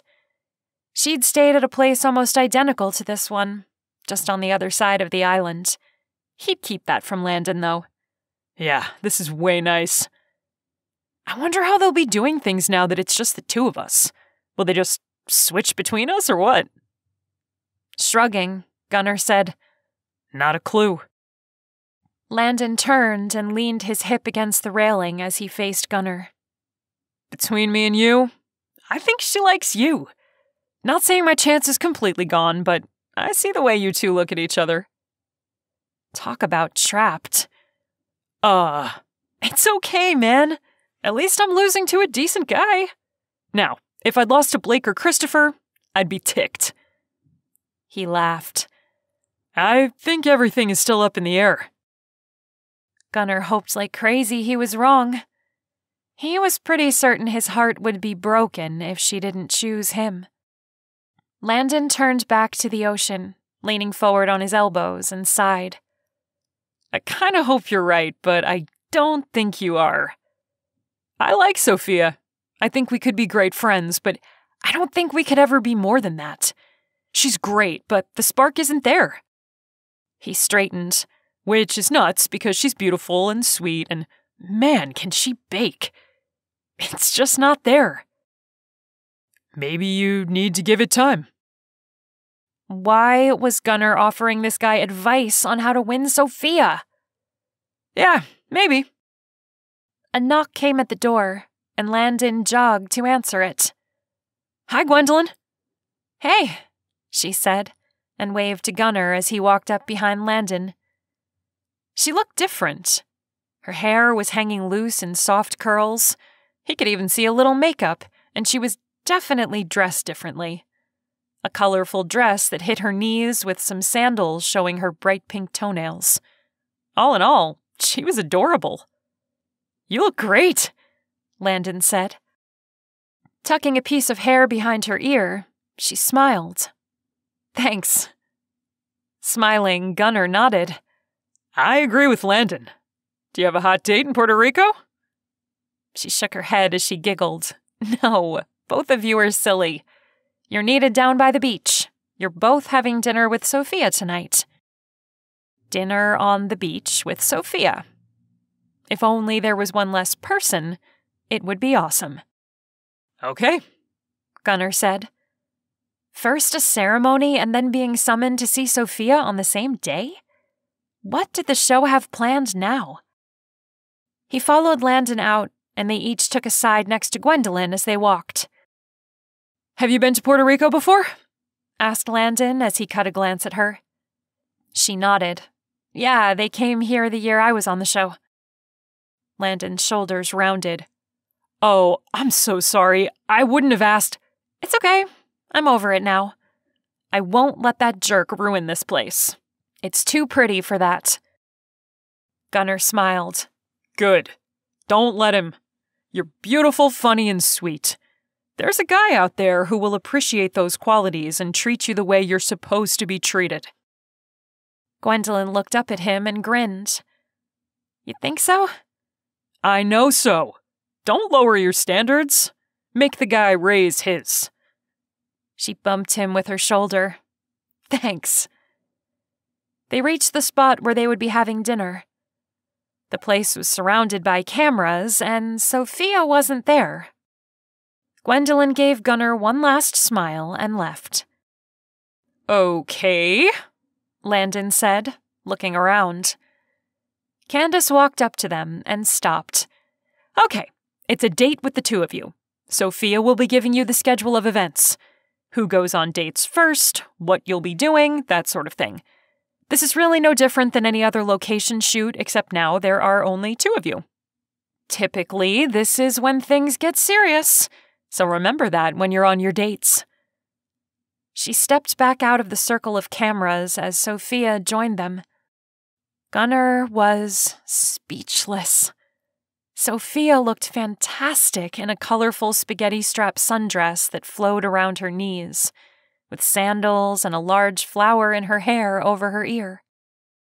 It was simple, but he loved it. It showed off her delicate shoulders, and her skin looked so soft. "Hi," she said. "Wow," Landon said. Gunnar nodded. "Yeah. Wow." A light blush colored her cheeks as she smiled and cast her gaze to the large blanket stretched out on the sand. "Thanks. You two are sweet." "So are you. That dress is something," Gunnar said, shocking himself.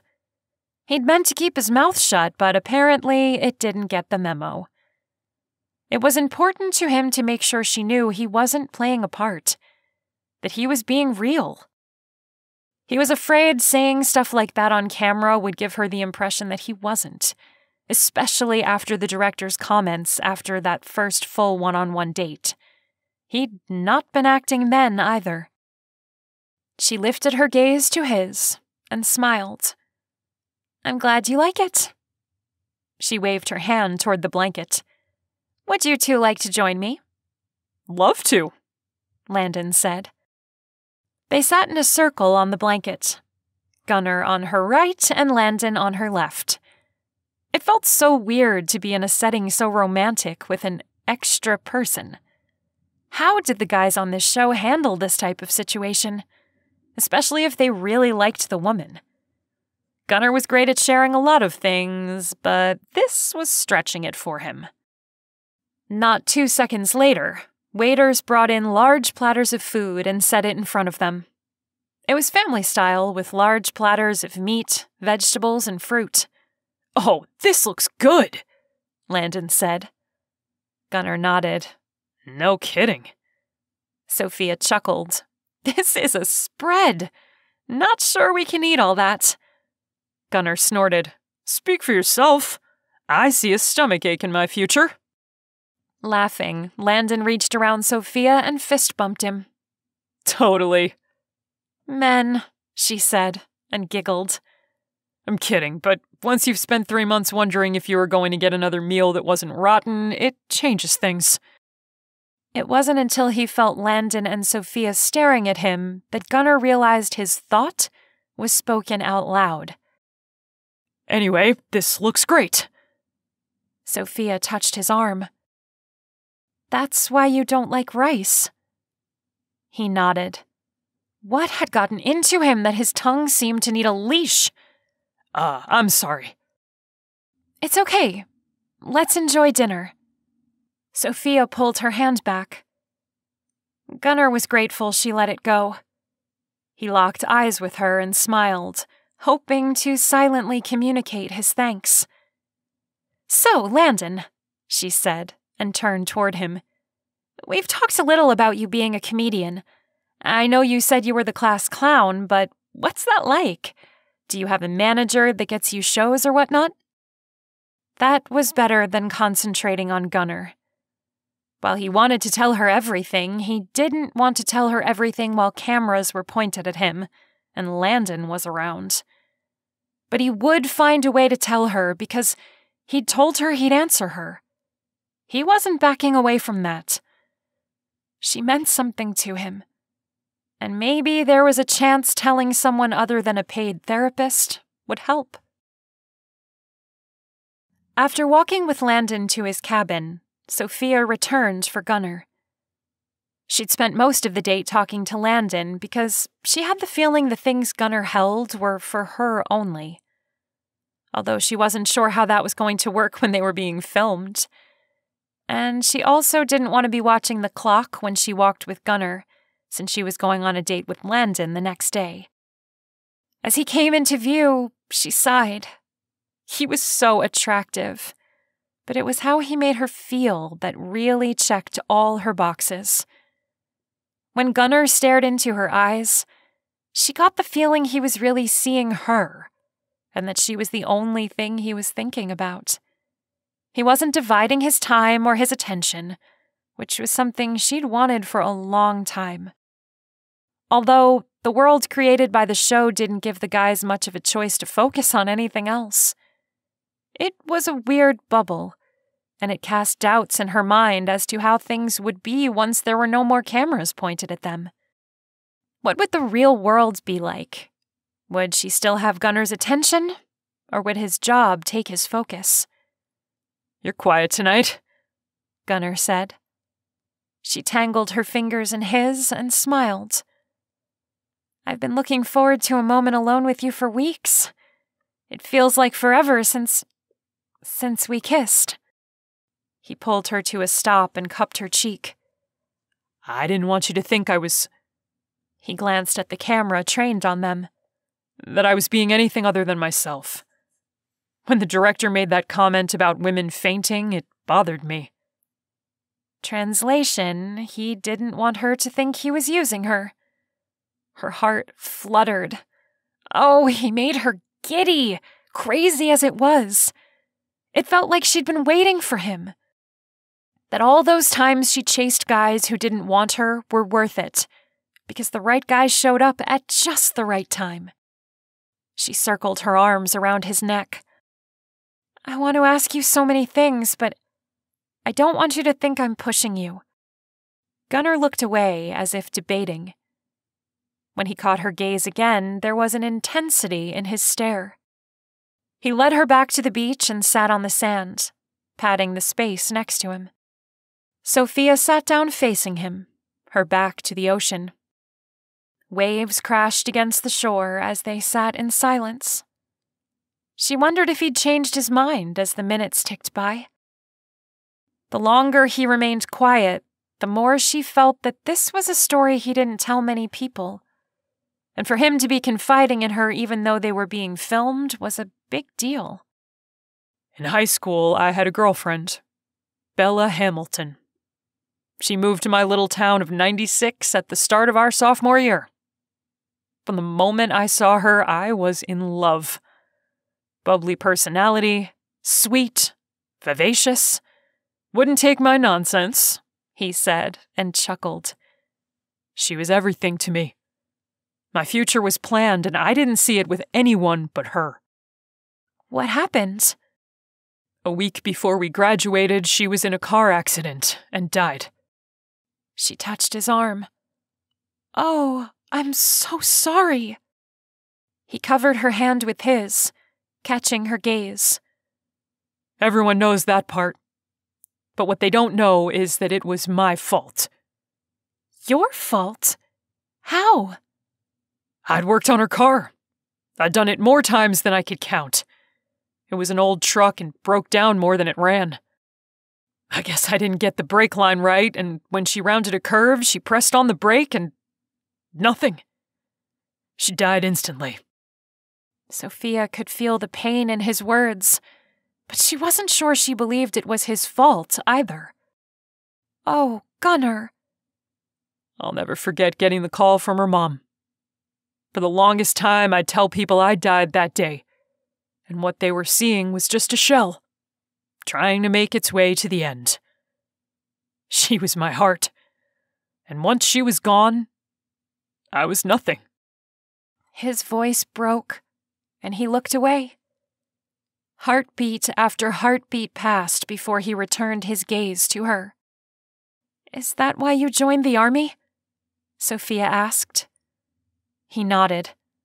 A buddy of mine was talking about joining the army, and I thought since all my other plans were up in smoke, I may as well do that. He took his hand off of Sophia's and raked it through his hair. I drifted a long time. Sophia scooted closer. Have you ever been in love with anyone else? No. My friends will tell you I've had an armful of relationships, but I haven't. I put on an excellent show because I didn't want to hurt like that ever again. A soft smile spread on his lips. I binge-watched your show, and I knew the second I saw you, I was in trouble. But what if you'd met me and I was awful? With a chuckle, he shook his head. My gut said you were something special, and it rarely steers me wrong. Thank you for telling me that. He wrapped his arms around her and pulled her closer. There are a few other things, but you wanted something real from me. This is as real as I can get. She circled her arms around his neck.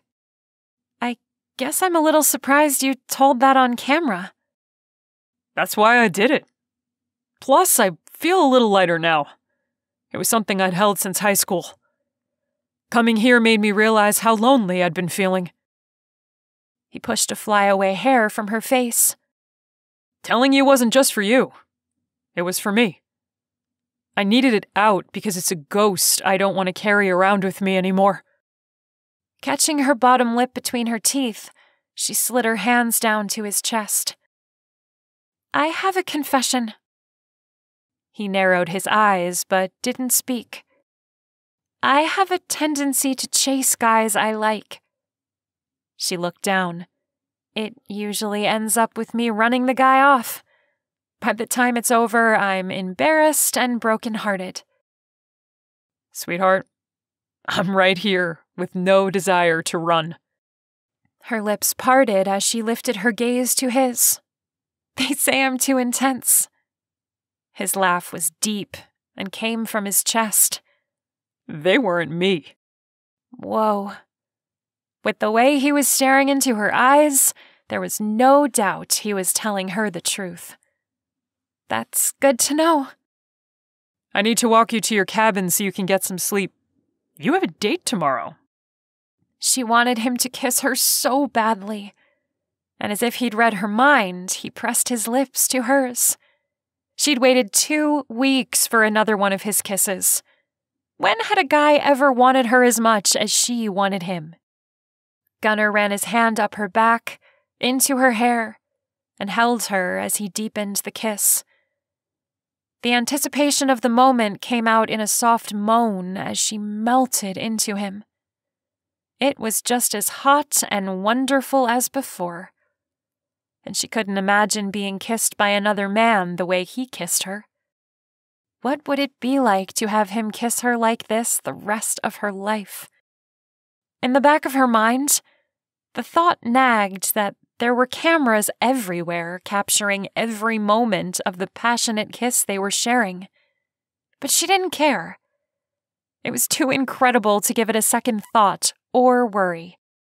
When he finally broke the kiss, her breathing was ragged, her lips were bruised, and her heart was begging for more.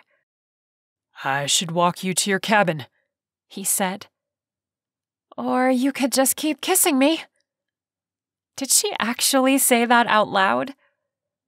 Her eyes widened and her cheeks burned. I can't believe I said that. He lightly kissed her cheeks. Believe me, I want to, but we probably shouldn't. He stood and pulled her with him. As he walked her to her cabin, she touched her fingers to her sore lips. She could definitely picture a future where this was a constant problem for her. But she also knew she had an obligation to the show and to Landon. How was she going to manage that when she wanted to serve her heart on a platter to Thomas Gunn? The next 5 weeks were going to be brutal. Chapter 19. Gunnar let out a slow breath as he rolled onto his back, stuffing his hands behind his head as he stared up at the ceiling. Sleep was as elusive as ever, and even more so after spending time on the beach with Sophia. He hadn't actually meant to kiss her, but she was there, and the moon was hitting her in such a way that her lips were in a spotlight. The temptation was too much to resist tasting them again.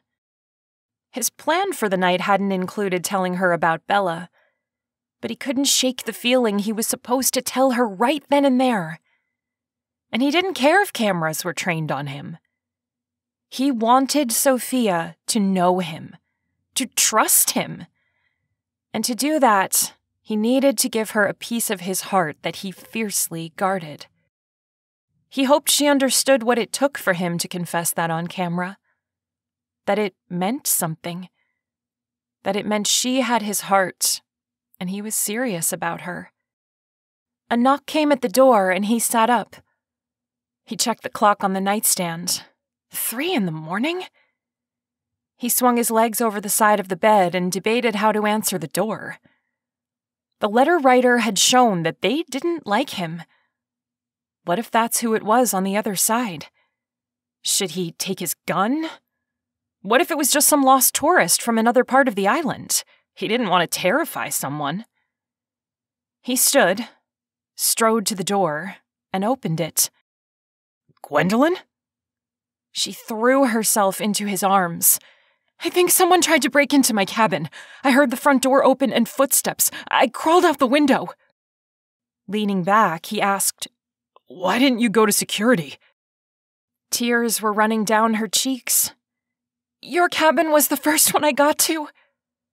She pointed to a cabin a few feet away. That one's mine. I'm sorry. I'll find security. No, it's okay. Come on. I'll check it out. He stepped out of his cabin, shut the door, and escorted her back to her cabin.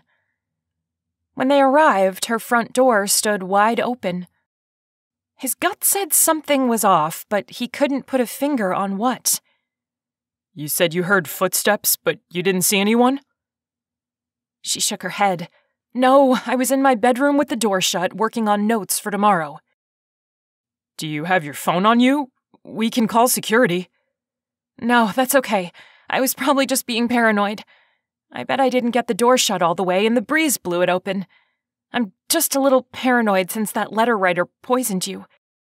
Gwendolyn did have a point. Maybe his gut was off after a night of no sleep. I'll take a look through and make sure no one is here, okay? Just to be on the safe side. But have that phone ready if someone jumps out and tries to beat me up. He chuckled. She palmed her forehead. Oh, I feel so silly now. It's okay. Better safe than sorry. He yawned. I wasn't sleeping anyway. Her shoulders sagged. I'm so sorry. You have trouble sleeping, don't you? Gunnar rubbed his face with both hands to wake himself up. Yeah, but it's okay. I wasn't even close to dozing off. He stepped through her door, flipped the light on, and walked through the cabin. As he returned to the small living room, he stopped in the middle with his hands on his hips. I don't see anything. It's probably just like you said. The door wasn't quite shut, and the breeze blew it open. Next time, I'll just check it myself instead of being a scaredy cat. Gwendolyn walked through the cabin to the small kitchen. I can offer you some hot tea for your trouble. His gut screamed no. What were the odds that someone would see him and tell Sophia he was in another woman's cabin at 3 a.m? Thanks for the offer, but I should get back. She walked with him to the door. Well, thank you again. You're so much better than this show deserves. Most guys wouldn't have done what you did. Waving her off, he smiled. Sure they would. Have a good night. He jogged down the steps and nearly ran to his cabin. He pulled his phone out of his toiletry bag and called Ryder. That guy was even worse about sleeping, so Gunnar didn't feel bad about calling him. One good thing about having his own cabin was he didn't have to worry about anyone hearing him on the phone or being subjected to his nightmares. Ryder! Hey, man, I need you to dig a little deeper on Gwendolyn Shaw. Something tells me we've missed something. Gwendolyn Shaw? He paused a moment, most likely pulling up her picture. Oh, wow, she is cute. Yep, that's exactly what Ryder had done. Yeah, she is, but I've got a weird vibe going on. Okay. Man, I hope you're wrong.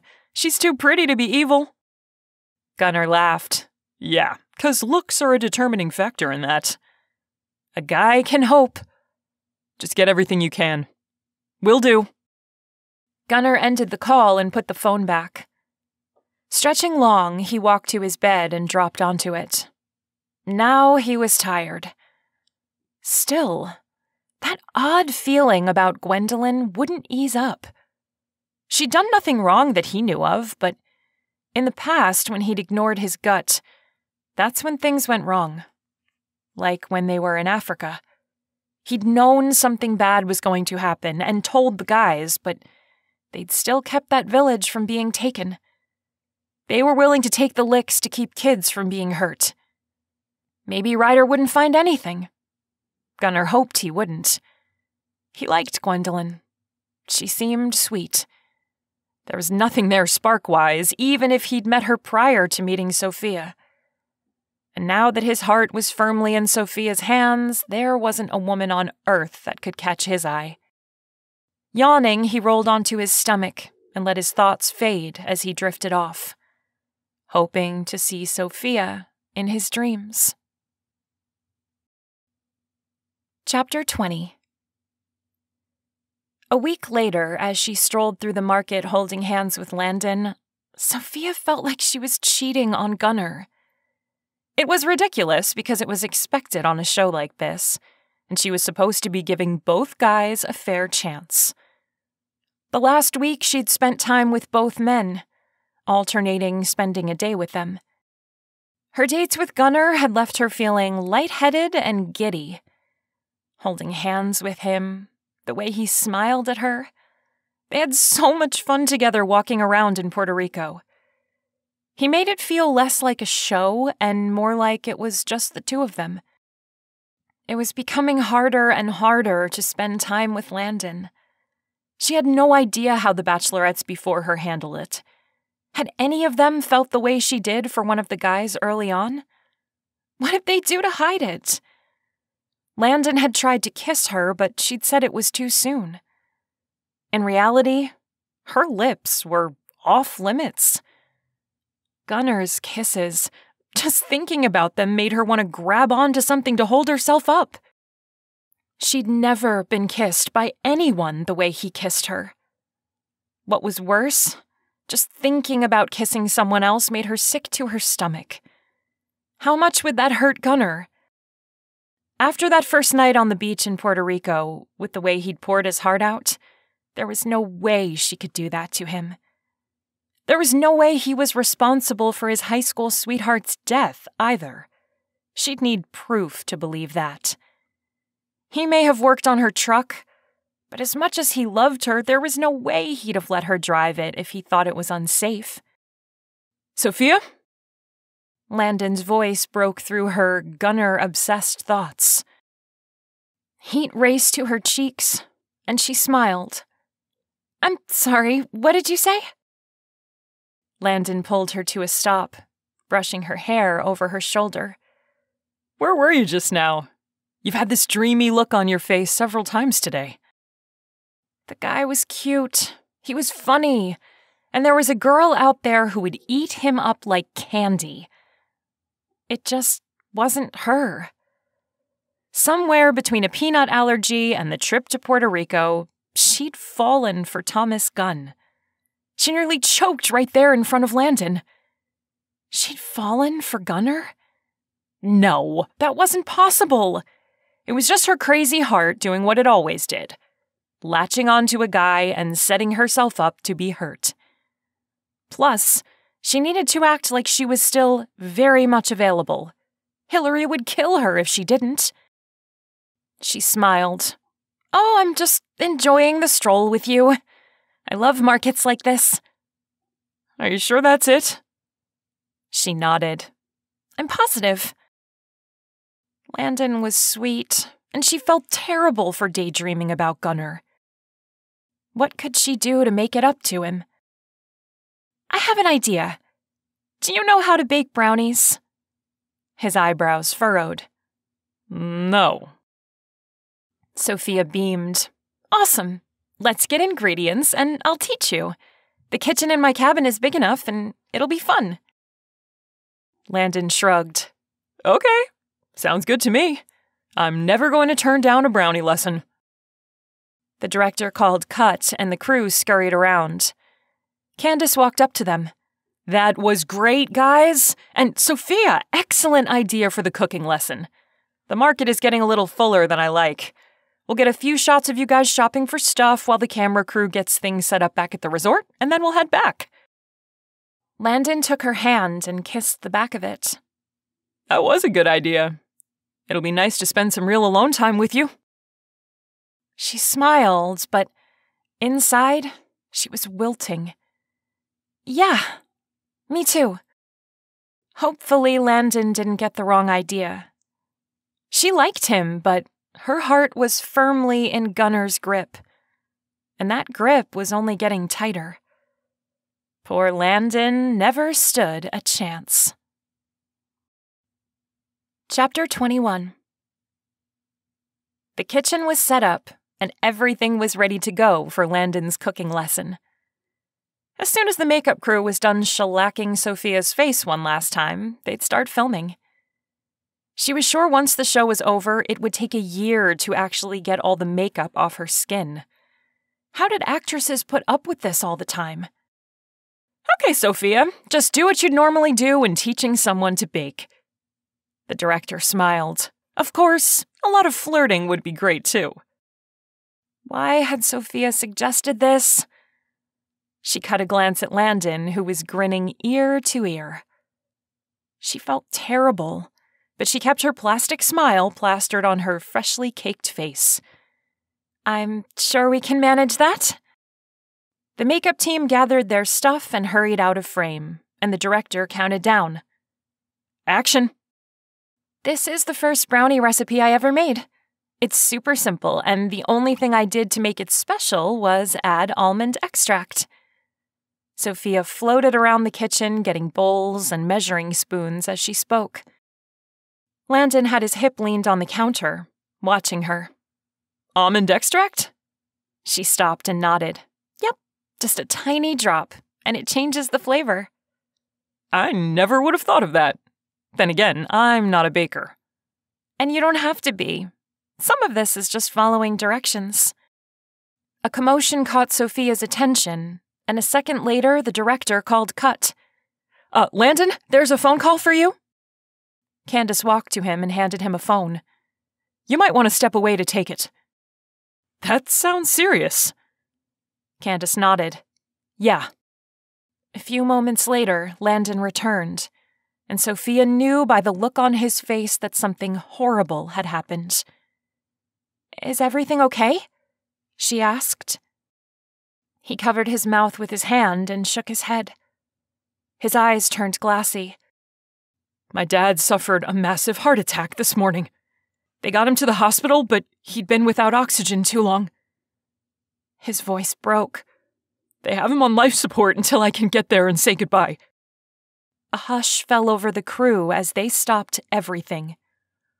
Oh, Landon! Sophia rushed to him and pulled him into a hug. I'm so sorry. I'm so sorry. Without a word, he wrapped his arms around her. They stood there a moment, and then he pulled away. I have to go home. Of course you do. Take all the time you need, and if you need anything at all, let us know. Sophia looked at Candace. In fact, we'll pack your suitcase so you don't have to. I think the studio jet can be ready by the time you get there, right? Candace nodded. Absolutely. Landon nodded, but she could tell he wasn't really there. Thanks. He touched his head as he slowly walked out of the house with a few of the crew members walking with him. That was awful. Candace walked to her chair and slowly sat. I feel like I need to call my baby sister and tell her I love her. Sophia nodded. I want to go home and spend a week with my family. Okay. I think we should scrap this, get things cleaned up, and have a group call with Hillary on what she wants us to do. Yeah, that... Sophia sniffed the air as she walked behind the island to put things up. She knew the crew could do it, and normally she would have left it to them. But her heart was heavy for Landon.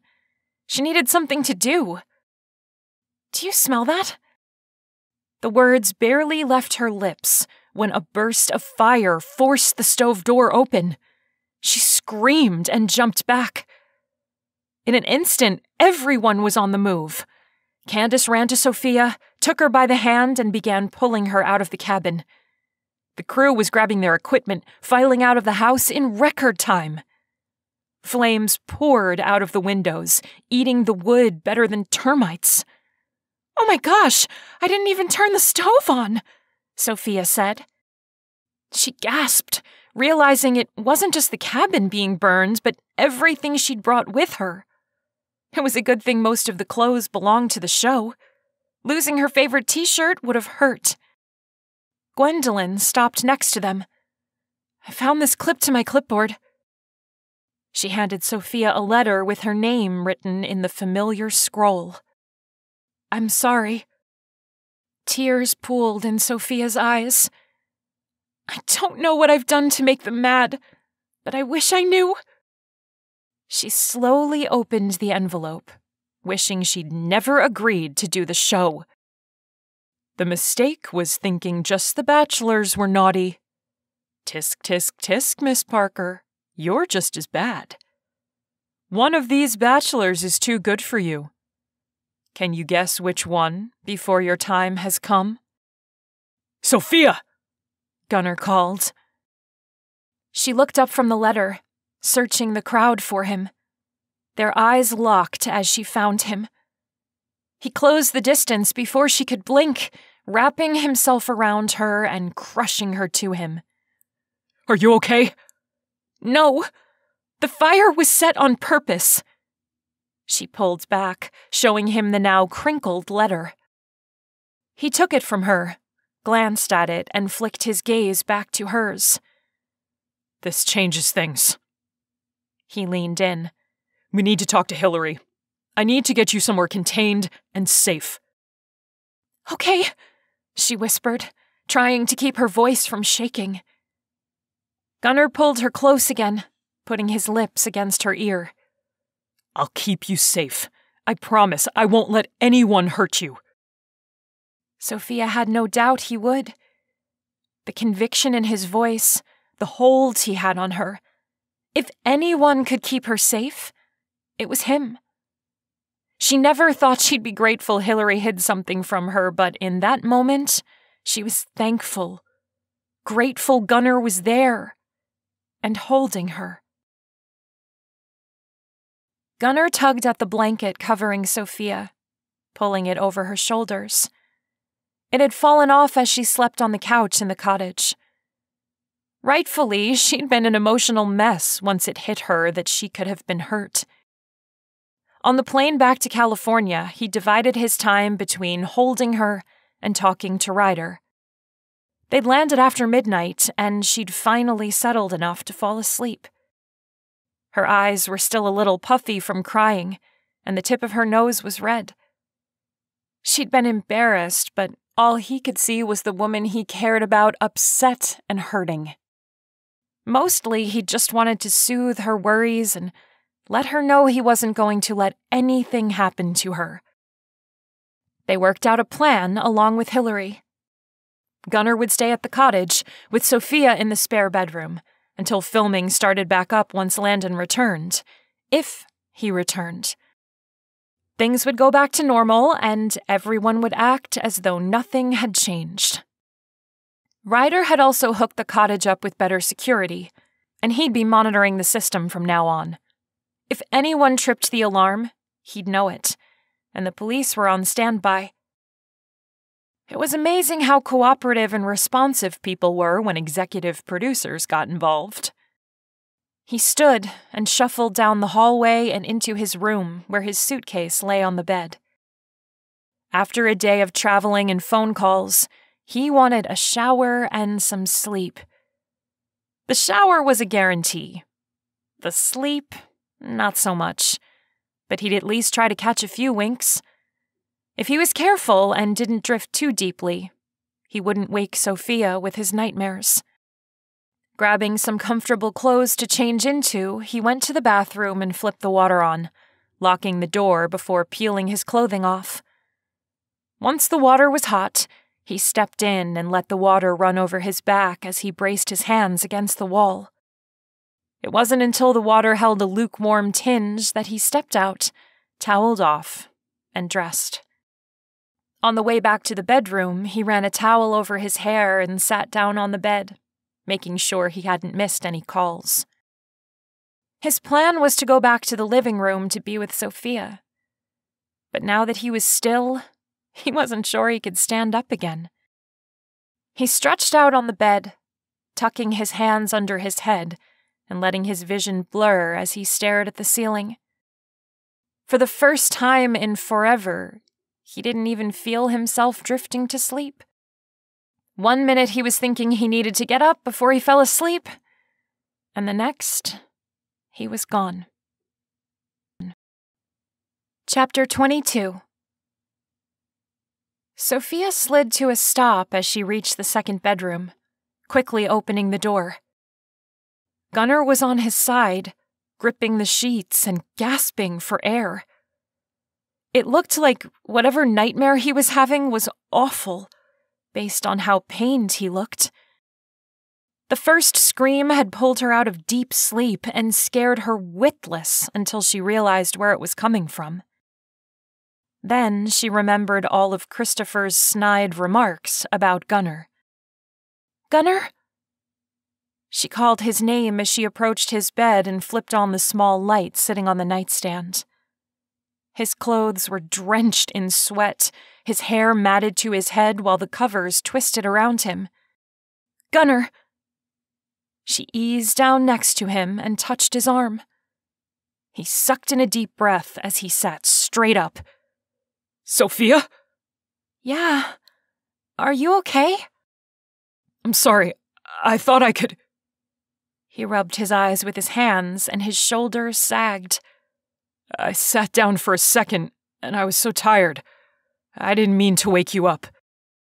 Taking one of his hands, she said, "It's okay." Palming his heaving chest, he hung his head. "No, it's not." "It was just a nightmare." He lifted his head and caught her gaze. "I have them all the time. They never stop." "All the time? That's awful. Do you ever get a decent night's rest?" "No. Not since— No." Gunnar raked his hand through his soaked hair. "I thought I could maybe just catch a little sleep. You know, just a cat nap. But I guess I was really tired." She palmed the side of his face and leaned forward. "Really, it's okay. Would you believe me if I told you that I'm a night owl? I come up with all my new recipes in the middle of the night. I've always been like that, lying in bed, my brain too awake to let me sleep." "Sleeping has been difficult for a while now. I've learned to function, but it's hard sometimes." Taking his hand, she stood and pulled on his arm. "Come on, let's go to the kitchen and have some tea and talk a while." He held her gaze a moment, and it seemed as if he was debating. "Come with me to the living room." She pulled on his arm again. "Come on." "Are you always this bossy?" "Only with people I like." He stood, wrapped his fingers around her hand, and pulled her close, those intense dark eyes holding her in place. "Some tea and a little conversation?" Sophia nodded. "Sure," she squeaked. Clearing her throat, she smiled. "Sure. I mean, you're here protecting me, right? I need to make sure you're ready to do battle with the bad guy." A smile slowly spread on his lips, and inwardly, she sighed.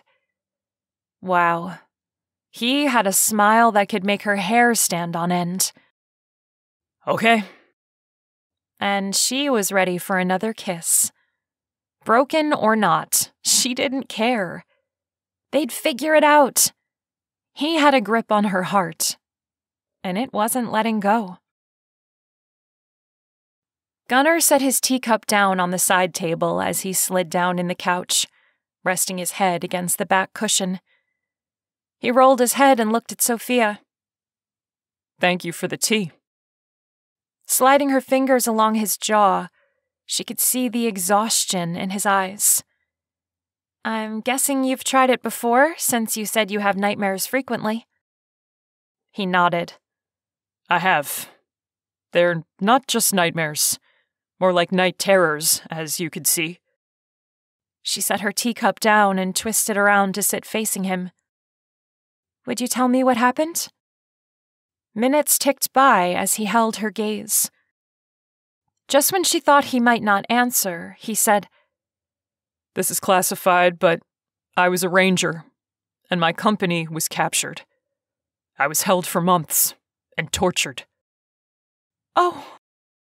Her heart hurt for him. I don't know what to say. That's awful. We disobeyed orders to stand down, but our CO, he couldn't stomach watching those guerrillas take the kids from the village. He said it was our choice, but he was doing something. I knew in my gut something bad was going to happen, but he was right, and we couldn't just stand there and watch those kids get taken. Tears pooled in Sophia's eyes. How long were you kept? I'm told about 3 months or so. When they captured us, they held us in separate cages in different parts of the village. None of us had any idea what they were doing to the others. We'd just hear screams every so often. What did they do to you? The question tumbled out, but she wasn't sure she could stomach the answer. To know someone she cared about had been hurt like that, it made her sick. He took a deep breath. They would ask me questions, and when I wouldn't answer, they'd cut me. Over and over and over. By the time they'd throw me back in the cage, I couldn't move. They wouldn't feed me for days, and when they did, it was rotten. I held out for a while. I just couldn't bring myself to eat it, but eventually I couldn't stop myself. I was so sick. Sophia moved closer and brushed the back of her hand across his cheek. Oh, Gunnar, how did you get away? A release was negotiated. I was one of the first to come home, but my CO was held back at the last second. One of my buddies didn't want to leave him, so he fought with the guards. They knocked him out, and I didn't see them again for months. Well, not until they were brought home. Negotiations broke down, and they were eventually found by another company that retook the village where they were being held. I think I'd have nightmares too. I can't even imagine that kind of trauma. He shrugged. During that firefight, one of our friends was killed by friendly fire. Once we were all able to stand trial, we were dishonorably discharged. She took his hand in hers. It sounds to me like you did what you thought was right. Did your friend who died agree to help? Gunnar nodded. Yeah, Isaiah did. Those guerrillas would take the boys, turn them into soldiers, and sell the little girls to traders to fund their army. We couldn't just sit there while kids were screaming for their mothers as they were being dragged away. I think it takes a lot of courage to go against what you're being told in order to do what's right. He knitted his eyebrows together. But this is what I meant in the emergency room. I'm broken, and there's nothing that will fix me. I've seen a counselor. I've tried taking control of the dreams and working out until I drop. Nothing has helped. I wake up almost every night, screaming. I've gone so far as to soundproof my apartment so I don't disturb my neighbors. It was definitely a lot to think about. Someone with Gunnar's history would be challenging, but wasn't every relationship like that? Wasn't that the point in being with someone? To take the challenges and face them together? At the moment, all she wanted to do was take him in her arms and hold him. In her mind, he'd done something brave and courageous, something most people wouldn't have even considered. Sophia circled her arms around his neck and buried her face in his shoulder. "I wish I knew what to say to make it better." He pulled her across his lap, wrapped his arms around her, and kissed the top of her head. "This works." Yeah, it sure did. She could see spending her nights just like this for the rest of her life, held by a man who put his own comfort aside to help kids, and still protected people even after going through what he had. Their definitions of broken were miles apart, and night terrors weren't going to scare her away. She'd chased guys in the past who weren't worthy of a second glance. What would it say about her to walk away just because he wasn't easy? She was stronger than that, and she'd prove it. Chapter 23. Blinking awake, Gunnar took a deep breath as sunlight poured through the windows of the cottage. "Good morning," Sophia said as she smiled down at him while she held him. "Did I keep you up all night?" She shook her head. "No. You fell asleep and never made a peep." Now that she said it, he didn't remember having any nightmares either. "And before you think I had something to do with it, my opinion is that you just needed to tell someone. Someone who cared about you beyond being a client." He sat up and pulled her into a hug, holding her as he worked to hold back a flood of emotion. How long had he begged for those nightmares to go away? For the first time since returning from Africa, he'd slept soundly. He still needed to catch up on his sleep, a lot, but he felt better than he had in years. Pulling back, he held her face. "Thank you." He pressed his lips to her forehead. "You have no idea what you've done for me." Her cheeks turned the most beautiful shade of pink he'd ever seen. "It was for selfish reasons. I really like you, Gunnar. There's a lot I can't say because the show's not over and I can't hurt Hillary like that. But I'm glad you're here." As much as he wanted to press her, he understood loyalty to a friend. "I'm glad I'm here too," he said, dropping his hands to his lap. Silence stretched, and the longer it went, the thicker the tension felt. He'd never wanted to kiss someone so badly in his life. He'd never loved anyone the way he loved her either. The instant the word floated to mind, his heart skipped a beat. He wasn't surprised by the thought in the least. His heart had been moving in that direction since he'd met her. Loved her. Loved her. He'd loved Bella, and always would. But this love felt different. It didn't trivialize the way he felt about his high school sweetheart. It just called attention to the difference his age and experience gave him. He couldn't tell her he loved her yet, but as soon as he got the opportunity, he would. He pulled her into another hug and buried his face in her neck, inhaling her fruity scent. He wanted to wake up to her for the rest of his life. A knock came at the door, and he leaned back. "I think reality is calling." Sophia chuckled, in more ways than one. He stood and walked to the window, checking who might be at the front door. "It's Hillary," he said, opening the door to let her in. "Hey, Hillary," Sophia said, standing as she greeted Hillary with a hug. "Is everything okay?" "Yeah, we've heard from Landon. He's doing okay. His dad passed away shortly after he got home. They're having the funeral in a couple of days, and I'm thinking we should all go. Not only will you get to meet his family, but it seems like the right thing to do. We would leave tomorrow." Sophia nodded. Absolutely. She looked at Gunnar. Is that going to work? Gunnar shrugged. It does open up room for threats, but I think we'll be okay. I'll let Noah in on what's happening. Hillary turned to him. I did hear back from the police. The fire was set on purpose. They found a melted timer. I kind of figured they would find something, Gunnar said, catching Sophia's gaze. I'm just not sure why they targeted Sophia all of a sudden, Hillary said. One of the bachelors is too good for her? What did that mean? What's changed to make them actually try to hurt her? Shrugging, Gunnar shook his head. I don't know. He'd been wondering that himself.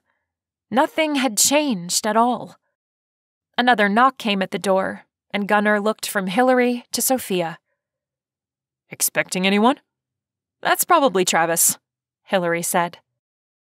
Gunnar walked to the window and peeked out before opening the door. The driver? Gunnar didn't remember seeing this guy on the crew list he'd read on the flight from North Carolina. Nice. Are we all still in our pajamas? Travis huffed as he pushed past Gunnar. Travis, don't start, Sophia said. I thought you were the driver. I didn't know you had a connection to Sophia or Hillary, Gunnar said. Travis grunted. Yeah, I'm sure they kept it quiet. A friend of theirs making it onto the cast? It'd look bad. He turned to Sophia. I came as soon as my plane from Puerto Rico landed. Oh, well, we'll need to do a background check on you. Gunnar crossed his arms over his chest. The guy lifted a lone eyebrow.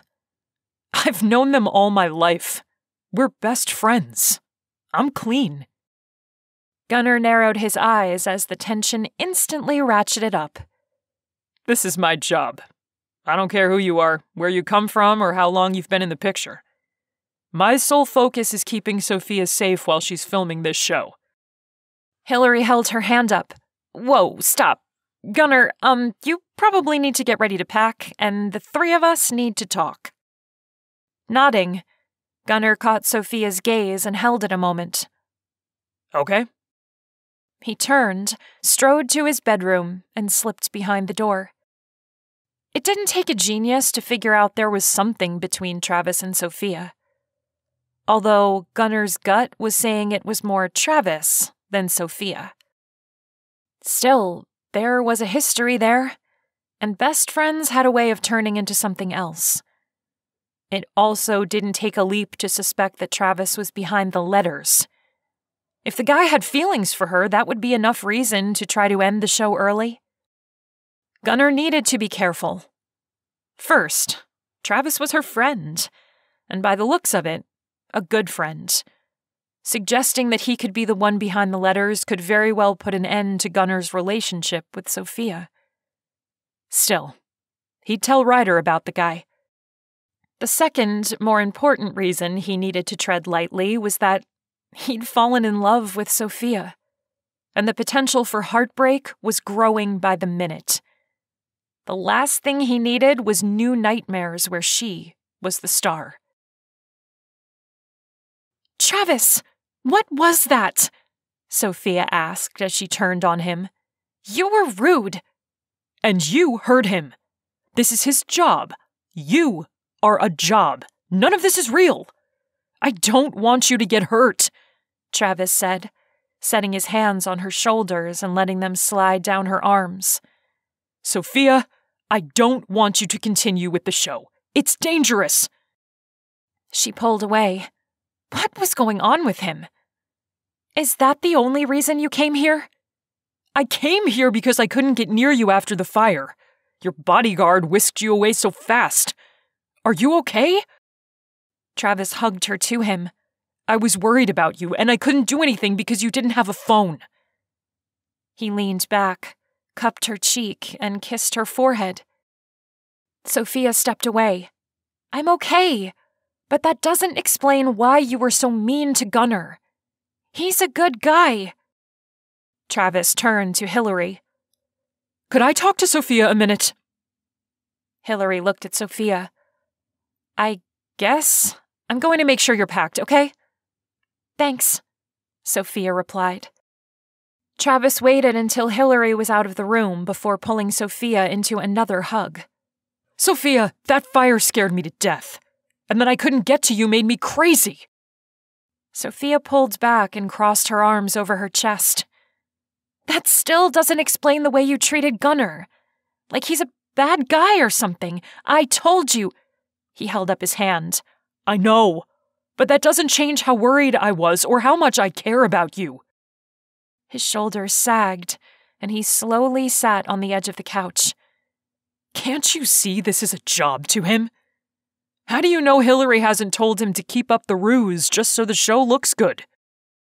Her heart thundered against her ribs. She'd not thought that at all until just that second, but Hillary... No, Gunnar wouldn't do that to her. He'd looked her in the eyes and told her he'd never lie to her again. He wouldn't do that to me, Travis. He cares about me. So did Blake, Riley, and Justin.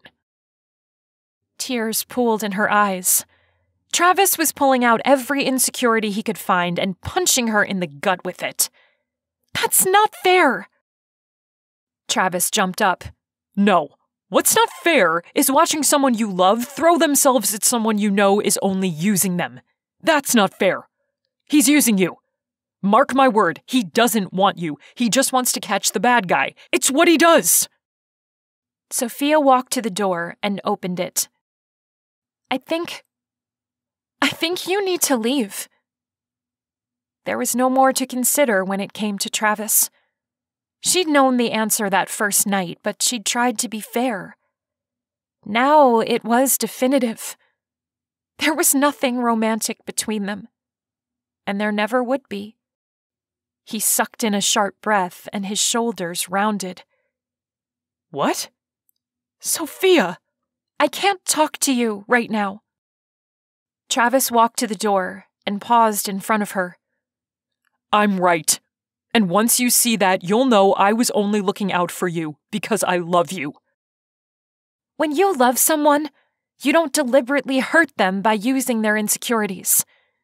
Even if it came out that Gunnar is using me, that wouldn't hurt me nearly as badly as you just did. His lips parted as shock registered on his face. I didn't... But you did mean it. As he stepped onto the porch, he touched her arm. I'm sorry, Sophia. Yeah, me too, she said as she shut the door. Leaning her forehead against it, tears streamed down her cheeks. She'd been cut to the quick. Strong arms circled her waist as Gunnar pulled her back against his chest, kissing her tears away. It's okay. She turned and hugged his neck. Are you okay?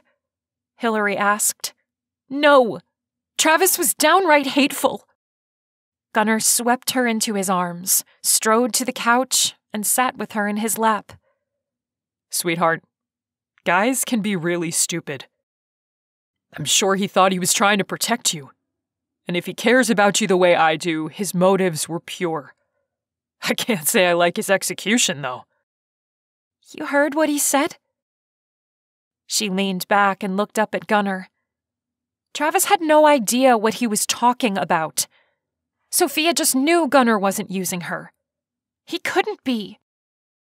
Only bits and pieces. It wasn't what he said, but how he said it. And I could hear in your voice that he was hurting you. Hillary sat on the edge of the coffee table. You know Travis. He gets worked up and says things without thinking how they're coming across. He's been like this since we were kids. It's the analytical computer part of his personality. Sometimes his software has glitches. What Sophia couldn't admit was that Travis's words were things she'd had niggling in the back of her mind since she found out about Gunnar. Yes, they'd shared amazing kisses. He'd looked her in the eyes and assured her he was telling her the truth. Still, she couldn't help but wonder if there was a grain of truth to what Travis said. That maybe he could hear a tiny bit of doubt in her voice, and he was only just echoing her feelings. She sure hoped he was just being insecure, and that the rest of the show would go by quickly. She'd never craved normalcy so much in her life. And most of all, she wanted that to include a chance with Gunnar because she loved him. Her heart skipped a beat as she realized what she'd just thought. She loved Gunnar. It would flat out destroy her if she found out he'd still been lying to her. No, she'd be ground into so many tiny pieces that there'd be no reassembly. For the first time in her life, she knew it was the real deal.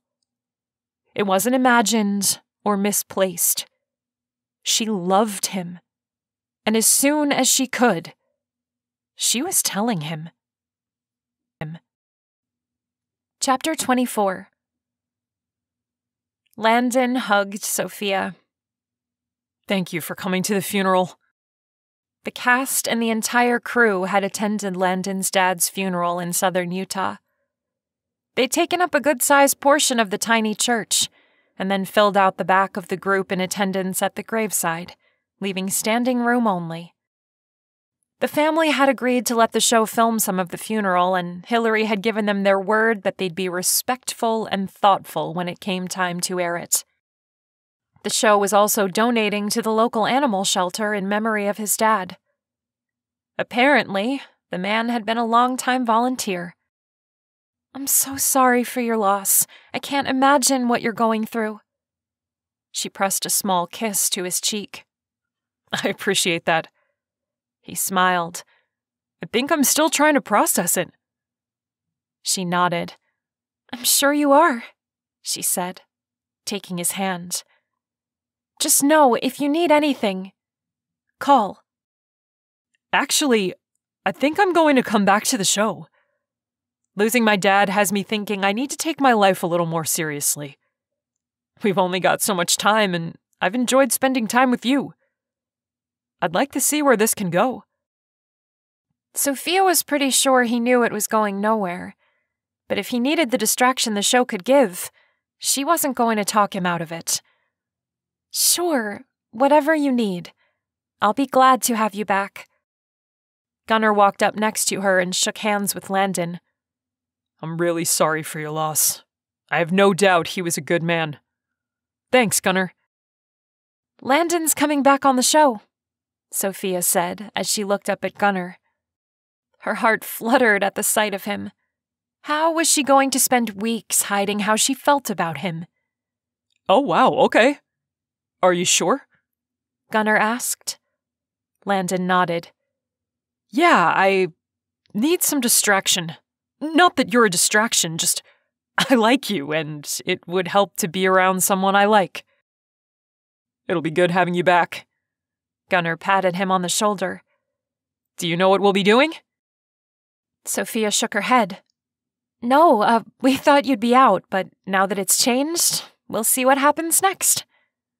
Awesome, Landon said as he pressed his hand into the small of her back.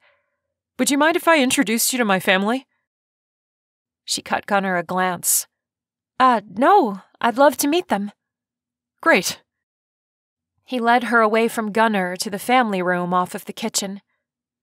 It overlooked a deck, and beyond that stretched bright green grass. A cameraman followed them at a respectable distance. Landon stopped in front of a woman with salt and pepper hair pulled up in a bun. The black dress she wore matched the two women standing next to her. One had long blonde hair, and the other had a short, dark bob. Mom, Trisha, and Rachel, this is Sophia. His mom pulled her into a hug. Thank you so much for coming. It means a lot that you came. Rachel and Trisha shook her hand, smiling. Yeah, we really appreciate it, Rachel said as her hair brushed her ears. And thank you so much for donating to the shelter. Dad loved that place, and he'd love that you helped them, Trisha said, dabbing at her eyes with a piece of wadded tissue. Oh no, thank you for allowing us to come. His mom patted her hand and smiled. Landon's been saying nothing but good things about you. and my Landon's about the sweetest man on earth.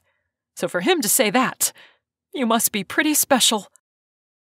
Inwardly, Sophia groaned. If he hadn't just lost his dad, she'd be telling him the truth. That she'd fallen in love with Gunnar, and she couldn't pretend she hadn't. But there were still more than 3 weeks left on the show. Landon had just lost his dad, and if this show helped him, she couldn't hurt him like that. "Well, thank you," Sophia said. "You've raised a wonderful, kind, caring son. I'm lucky I got to meet him." His mom beamed. "That's my boy. Always the sweetheart. Class clown." She winked. "Does he keep you laughing?" Sophia nodded, cutting a glance at Landon as his cheeks turned pink. "Oh yeah, he's quite the character." Landon slid his arm across her shoulder. "Well, I think I need to be getting her back. I'm sure the show has a plan for the day." His mom and sisters chuckled. "It was nice meeting you, Sophia," Trisha said. Sophia waved. "You too." When they were out of earshot, she said, "The show didn't have any plans today other than this." "I know, but there were no rocks to crawl under, and I was desperate." "You are incredibly funny, you know." As they reached some of the crew, he stopped and hugged her. "I'm really glad you came." She patted his back. "I wanted to make sure you were okay." She leaned back. "Well, as okay as you could be. I know this has to be difficult." "Yeah, but you coming to be with me made it easier." He kissed her cheek. Her heart sank. Was she leading him on? She wasn't trying to. She just wanted to be there for him. "Sure." Now she really felt like a heel. "Well, we'll go so you can spend time with your friends and family. Just call when you're ready to come back." "Thanks." How was she going to do this? Would it hurt him even more to know that it didn't matter if he came back? That she'd fallen in love with Gunnar, and in her mind, the show was over? Maybe if she talked to Hillary about how she was feeling, they could discuss options. There had to be a better way to do things than hurting Landon. He was a good and decent man, and he didn't deserve to be lied to. Especially when she knew just how badly that hurt. Gunnar sat at the kitchen island in the bachelor's mansion, working on a bowl of Cocoa Puffs while he waited for Landon to arrive. Gunnar had returned to the mansion after the funeral, but Sophia and Landon had only just flown back to California. With Landon wanting to rejoin the show, and since they were already there, they decided to film Sophia spending time with him and his family for a day, and then Landon had a one-on-one day to show her around his hometown.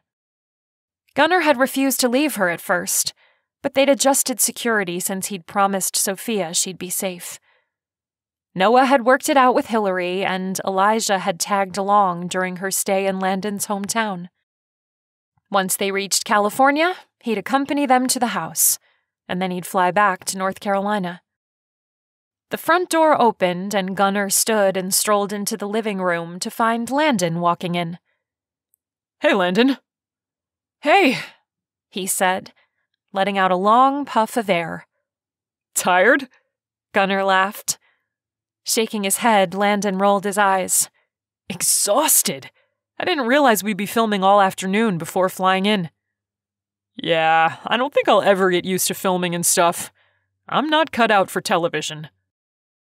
"At least now that it's just the two of us, there's no more filming in the house." Landon rubbed his jaw with his hand, and an uneasiness settled over the room. "Which means I'm free to ask a few questions." Gunnar's stomach hit the floor. Something bad was about to happen. He needed to make sure he kept his cover. "Okay. Just how close did you and Sophia get while I was gone?" His pulse jumped. If he told the truth, the show would be over. It would also be revealed why he was there, and the chance of catching the person behind the threats would decrease. No more than when you were here. Are you sure? Because I heard some of the crew talking, and they were saying you spent the night at her cottage. I mean, if you two have something going on, you need to tell me. I don't want to waste my time here. If she's into you, great, but just be straight with me. What could he say? What would Sophia want him to say? He was supposed to be undercover, and she hadn't given him the okay to bring Landon in on it. Landon's shoulders slumped. I can see by the look on your face that the rumor is true. You're a decent guy. You don't strike me as someone who would lie. Gunnar had gone with something that was as close to the truth as he could get. I'm here undercover to catch the letter writer. Which was true. He'd just leave out the part where he'd fallen in love with Sophia. Here undercover? Yes, and Sophia knows it. We're supposed to make it look good. I stayed at her cottage after the fire long enough for my team to get some extra security in place. My job is to keep her safe. Landon smiled and sighed heavily. So I'm not here just to keep the show going? No. That's why I'm here. I'm not saying Sophia has feelings for you. We didn't discuss that. But you still have a shot. Choked out the last part. Just speaking the words made it hard to breathe, and his heart ache. Oh, wow. So a real-life superhero, huh? Gunnar laughed. No, just a regular guy with some better-than-average training. Landon stuck his hand out. It's nice to meet you, Gunnar. Shaking his hand, Gunnar said, It's nice to meet you, too. Listen, I'm going to head to bed. We've got a date tomorrow, and I'm beat. Oh, sure. I'll see you in the morning. Gunnar nodded and quickly took the stairs to his room. He had hoped for a relaxing evening, but he couldn't shake the feeling that their conversation had changed everything. He slipped into the bathroom, shut the door, and pulled out his phone to dial Noah. Hey, Noah, we have a problem. Someone told Landon I spent the night in Sophia's cottage. He said he wasn't going to go on with the show if he didn't have a chance with her, so I came clean, telling him this was just my job. Noah remained quiet a moment. Okay, I'll tell Hillary. She's not going to like this. Maybe not, but what choice did I have? He knew something was up. All right, I'll pass on the info and let her figure it out. Thanks, man. Gunnar ended the call. He hoped he'd made the right choice, but his gut was churning. He couldn't put a finger on what, but something bad had happened. Then. Chapter 25. As Gunnar prepared for a day of filming, he caught sight of Gwendolyn in the mirror, approaching him from behind. The look on her face said something was way off. He swiveled in the makeup chair. Hey, what's going on? Hillary has asked to see you. She's waiting for you in one of the bedrooms upstairs. He drew his eyebrows together, trying to come up with a reason she'd need to meet with him. She said quickly. Okay, he said as he stood. You really like Sophia, don't you? Gwendolyn asked as they climbed the steps. He nodded. Yeah, I do. She's pretty easy to like. Gwendolyn smiled. That date you planned for her with the showing of Casablanca, that was so sweet. I don't think I've seen a bachelor do that before. I think I've fallen for her. That wasn't true. There was no thinking about it. He just wasn't going to tell anyone he was in love with her before actually telling her. Really? They reached the top landing and continued to the last bedroom. I think between you and Landon, you're the best choice. Planning a date like that? I think I'd be head over heels in love with you. I'm sure one of these days, and soon, you'll find a guy who'll treat you like the princess you are. He smiled. When they reached the bedroom, Gwendolyn waved as he stepped inside, shutting the door behind them. Hillary, Landon, and Sophia were all waiting for him. Hey, what's up? Why was Landon's arm draped over Sophia's shoulders? And why did she look so upset? Hey, Gunnar. We've decided to let Landon in on the whole reason you're here, Hillary said. But it wasn't what she said as much as how she said it, with a play-along type of tone. Oh, right. Did he tell you I told him last night that I was only on the show undercover so I could catch the letter writer? Hillary nodded. Yeah, he did. I told Sophia I knew everything. I spotted her on set and thought I should let her know. Landon pulled Sophia closer. It was a relief to know all of it was for show. He palmed her cheek and kissed her forehead. I didn't know when she picked me to stay that it meant she'd picked me. But don't worry, I'll keep up pretenses. I promise I won't get in the way of your job. Gunnar was gut-punched.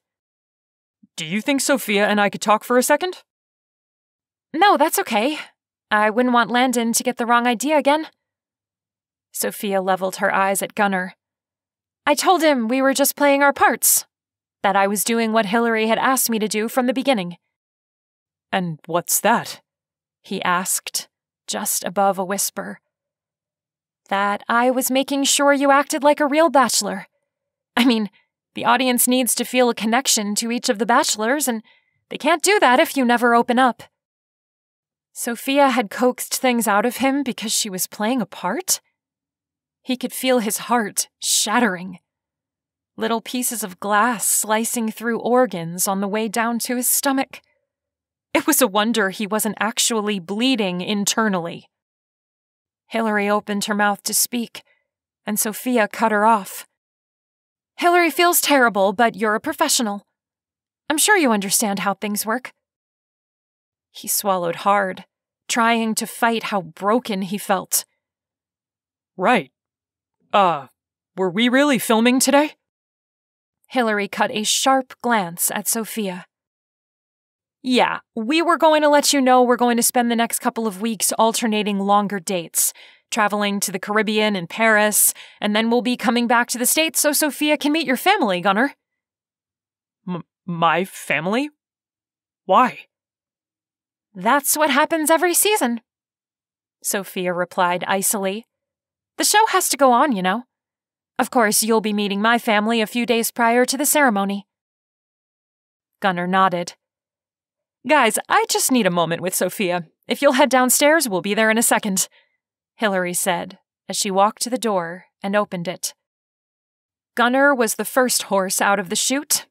If he'd bolted any harder, he would have smacked into the wall facing the room. His mind was in a whirl. Sophia had used him for ratings. His story about Bella was fodder for television.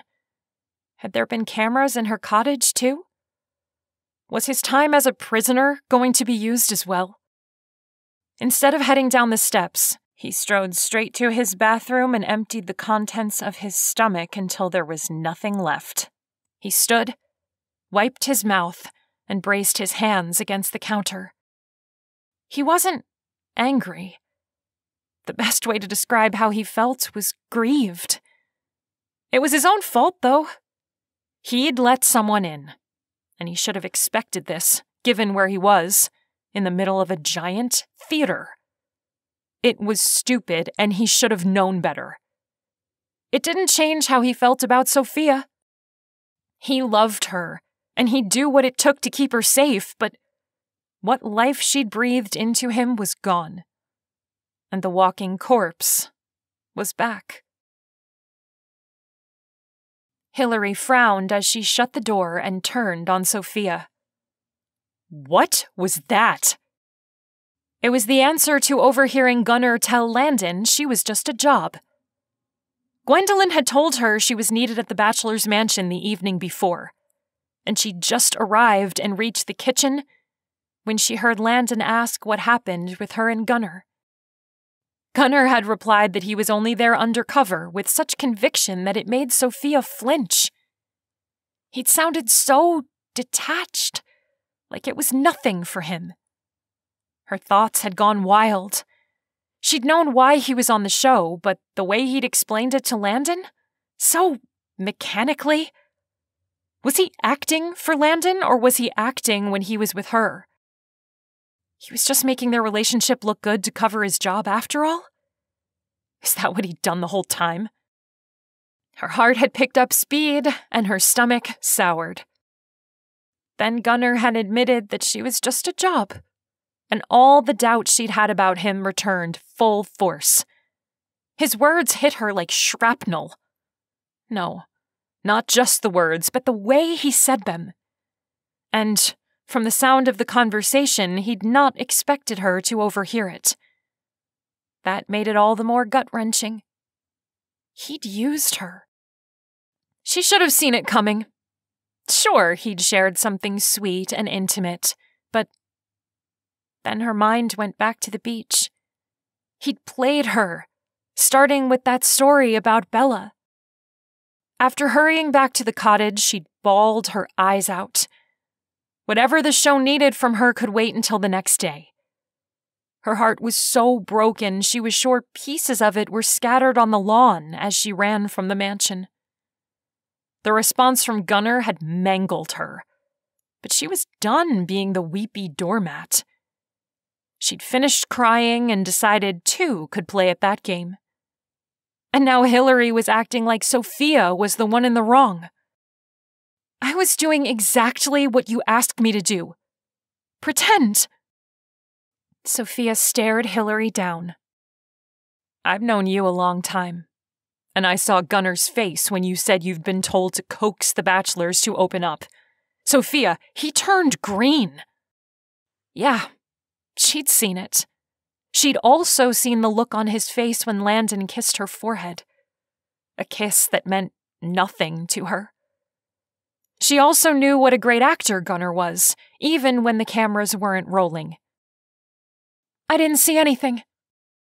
Hillary crossed her arms over her chest. That man has real feelings for you. He has since the beginning. Why would you hurt him like that? He's here undercover, Hillary. He's just here to do a job. I know he is, because he said it. Sophia didn't need to tell Hillary everything. I don't believe that for a second. You're not telling me something. Sophia softened. It's okay, Hillary. He was just playing a part too. It was all planned. We need Landon to stay. I like Landon. His family was nice. He's good to me. We have a lot in common.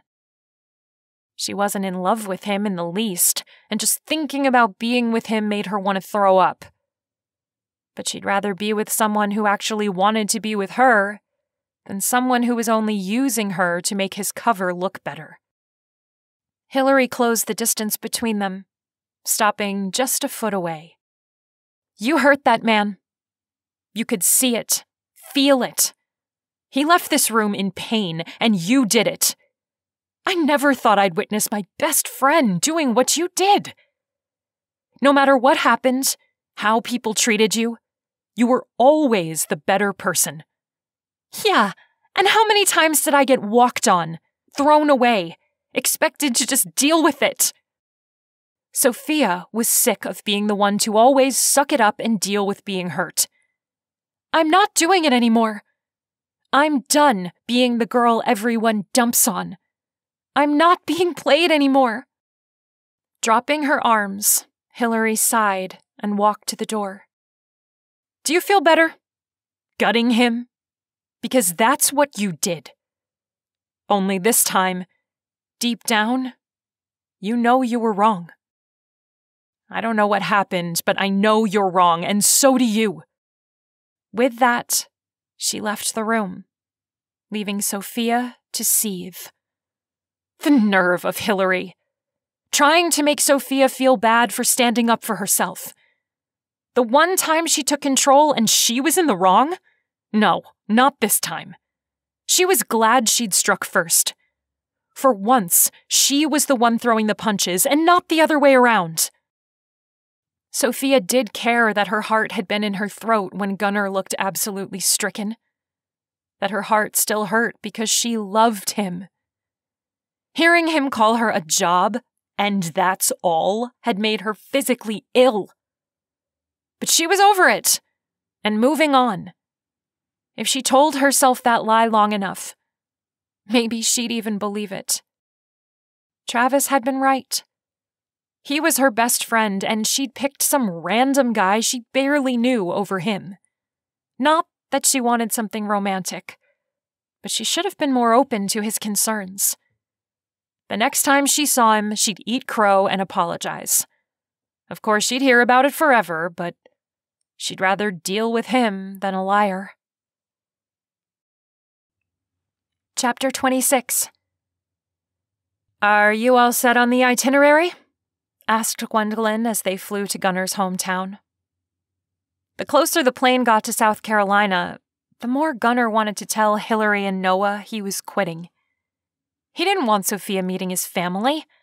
They'd love her, and he'd barely been handling spending time with her. The last thing he needed was his mom pestering him about why he wasn't marrying her. They'd been filmed getting on the plane, all happy and cozy. Then they'd done individual interviews about their feelings on going to see his parents. Once they'd done that, they'd cut the cameras and they were allowed to relax. They wouldn't be filming again until they arrived at his parents' house. "Gunner?" Gwendolyn touched his arm. He rolled his head. Yeah, I got it." "Are you sure you're okay? The last couple of weeks you've been different? I'm worried about you." No, he wasn't okay. But he tried to put on the best show he knew how. Each day acting like nothing was wrong, going on torturous one-on-one dates with Sophia. He'd come back to whatever hotel they were staying in at the time and toss and turn. His night terrors had returned with a devilish vengeance. Finding out Sophia had pulled information, deeply personal things from him for the show, had killed him. Emotionally and mentally, he was as dead as he'd ever been. But years of practice had given him the ability to throw on a carefree smile and fake it, at least until he was alone. He smiled. "I'm okay." She palmed the side of his face. "I don't think that's true, but if you need anything, just ask." It felt all sorts of wrong and off for her to be touching him, but at the moment, he didn't care. His gut was trying to tell him something, but his focus wasn't as sharp as it should be. Another thing that bugged him, not finding who was writing the letters, was getting to him. "Thanks, I will." He turned his gaze back to the window.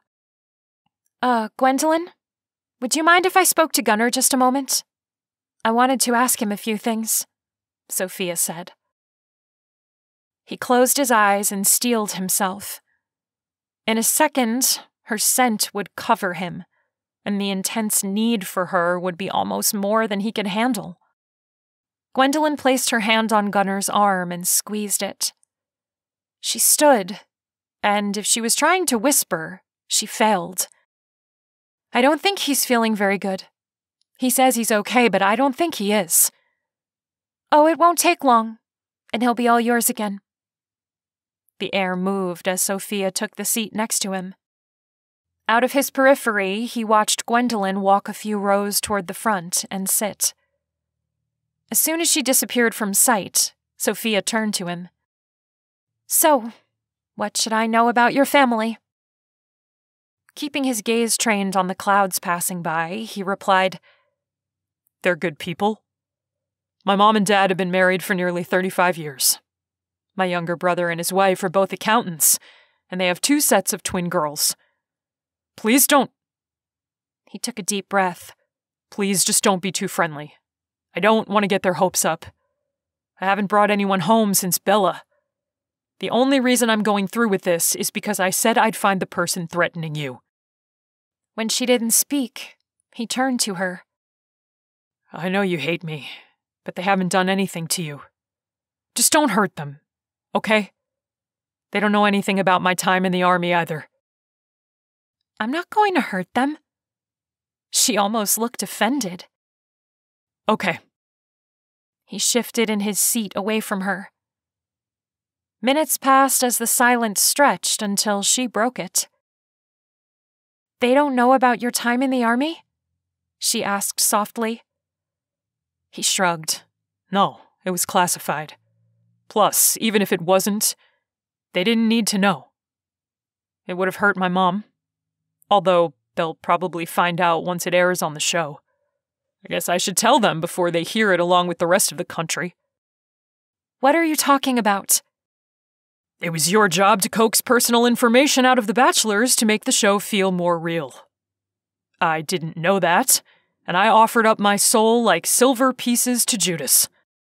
He'd not meant to say so much, but thinking about his family being hurt by her and hearing about his time as a prisoner, his tongue wagging was the least of his problems. She touched his arm and leaned across him. "Gunnar, that wasn't recorded. There are no cameras inside the cottage, and I'll never tell anyone about that." I guess I believe that, like you believe I didn't use you. He pulled away. Look, you stay in your corner, and I'll stay in mine. I can't hurt you, and you can't hurt me. We'll finish this blasted show, hopefully catch the person threatening you, and we can both go on our merry way. Sophia nodded, but he caught the sight of what he thought were tears. It was wishful thinking. He was pretty sure there was no way he could hurt her since she'd used him the whole time.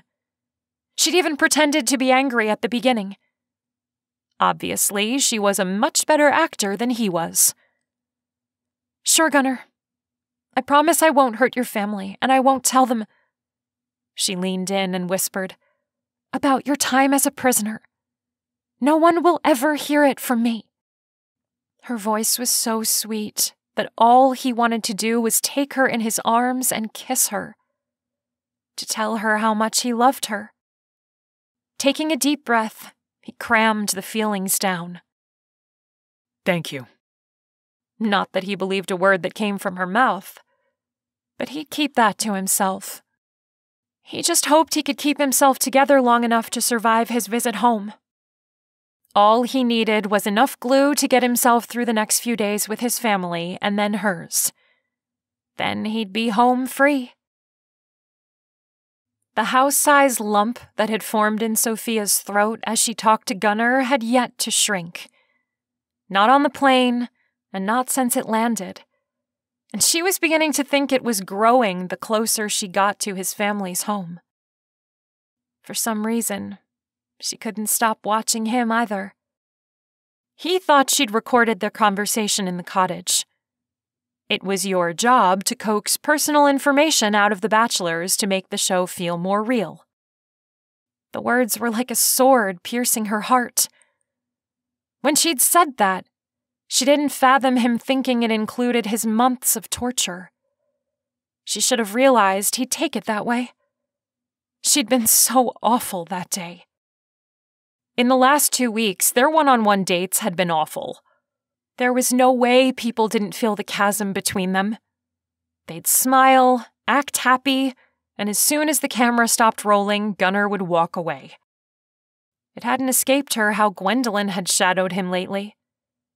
It started right after Sophia overheard Gunnar. She'd also seen Gwendolyn flirting with him. What she had yet to catch was him flirting back. A few times she asked herself why he wasn't, but the questions had come and gone as quickly as she thought them. Or, closer to the truth, she'd shoved them in a box and nailed it shut on a daily basis. In a split-second decision, she moved to sit next to him in the limo. "Are you excited to see your family?" "No, not really." She knew things were tense between the two of them, but she figured he'd be happy to see his family. "Why?" He turned to her, and her breath caught. Dark circles rimmed his eyes, and she knew his night terrors had returned. It was the first time she'd allowed herself to actually look him in the eyes since being cruel. She'd never seen so much pain in a person's expression before. His eyebrows furrowed together as he worked his jaw. "I'm bringing home a woman for the very first time as an adult, and it's all fake. I'd never watched this show. I had no idea that visits home were a part of it. If I'd known... He sucked in a sharp breath and returned his attention back to the window. I just wish I'd never taken this assignment. Maybe we could call a truce while we're here. I'll be on my best behavior, make sure I don't give any false hope, and... Turning to her again, he said, Don't you get it? The second they meet you, it'll all be false hope. I was barely 18 when Bella died, and my life was over. I've never even shown interest in another woman since. Bringing you home? It's waving a white flag in front of my mom. And when this is all over, I'm going to be tasked with calling her and telling her it was all one big fat lie. I don't know what to do. I don't know how to fix this. And she suddenly felt as wretched as she'd ever felt in her life. We should cancel this. Shaking his head, he said, No. I made a promise and I intend to keep it. He covered his mouth with his hand and turned away from her. For now, just leave me alone. Gunnar! I told you things I've never told another living soul. Things I never thought would pass my lips. I just need a minute to get myself prepared. He took in a long, ragged breath. When the car stops, I'll smile for the camera and pretend nothing is wrong. That economy-size lump in her throat she'd been sporting grew until she was nearly gasping for air. Their time had been so limited since she overheard him and Landon talking, and she'd been so angry that she'd worked to not see how she'd hurt Gunnar. But sitting in the limo, she was face to face with her handiwork. He'd looked at her like she'd felt all those times when she'd been discarded. She wanted so badly to apologize to him right that second. But in her heart, she knew it would fall on deaf ears. He was too hurt and upset to listen, and she didn't blame him. A lame Hail Mary apology would mean nothing coming from her at the moment. No, she needed to figure out a way to really make amends for what she'd done. In the meantime, she needed to find out exactly how Landon found out about Gunnar staying at the cottage. Another question that had been nagging the back of her mind. It was so convenient that Landon would find out and ask Gunnar about it, and that she'd shown up just in time to hear it. Now that she was finally being honest with herself, she knew something wasn't right. If she'd stopped for a second when it first happened and asked herself these questions, maybe this visit with Gunnar's family would have a completely different tone.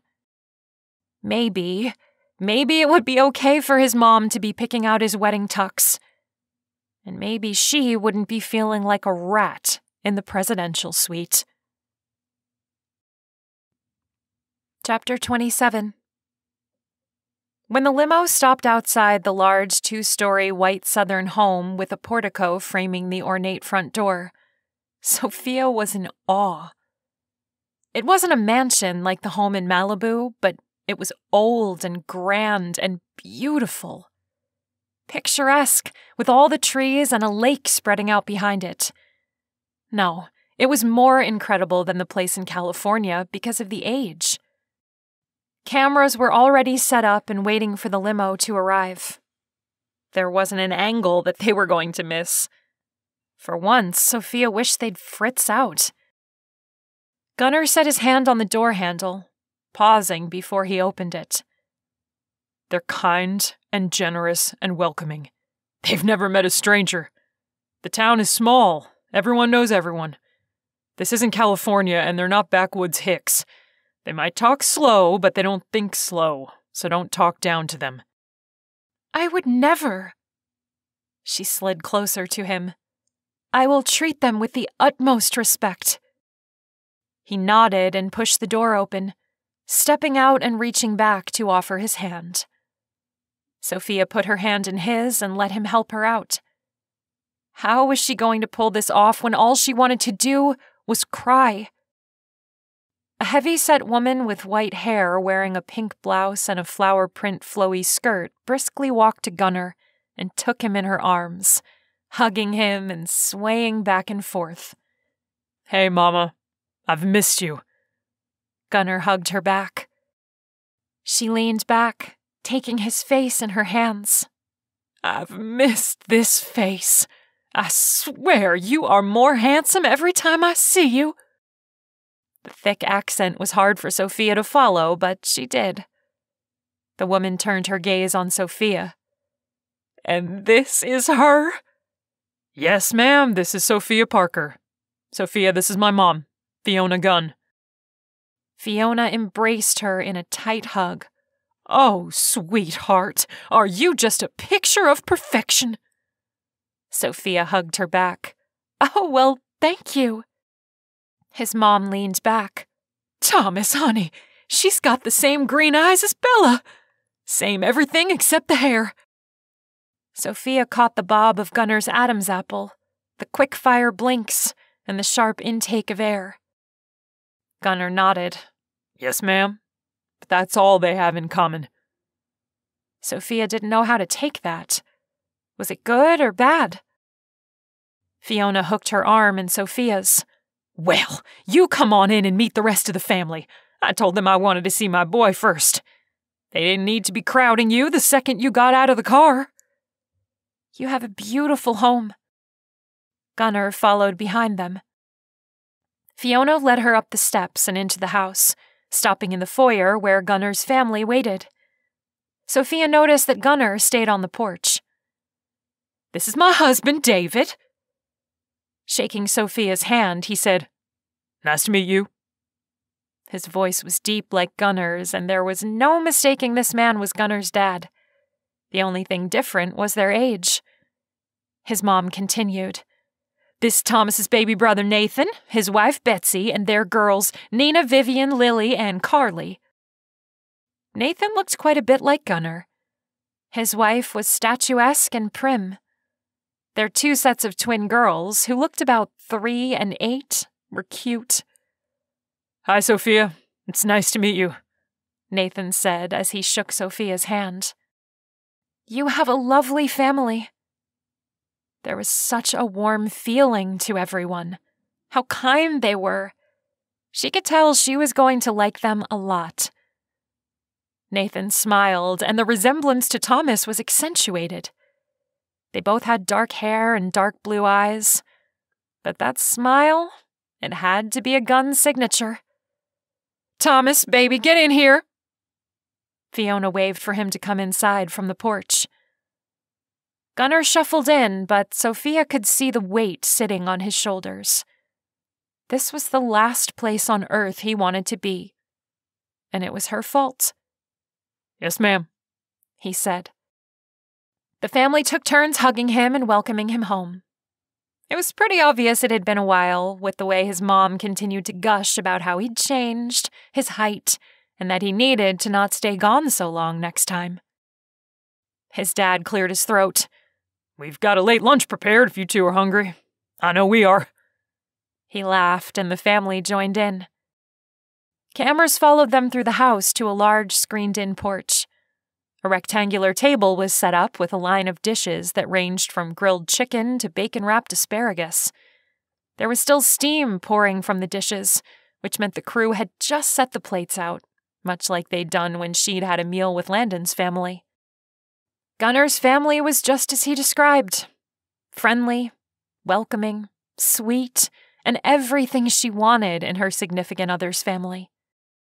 They talked for hours as they sat around the table. His brother told funny stories about Gunnar as a kid, from scraping his knee after falling off his bike to breaking his arm as he attempted to do a bike stunt. She loved them, and they made her want to fix what she'd broken with Gunnar. This was a family she wanted to call hers. Before they left South Carolina, she was going to apologize to him. If he didn't accept it, she'd keep apologizing until he did. Whatever she needed to do, she'd do it. The sun was just hitting the lake as Sophia wandered out onto the dock. California was beautiful. It was her home, and she'd never pictured living anywhere else until that moment. The peacefulness and tranquility at Gunner's parents' home were addictive. It would have been even better had cameramen not been stationed at the end of the dock with cameras trained on her. "It sure is pretty out here, isn't it?" Fiona asked as she joined Sophia. "Yes, ma'am. It's amazing." There wasn't a better word. Fiona set her forearms on the railing and leaned over. "Yeah, I thought when David dragged me out here that I'd die. I was a Charleston girl. City life was my calling. But after one night under these stars, I was home." "I can believe that." Sophia chuckled. "I'm thinking I'd feel the same way." They stood there a moment, and Sophia got the feeling his mom had a few things to say. "I'm sure Gunner's told you that he had a hand in his high school sweetheart's death," Fiona said. Sophia nodded. "There is nothing further from the truth. That boy was a whiz mechanic. He could touch a dead battery and it'd practically come back to life." "Then what happened?" Fiona took a deep breath and looked up. "That truck was older than dirt, and Bella fancied herself a mechanic as well. Her dad told Gunner she'd worked on the brakes before she took it out, but he'd hear none of it. Bella walked on water to that boy, and she would never have done something so careless. So all this time, he hasn't wanted to see the fault in someone he loved." Sophia smiled. She had known Gunner wasn't responsible. It wasn't possible. He was the kind of man to care about someone and take every precaution to keep them safe. Another stretch of companionable silence passed. Suddenly, Sophia felt a shift in the mood. Gunner's mom straightened, setting her hip against the railing as she faced Sophia. "Are you in love with my son? And don't play with me, young lady. I might look dumb, but I'm not. I know how these shows work." Sophia laughed. "I would never think such a thing. And yes, wholly and truly and deeply. He is kind and sweet, and I think I would shrivel up to nothing if I didn't have him in my life." Yeah, the cameras were going to have that on film, that she loved Gunner. But she didn't care if they did. Landon's mom had asked the same thing, and the answer she'd given was vague and non-committal. They couldn't say she'd been playing both sides because she wasn't. "That's a good answer." "Mrs. Gunn, I am head over heels for him, but I did something stupid." "I see." His mom was quiet a moment. "If you know Gunner at all, you know he loves hard and fast and with everything in him. He always has. Nothing has ever been half-hearted with him. If he cares for you the way you care for him, apologize. That's all it'll take." Sophia hugged herself. "You think so?" "I do." A bud of hope sprouted in her heart. She'd already decided she was going to apologize, and now she was absolutely driven to do it, even if he never trusted her again. She was going to tell him she was sorry, that there was no excuse for what she'd done and that she'd played into her fears and behaved horribly. Hopefully that would help repair some of the damage she'd done. Chapter 28. It had been a long time since Gunner had enjoyed sitting on the porch in the rocker in the warmth of a South Carolina summer night.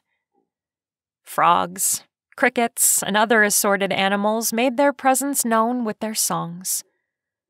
A large, round, glowing moon reflected off the lake, bathing the whole place in light. Man, he loved this. Part of him wished he could pull his sleeping bag out onto the back porch and catch a few winks. At least there were no cameras, so he could really take it in. The back porch opened, and he jumped. Turning around, he found Sophia just inside the porch. "Oh, I'm sorry. Did I wake you up? The stairs have squeaked since I was a kid. We're all just used to them now." Gunner turned back toward the lake. "No, I just couldn't sleep." Just like with Landon's family, Sophia was invited to spend the night with Gunnar's family. They'd stayed up talking with his mama. Of course, she told Sophia unmanly details about him as a baby, little boy, and, worse, teenager. He'd almost decided to find a park bench and camp out on it until they headed back to California. But everyone finally called it a night. Sophia sat in the chair next to him, and he settled back into the rocking chair, slinking down in it and resting his head against the side. I won't sleep while I'm here. I don't want to chance them hearing me. Even when I tell them, I won't sleep. They don't need to know the gritty details. You don't need to tell them. I promise on whatever sliver of... well, I don't know. My promises mean nothing at the moment. But what you told me wasn't filmed. Please, please believe me. He wanted to believe her, but how could he? Hadn't it come from her own lips that it was her job to get him to spill his guts? Sophia slid out of her chair and kneeled at his feet, looking up at him. I owe you an apology. I was upset, hurt, and angry. I should have taken a second to think, but I was tired of being used and thrown away like dirty socks. Angry and hurt. He sat up and leaned down. Why, though? What did I do? When did I ever treat you like that? She sighed and looked down. You didn't. I overheard your conversation with Landon. He sat forward a little more. When you were at the house? And why? Gwendolyn said I was needed there, so I was coming over for that. Only, when I got there, it was just you and Landon. I told Landon what I did because I didn't know what else to say. There were still 3 weeks of the show left, and I got the feeling if he thought he didn't have a chance, he'd leave and the show would be ruined. She nodded. I've been thinking about it, and something's off. She lifted her head and locked eyes with him. I've thought it more than once the last few weeks. I think something weird is going on. Do you think maybe Gwendolyn lied to me? Things were making a lot more sense. Landon said he heard someone on the crew talking about me staying the night at your cottage. Do you think it was her? No, because I never saw her talking to Landon. And believe me, I'd know because he barely left my side that day. Plus, I didn't see Gwendolyn that day. Then who could have talked about it for him to hear? Sophia took a deep breath, covering her mouth with her hand as she looked down, as if a thought had just hit her. Travis. Your friend? He's the only one who had access to Landon, and he could have spoken to Gwendolyn that day and I'd have never known. I don't know why he'd do it. Gunnar scoffed. Because he's in love with you. That's pretty obvious. She jerked her head up. You knew? Oh, yeah. Didn't you? Yeah, but this isn't like Travis. She shook her head. But I don't care about that right now. Taking Gunnar's face in her hands, she said, I care about you and how deeply I hurt you. I am so sorry. I have no excuse.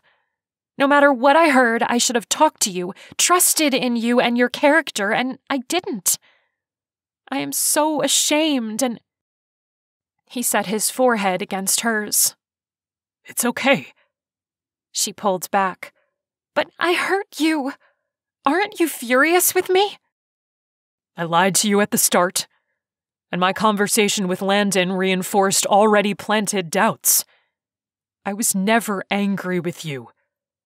I was broken-hearted. He wanted to tell her he loved her, but once he said those words, there was no going back. Not that there was anyway, but they were still filming the show. Plus, he wanted to meet her family first. What if they didn't like him? Sophia hugged him around his neck as he lifted her onto his lap. If there is one regret I have, it's that I did that to you.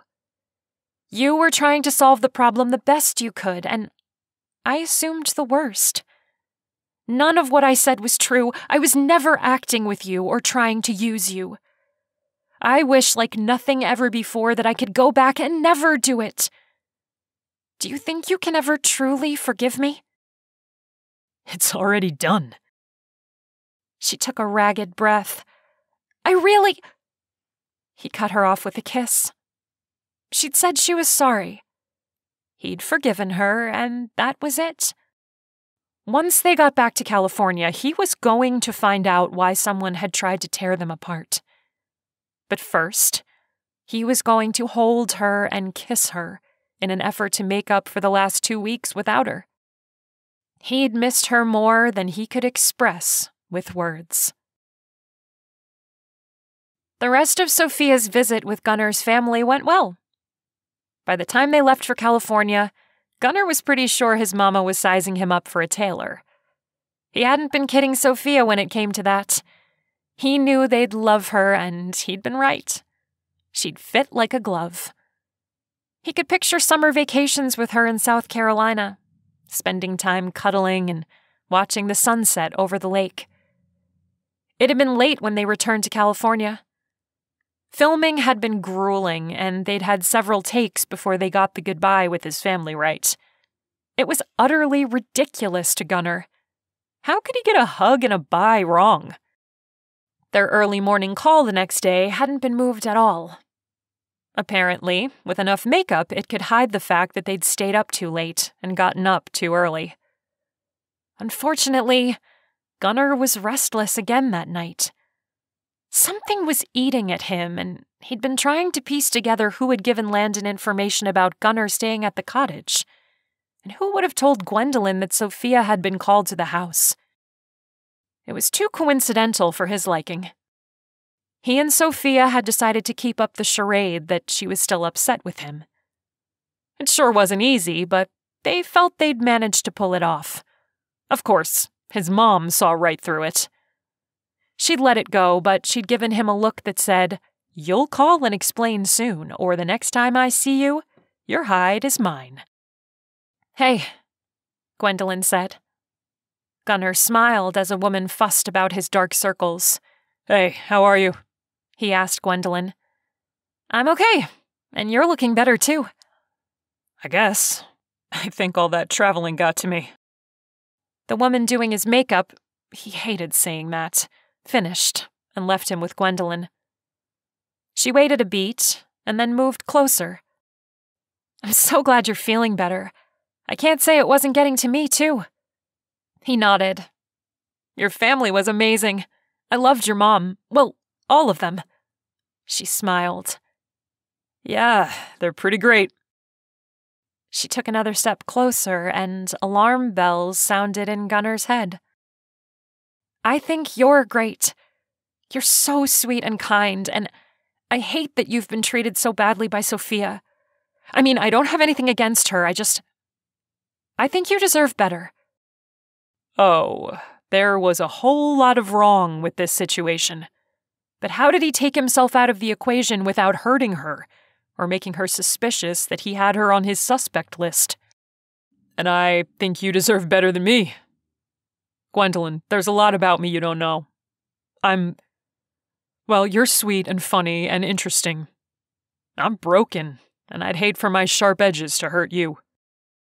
She smiled and nodded. "I totally get it, and thank you for being kind to me." "You're a sweet woman. A guy is going to come along, take one look at you, and he'll never see another woman as long as he lives." An alarm clipped to her clipboard went off. "That's your bell. They need you on set." "Thanks. I'll talk to you later." It was all Gunnar could do not to run away, but he kept his gait casual as he made his way to the bachelor's mansion front door. They'd be visiting Sophia's family for the day. It would be casual, so he'd worn some jeans and a t-shirt. He'd been told to bring swimming trunks, too. Her parents had a beachfront home, and they'd be having a cookout along with swimming. When he got to the door, Landon was waiting for him. "Hey, you ready to meet the parents?" Gunnar shrugged. I guess. Oh, yeah. Landon leaned in as the cameramen positioned the cameras. You're not really here for her. Yeah. He hated lying to the guy, but what choice did he have? I take it those sparks are flying now? Landon shrugged. I want them to, and I'm trying. She's so great. I enjoy spending time with her. We laugh at the same things, and it's been fun. But we'll see how today goes. I don't want to hurt her, but since that meeting, she's been a little friendlier. Mostly I've been trying because she seemed to be trying so hard. Gunnar nodded, grateful that maybe Sophia wouldn't break Landon's heart. It wasn't fair that he was in the dark, but there was nothing Gunnar could do to change that. You know, I think it's okay if you're just yourself and you tell her the truth. True. Like I said, I'll see how things go today. I'm not holding my breath, though. Okay, guys, Gwendolyn said as she approached. The limo is here and ready to go. Sophia is already at her parents' home, waiting for you. Landon smiled. Thanks, Gwendolyn. Sure. She caught Gunnar's gaze and smiled. Have a good time today. Thanks, he said as he followed Landon. Gwendolyn caught him by the hand, and again, alarm bells went off. He couldn't understand why, though. As far as she knew, he and Sophia were on the outs, but his gut said she was involved in what happened. Had she worked with Travis, maybe? Gunnar, we need you to get in the car, Gwendolyn said. He shook his head, clearing his thoughts. Another call to Noah was in order. When he got home, that's exactly what he'd be doing. Gunnar needed to work through his suspicions and come up with a plan. I guess this is it, Landon said as the limo pulled to a stop at Sophia's home. You know, I thought I'd be more nervous, but I'm not. Gunnar couldn't say the same. He was extra nervous because he was meeting Sophia's family and didn't want to lie if they asked him about his profession. I think it'll be okay. His dry mouth didn't give him confidence at all. The cameras surrounding the limo didn't help either. Landon opened the car door and stepped out with Gunnar following him. They walked to the front door and Gunnar knocked. When it opened, Sophia answered, ushering them in and immediately introducing her mom and dad. This is my dad and mom, Henry and Tammy. Her dad shook hands with Landon. It's nice to meet you. Sophia's had nothing but good things to say. It's nice to meet you too, Henry, Landon said. Gunnar shook her dad's hand. It's nice to meet you, sir. He shook Tammy's hand. And you too, ma'am. Sophia's mom smiled. Ma'am, you can call me Tammy. I think my mom would kill me, Gunnar chuckled. Tammy laughed as she waved for them to follow her. Come on in. We've got lunch just about ready. We'll be eating out on the pavilion, and then I think Henry said he'll be taking you two jet skiing. Oh, yeah. We'll have some fun. Her dad shared a look with Sophia. Her cheeks turned dark red. That means he's going to take you out on the water and grill you, she said as they walked through the house. Gunnar shrugged. If I had a little girl, I'd do the same thing. Henry patted him on the shoulder. I like this guy. I'm not a little girl, Sophia grumbled, but a smile played on her lips. Landon nodded. If we can't take a little grilling, we don't need to be here. Henry put an arm around Sophia and looked at Gunnar and Landon over his shoulder as they followed. See? They get it. You said you'd behave yourself. I am. I didn't answer the door with a gun. He laughed. Sophia rolled her eyes. Oh, Dad. She looked at Gunnar. He doesn't even own a gun. Hey. Henry narrowed his eyes. Don't give away my secrets. Henry, Tammy admonished. Stop. You're embarrassing her. At least I didn't pull out photo albums. Her dad bumped her mom with his elbow as they stopped at the sliding glass doors leading to the pavilion. Gunnar leaned over and smiled. Wow, this is great. Yeah, wow, Landon said. Well, come on, let's eat. Tammy stepped through the doors, followed by Sophia and Henry. The meal was simple and delicious. Cheeseburgers, chips, and potato salad, and Henry was quick to tell them that he'd cooked them. The show had nothing to do with this cookout other than the cameras circling them. Maybe that's why it tasted so good. They talked through the meal, with Tammy and Henry tagging Landon and Gunnar with questions. Once they were finished, Landon and Gunnar were each taken to a separate room where they were interviewed and then left changed to go swimming. As Gunnar came out of his room, Landon was coming out of his.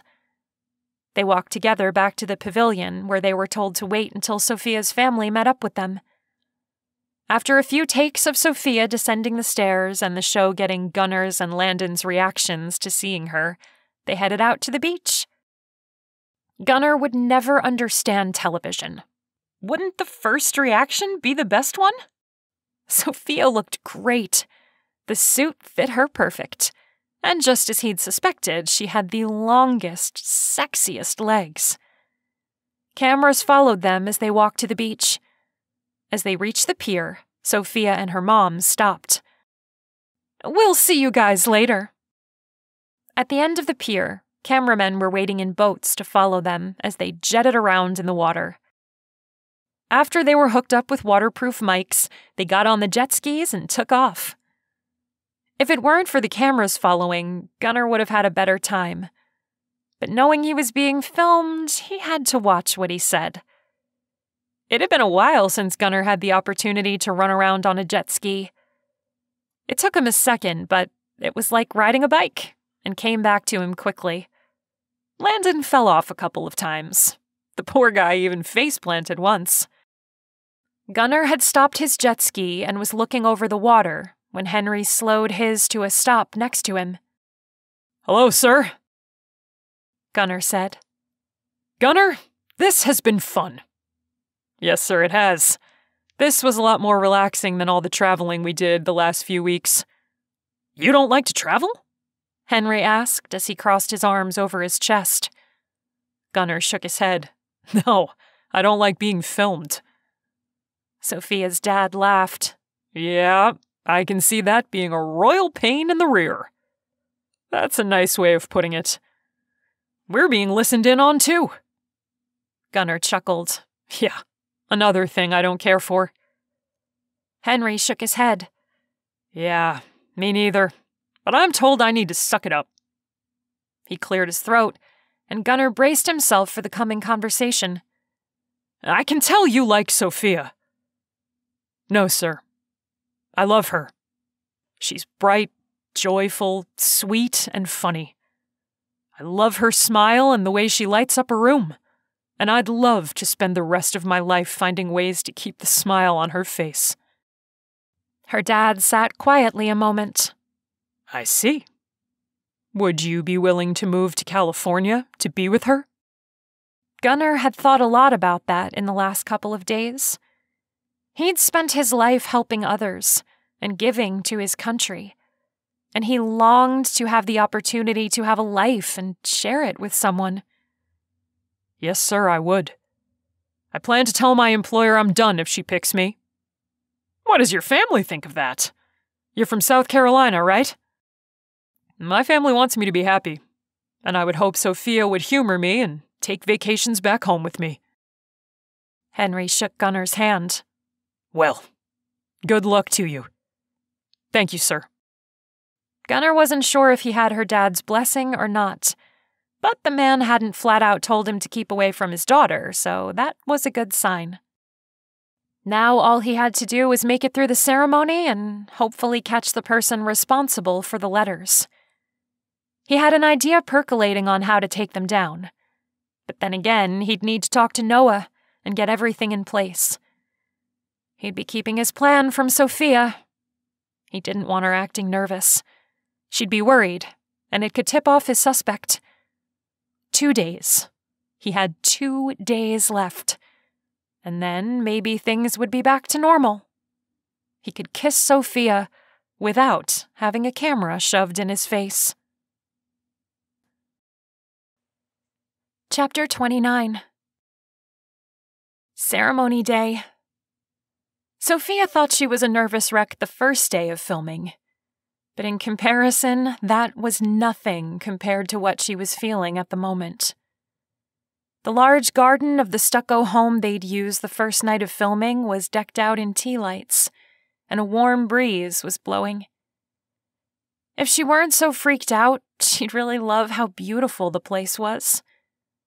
It had been 2 days since she'd seen Gunnar as he was leaving her parents' home, and the last she'd heard was that he had an idea of who was behind the letters. That's all he would say, and they'd had exactly 5 seconds to talk, so she couldn't ask for a longer explanation. Sophia! Travis called from the edge of the garden. She glanced around and quickly made her way to him. "What are you doing here?" He held out a letter. "This was in the limo." Her breath caught. Another one? On the night of the ceremony? It was sitting on the seat after Gunnar and Landon got out. Were they the only 2 in there? Yeah, as far as I know. But I did step away a minute, so I guess someone could have put it in there. She caught her lip between her teeth and tore it open. Before pulling it out, she paused. "Did you tell someone that Gunnar stayed with me at the cottage when Landon could hear?" Travis grimaced. Yeah. "Did you have Gwendolyn tell me I was needed at the bachelor's mansion when we got back from visiting Landon's family?" He shook his head. No, I just wanted Landon to know so maybe this stupid show would be over and things could go back to normal. Sophia stared at him. This was twice that he'd handed her a letter. He'd confessed that he loved her. He'd told Landon about Gunnar. It was a crazy thought, and not possible. She'd known Travis her whole life. He was harsh, blunt, and sometimes mean. But he wouldn't threaten her. Sighing, he cast his gaze down. But I also know that you're not in love with me. I was hoping maybe you'd see potential with us, but you don't. He lifted his gaze back to hers. And I'm okay with it. It hurts a little, but not as much as it should have. We're friends, and I think I'm lonely. She touched his arm. "I'm sorry." Don't be. I'll find someone. He nodded to the letter. Open it. Pulling the letter out, she read it and was thoroughly confused. What does it say? Travis asked. "Stay away from him." Him who? There are 2 guys here tonight. Sophia shrugged. "I have no idea. I've made a pretty big display of being into Landon." Travis narrowed his eyes. Yeah, and we both know he's not the one. He laughed. "It was that obvious?" Yeah, but I'm glad you're happy. If Gunnar's as good a guy as you say he is, then that's all that matters to me. If he hurts you... Her eyebrows went to her hairline. Okay, he'd snap me like a twig, but I'd go down kicking and biting. He laughed. "Sophia!" the director called. "We need you." Travis hugged her. Knock 'em dead. "Thanks," she said, and hurried over to the director. As she slowed, she took a deep breath and smiled. "I got another letter just now." Candace took it, read it, and pinched the bridge of her nose. She handed it off to one of her assistants. "Get that to security and tell them we need to beef up." The assistant nodded and scurried off. I hope we catch this person soon. I'm getting a little sick of it. What did it even mean? "I don't know." You wanted Landon first, right? Sophia nodded. "Yeah." The director smiled. "Okay, go take your place over there by the trellis. There are 2 X's on the ground. Make sure to stay on the one to the right. Landon will be on the left. Okay. Sophia walked to the spot and turned to the camera. Squaring her shoulders, she clasped her hands in front of her. A woman with a sponge dabbed her face one last time and jogged out of the scene. Candace counted down, called action, and Landon strode into the garden with a wide smile on his face. When he got to his spot, he quickly glanced at the ground and stepped on his X. "Hey, Sophia," he said. "Hey, Landon." "So I guess this is it, huh?" She nodded. "Yeah, I guess it is." Oh, she hated this part. "Landon," he held his hand up. "There is no spark at all between us." Laughing, she said, "No, not at all. I think you're a great guy. You're funny, intelligent, and interesting. I've enjoyed spending time with you, but I'm sorry." "Don't be. I've had so much fun. I got to go to places I'd never been with a beautiful woman. This was an all-around great experience." He hugged her. "I'm so glad I got to know you." She patted him on the back. "I'm glad I got to know you too. I had a lot of fun hanging out with you." He flashed her one last smile and walked back the way he'd come. But it was television, and they shot the scene several more times, with the same lines, until Candace was sure they had enough film to make it through editing. Sophia thought it was perfect the first time, but she didn't argue. They just kept repeating it until her feet hurt. Gunnar pulled on the cuff of his tux. He'd been sequestered since early afternoon, giving interviews and being given instructions about the ending ceremony, what would happen once he was picked, and what would happen if he wasn't. That last one made his stomach queasy. Not being picked wasn't an option. Over the last 2 days, he'd been in contact with Noah. They'd gone over Gunnar's suspicions, and Noah had agreed with him. After that, they'd come up with a plan to bring the culprit into the light. Hillary had been let in on it too, and she'd let a few of the cameramen she trusted in on what was happening. "You're up," a guy said as he poked his head in. "Where's Gwendolyn?" Gunnar asked. The guy shrugged. "She said she was needed out front with the limo." Gunnar followed the guy to the edge of the garden where he could see Sophia in the distance. Between the tea lights and the beading on the dress, it looked like she was glowing in her soft purple floor-length organza gown. With her hair pulled up, she looked like a princess. He wondered if she were wearing glass slippers. She looked so perfect. "There's an X on the ground. Hit that when you stop, okay?" the guy said as he urged Gunnar forward. Cameras were everywhere and tracking every step.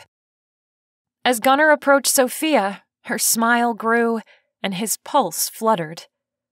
The fact that they were on film didn't even matter to him. "Hey." "Hi."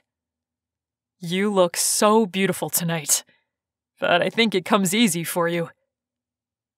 This was the woman he wanted to love and live with for the rest of his life. He wanted to wake up to her and fall asleep with her in his arms. He wanted forever with her. A light blush blanketed her cheeks. "Thank you. You look handsome. That tux is working for you." He chuckled. "We both know the only reason I look good is because you're next to me." "Charmer." She stepped into him. "I'm so glad I met you." Bending down, he touched his lips to hers. "I'm glad I met you too." Music began to play, and off to the side he could see Candace encouraging him to dance with Sophia. "Would you like to dance?" Confused, Sophia looked around. "Sure." He took her in his arms, holding her close as they began to move around in time with the music. "I never thought I'd come on a television show and meet someone like you." "Someone like me?" I told your dad you are everything I've ever been looking for. You're intelligent, witty, and full of joy. I love your smile and the twinkle in your eyes. I told him I want to spend the rest of my life finding ways to make sure you always had that smile. The rest of your days? He twirled her around and out. The rest of my days, he said as he pulled her back. Cut! The director called. You went out of frame. I'm sorry. We need to start the dance again. A makeup artist hurried out and pulled Sophia a few feet away, dabbing her face with a sponge and reaffixing her lipstick. A few of the crew fixed some of the tea lights within the trellis, while others moved a few of the flowers around. Loud gasps interrupted the moment, and Gunnar and Sophia looked around. Gwendolyn stepped from behind one of the large hedges lining the garden a few feet away, with a gun in her hand. I told you to stay away from him. Gwendolyn? Sophia asked softly. It was you? The first time I was on this show, I was humiliated. Palming the spot over her heart, Sophia said, But why this? Why now? Gwendolyn's eyebrows drew together. At first, it was because of all the promises. They were sorry, offered me a job, promised I could write for a new show. Promises, promises, promises, and not a single one kept. Sophia backed up as Gwendolyn moved closer, pointing the gun directly at Sophia. Okay, but I didn't do that. Gwendolyn leveled her eyes at Sophia. No, you just treated Gunnar like garbage, like how I was treated. At first, I thought he was just like all the others with friends in high places. But he was nice. This was part of Gunnar's plan, but not the distance he had from Sophia. They'd tried to keep everything as normal as possible with makeup and all the little details that were touched up between takes. He just hadn't expected to find himself so far away that Sophia could get hurt. If Gwendolyn pulled the trigger, he needed to bridge that gap, and fast. Slowly, he slipped closer as Gwendolyn and Sophia spoke. Hopefully, he could close the distance before something bad happened. His gut was screaming again, and he was listening with both ears. Chapter 30. It was Gwendolyn? It made sense, but Sophia was still in shock. It was possible the gun had something to do with that, too. Gwendolyn, shut up! She waved the gun. Do you know how badly you hurt him that day in the upper room? That meeting with you and Landon and Hillary? I do. She looked at Gunnar. He went straight to the bathroom and threw up. I knew right then you didn't deserve a great guy like him. You'd just... But you're the reason I overheard him talking to Landon. No, I wasn't. I overheard your friend Travis talking so Landon could hear. I thought you'd want to know, so I told you you could go there so you could tell Landon that you'd picked Gunnar. But the next day, you called Gunnar into a meeting and I heard you say awful things. He'd opened his heart to you, telling you about his high school sweetheart, and you just hurt him so badly. Gunnar slowly approached Sophia from the left. Gwendolyn. She jerked her gaze to him. I'm right. She hurt you so deeply. Those weeks we traveled, I could see how broken-hearted you were. It was like the light had died in your eyes. It was the same way I was treated. Are you the one who set the cabin on fire? Gunnar asked. I just wanted Sophia to be out of the way a second so we could spend a little time together. That night I invited you for tea, you said no. So the next day, I fixed the stove to catch on fire. I thought if we had just a minute together, you'd see I was a better choice, that I cared about you more. Sophia's heart was hammering. She'd always thought she could keep a level head in a scary situation. but it was so hard to think. Gunnar had thrown up that day after the meeting? Gwendolyn had a crush on him and tried to hurt her?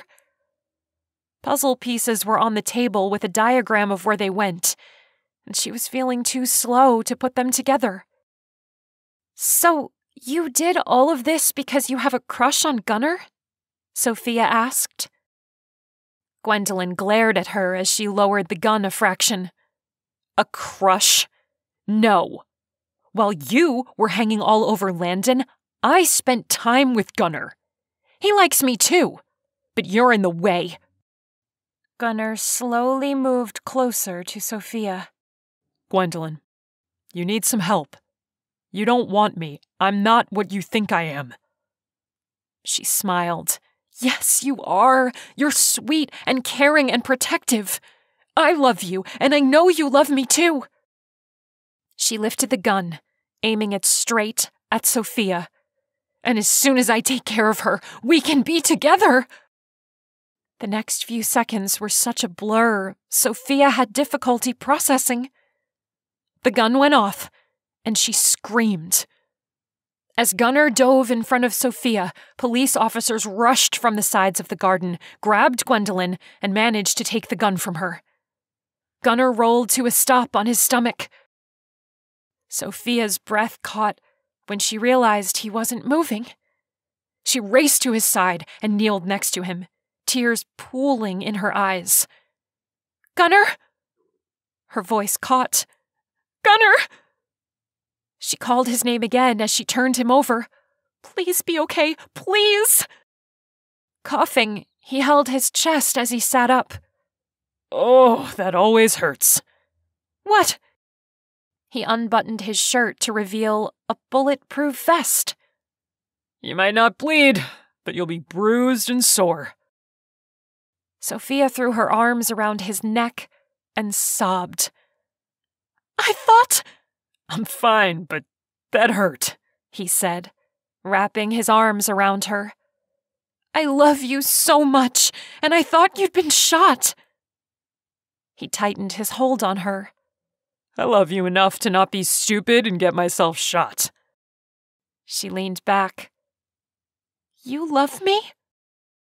I would really like to spend forever showing you just how much. I want that. I want you now and forever. She touched her lips to his and melted against him as he deepened the kiss. The chaos around them was drowned out. The cameras were gone. It was just her and the man she loved.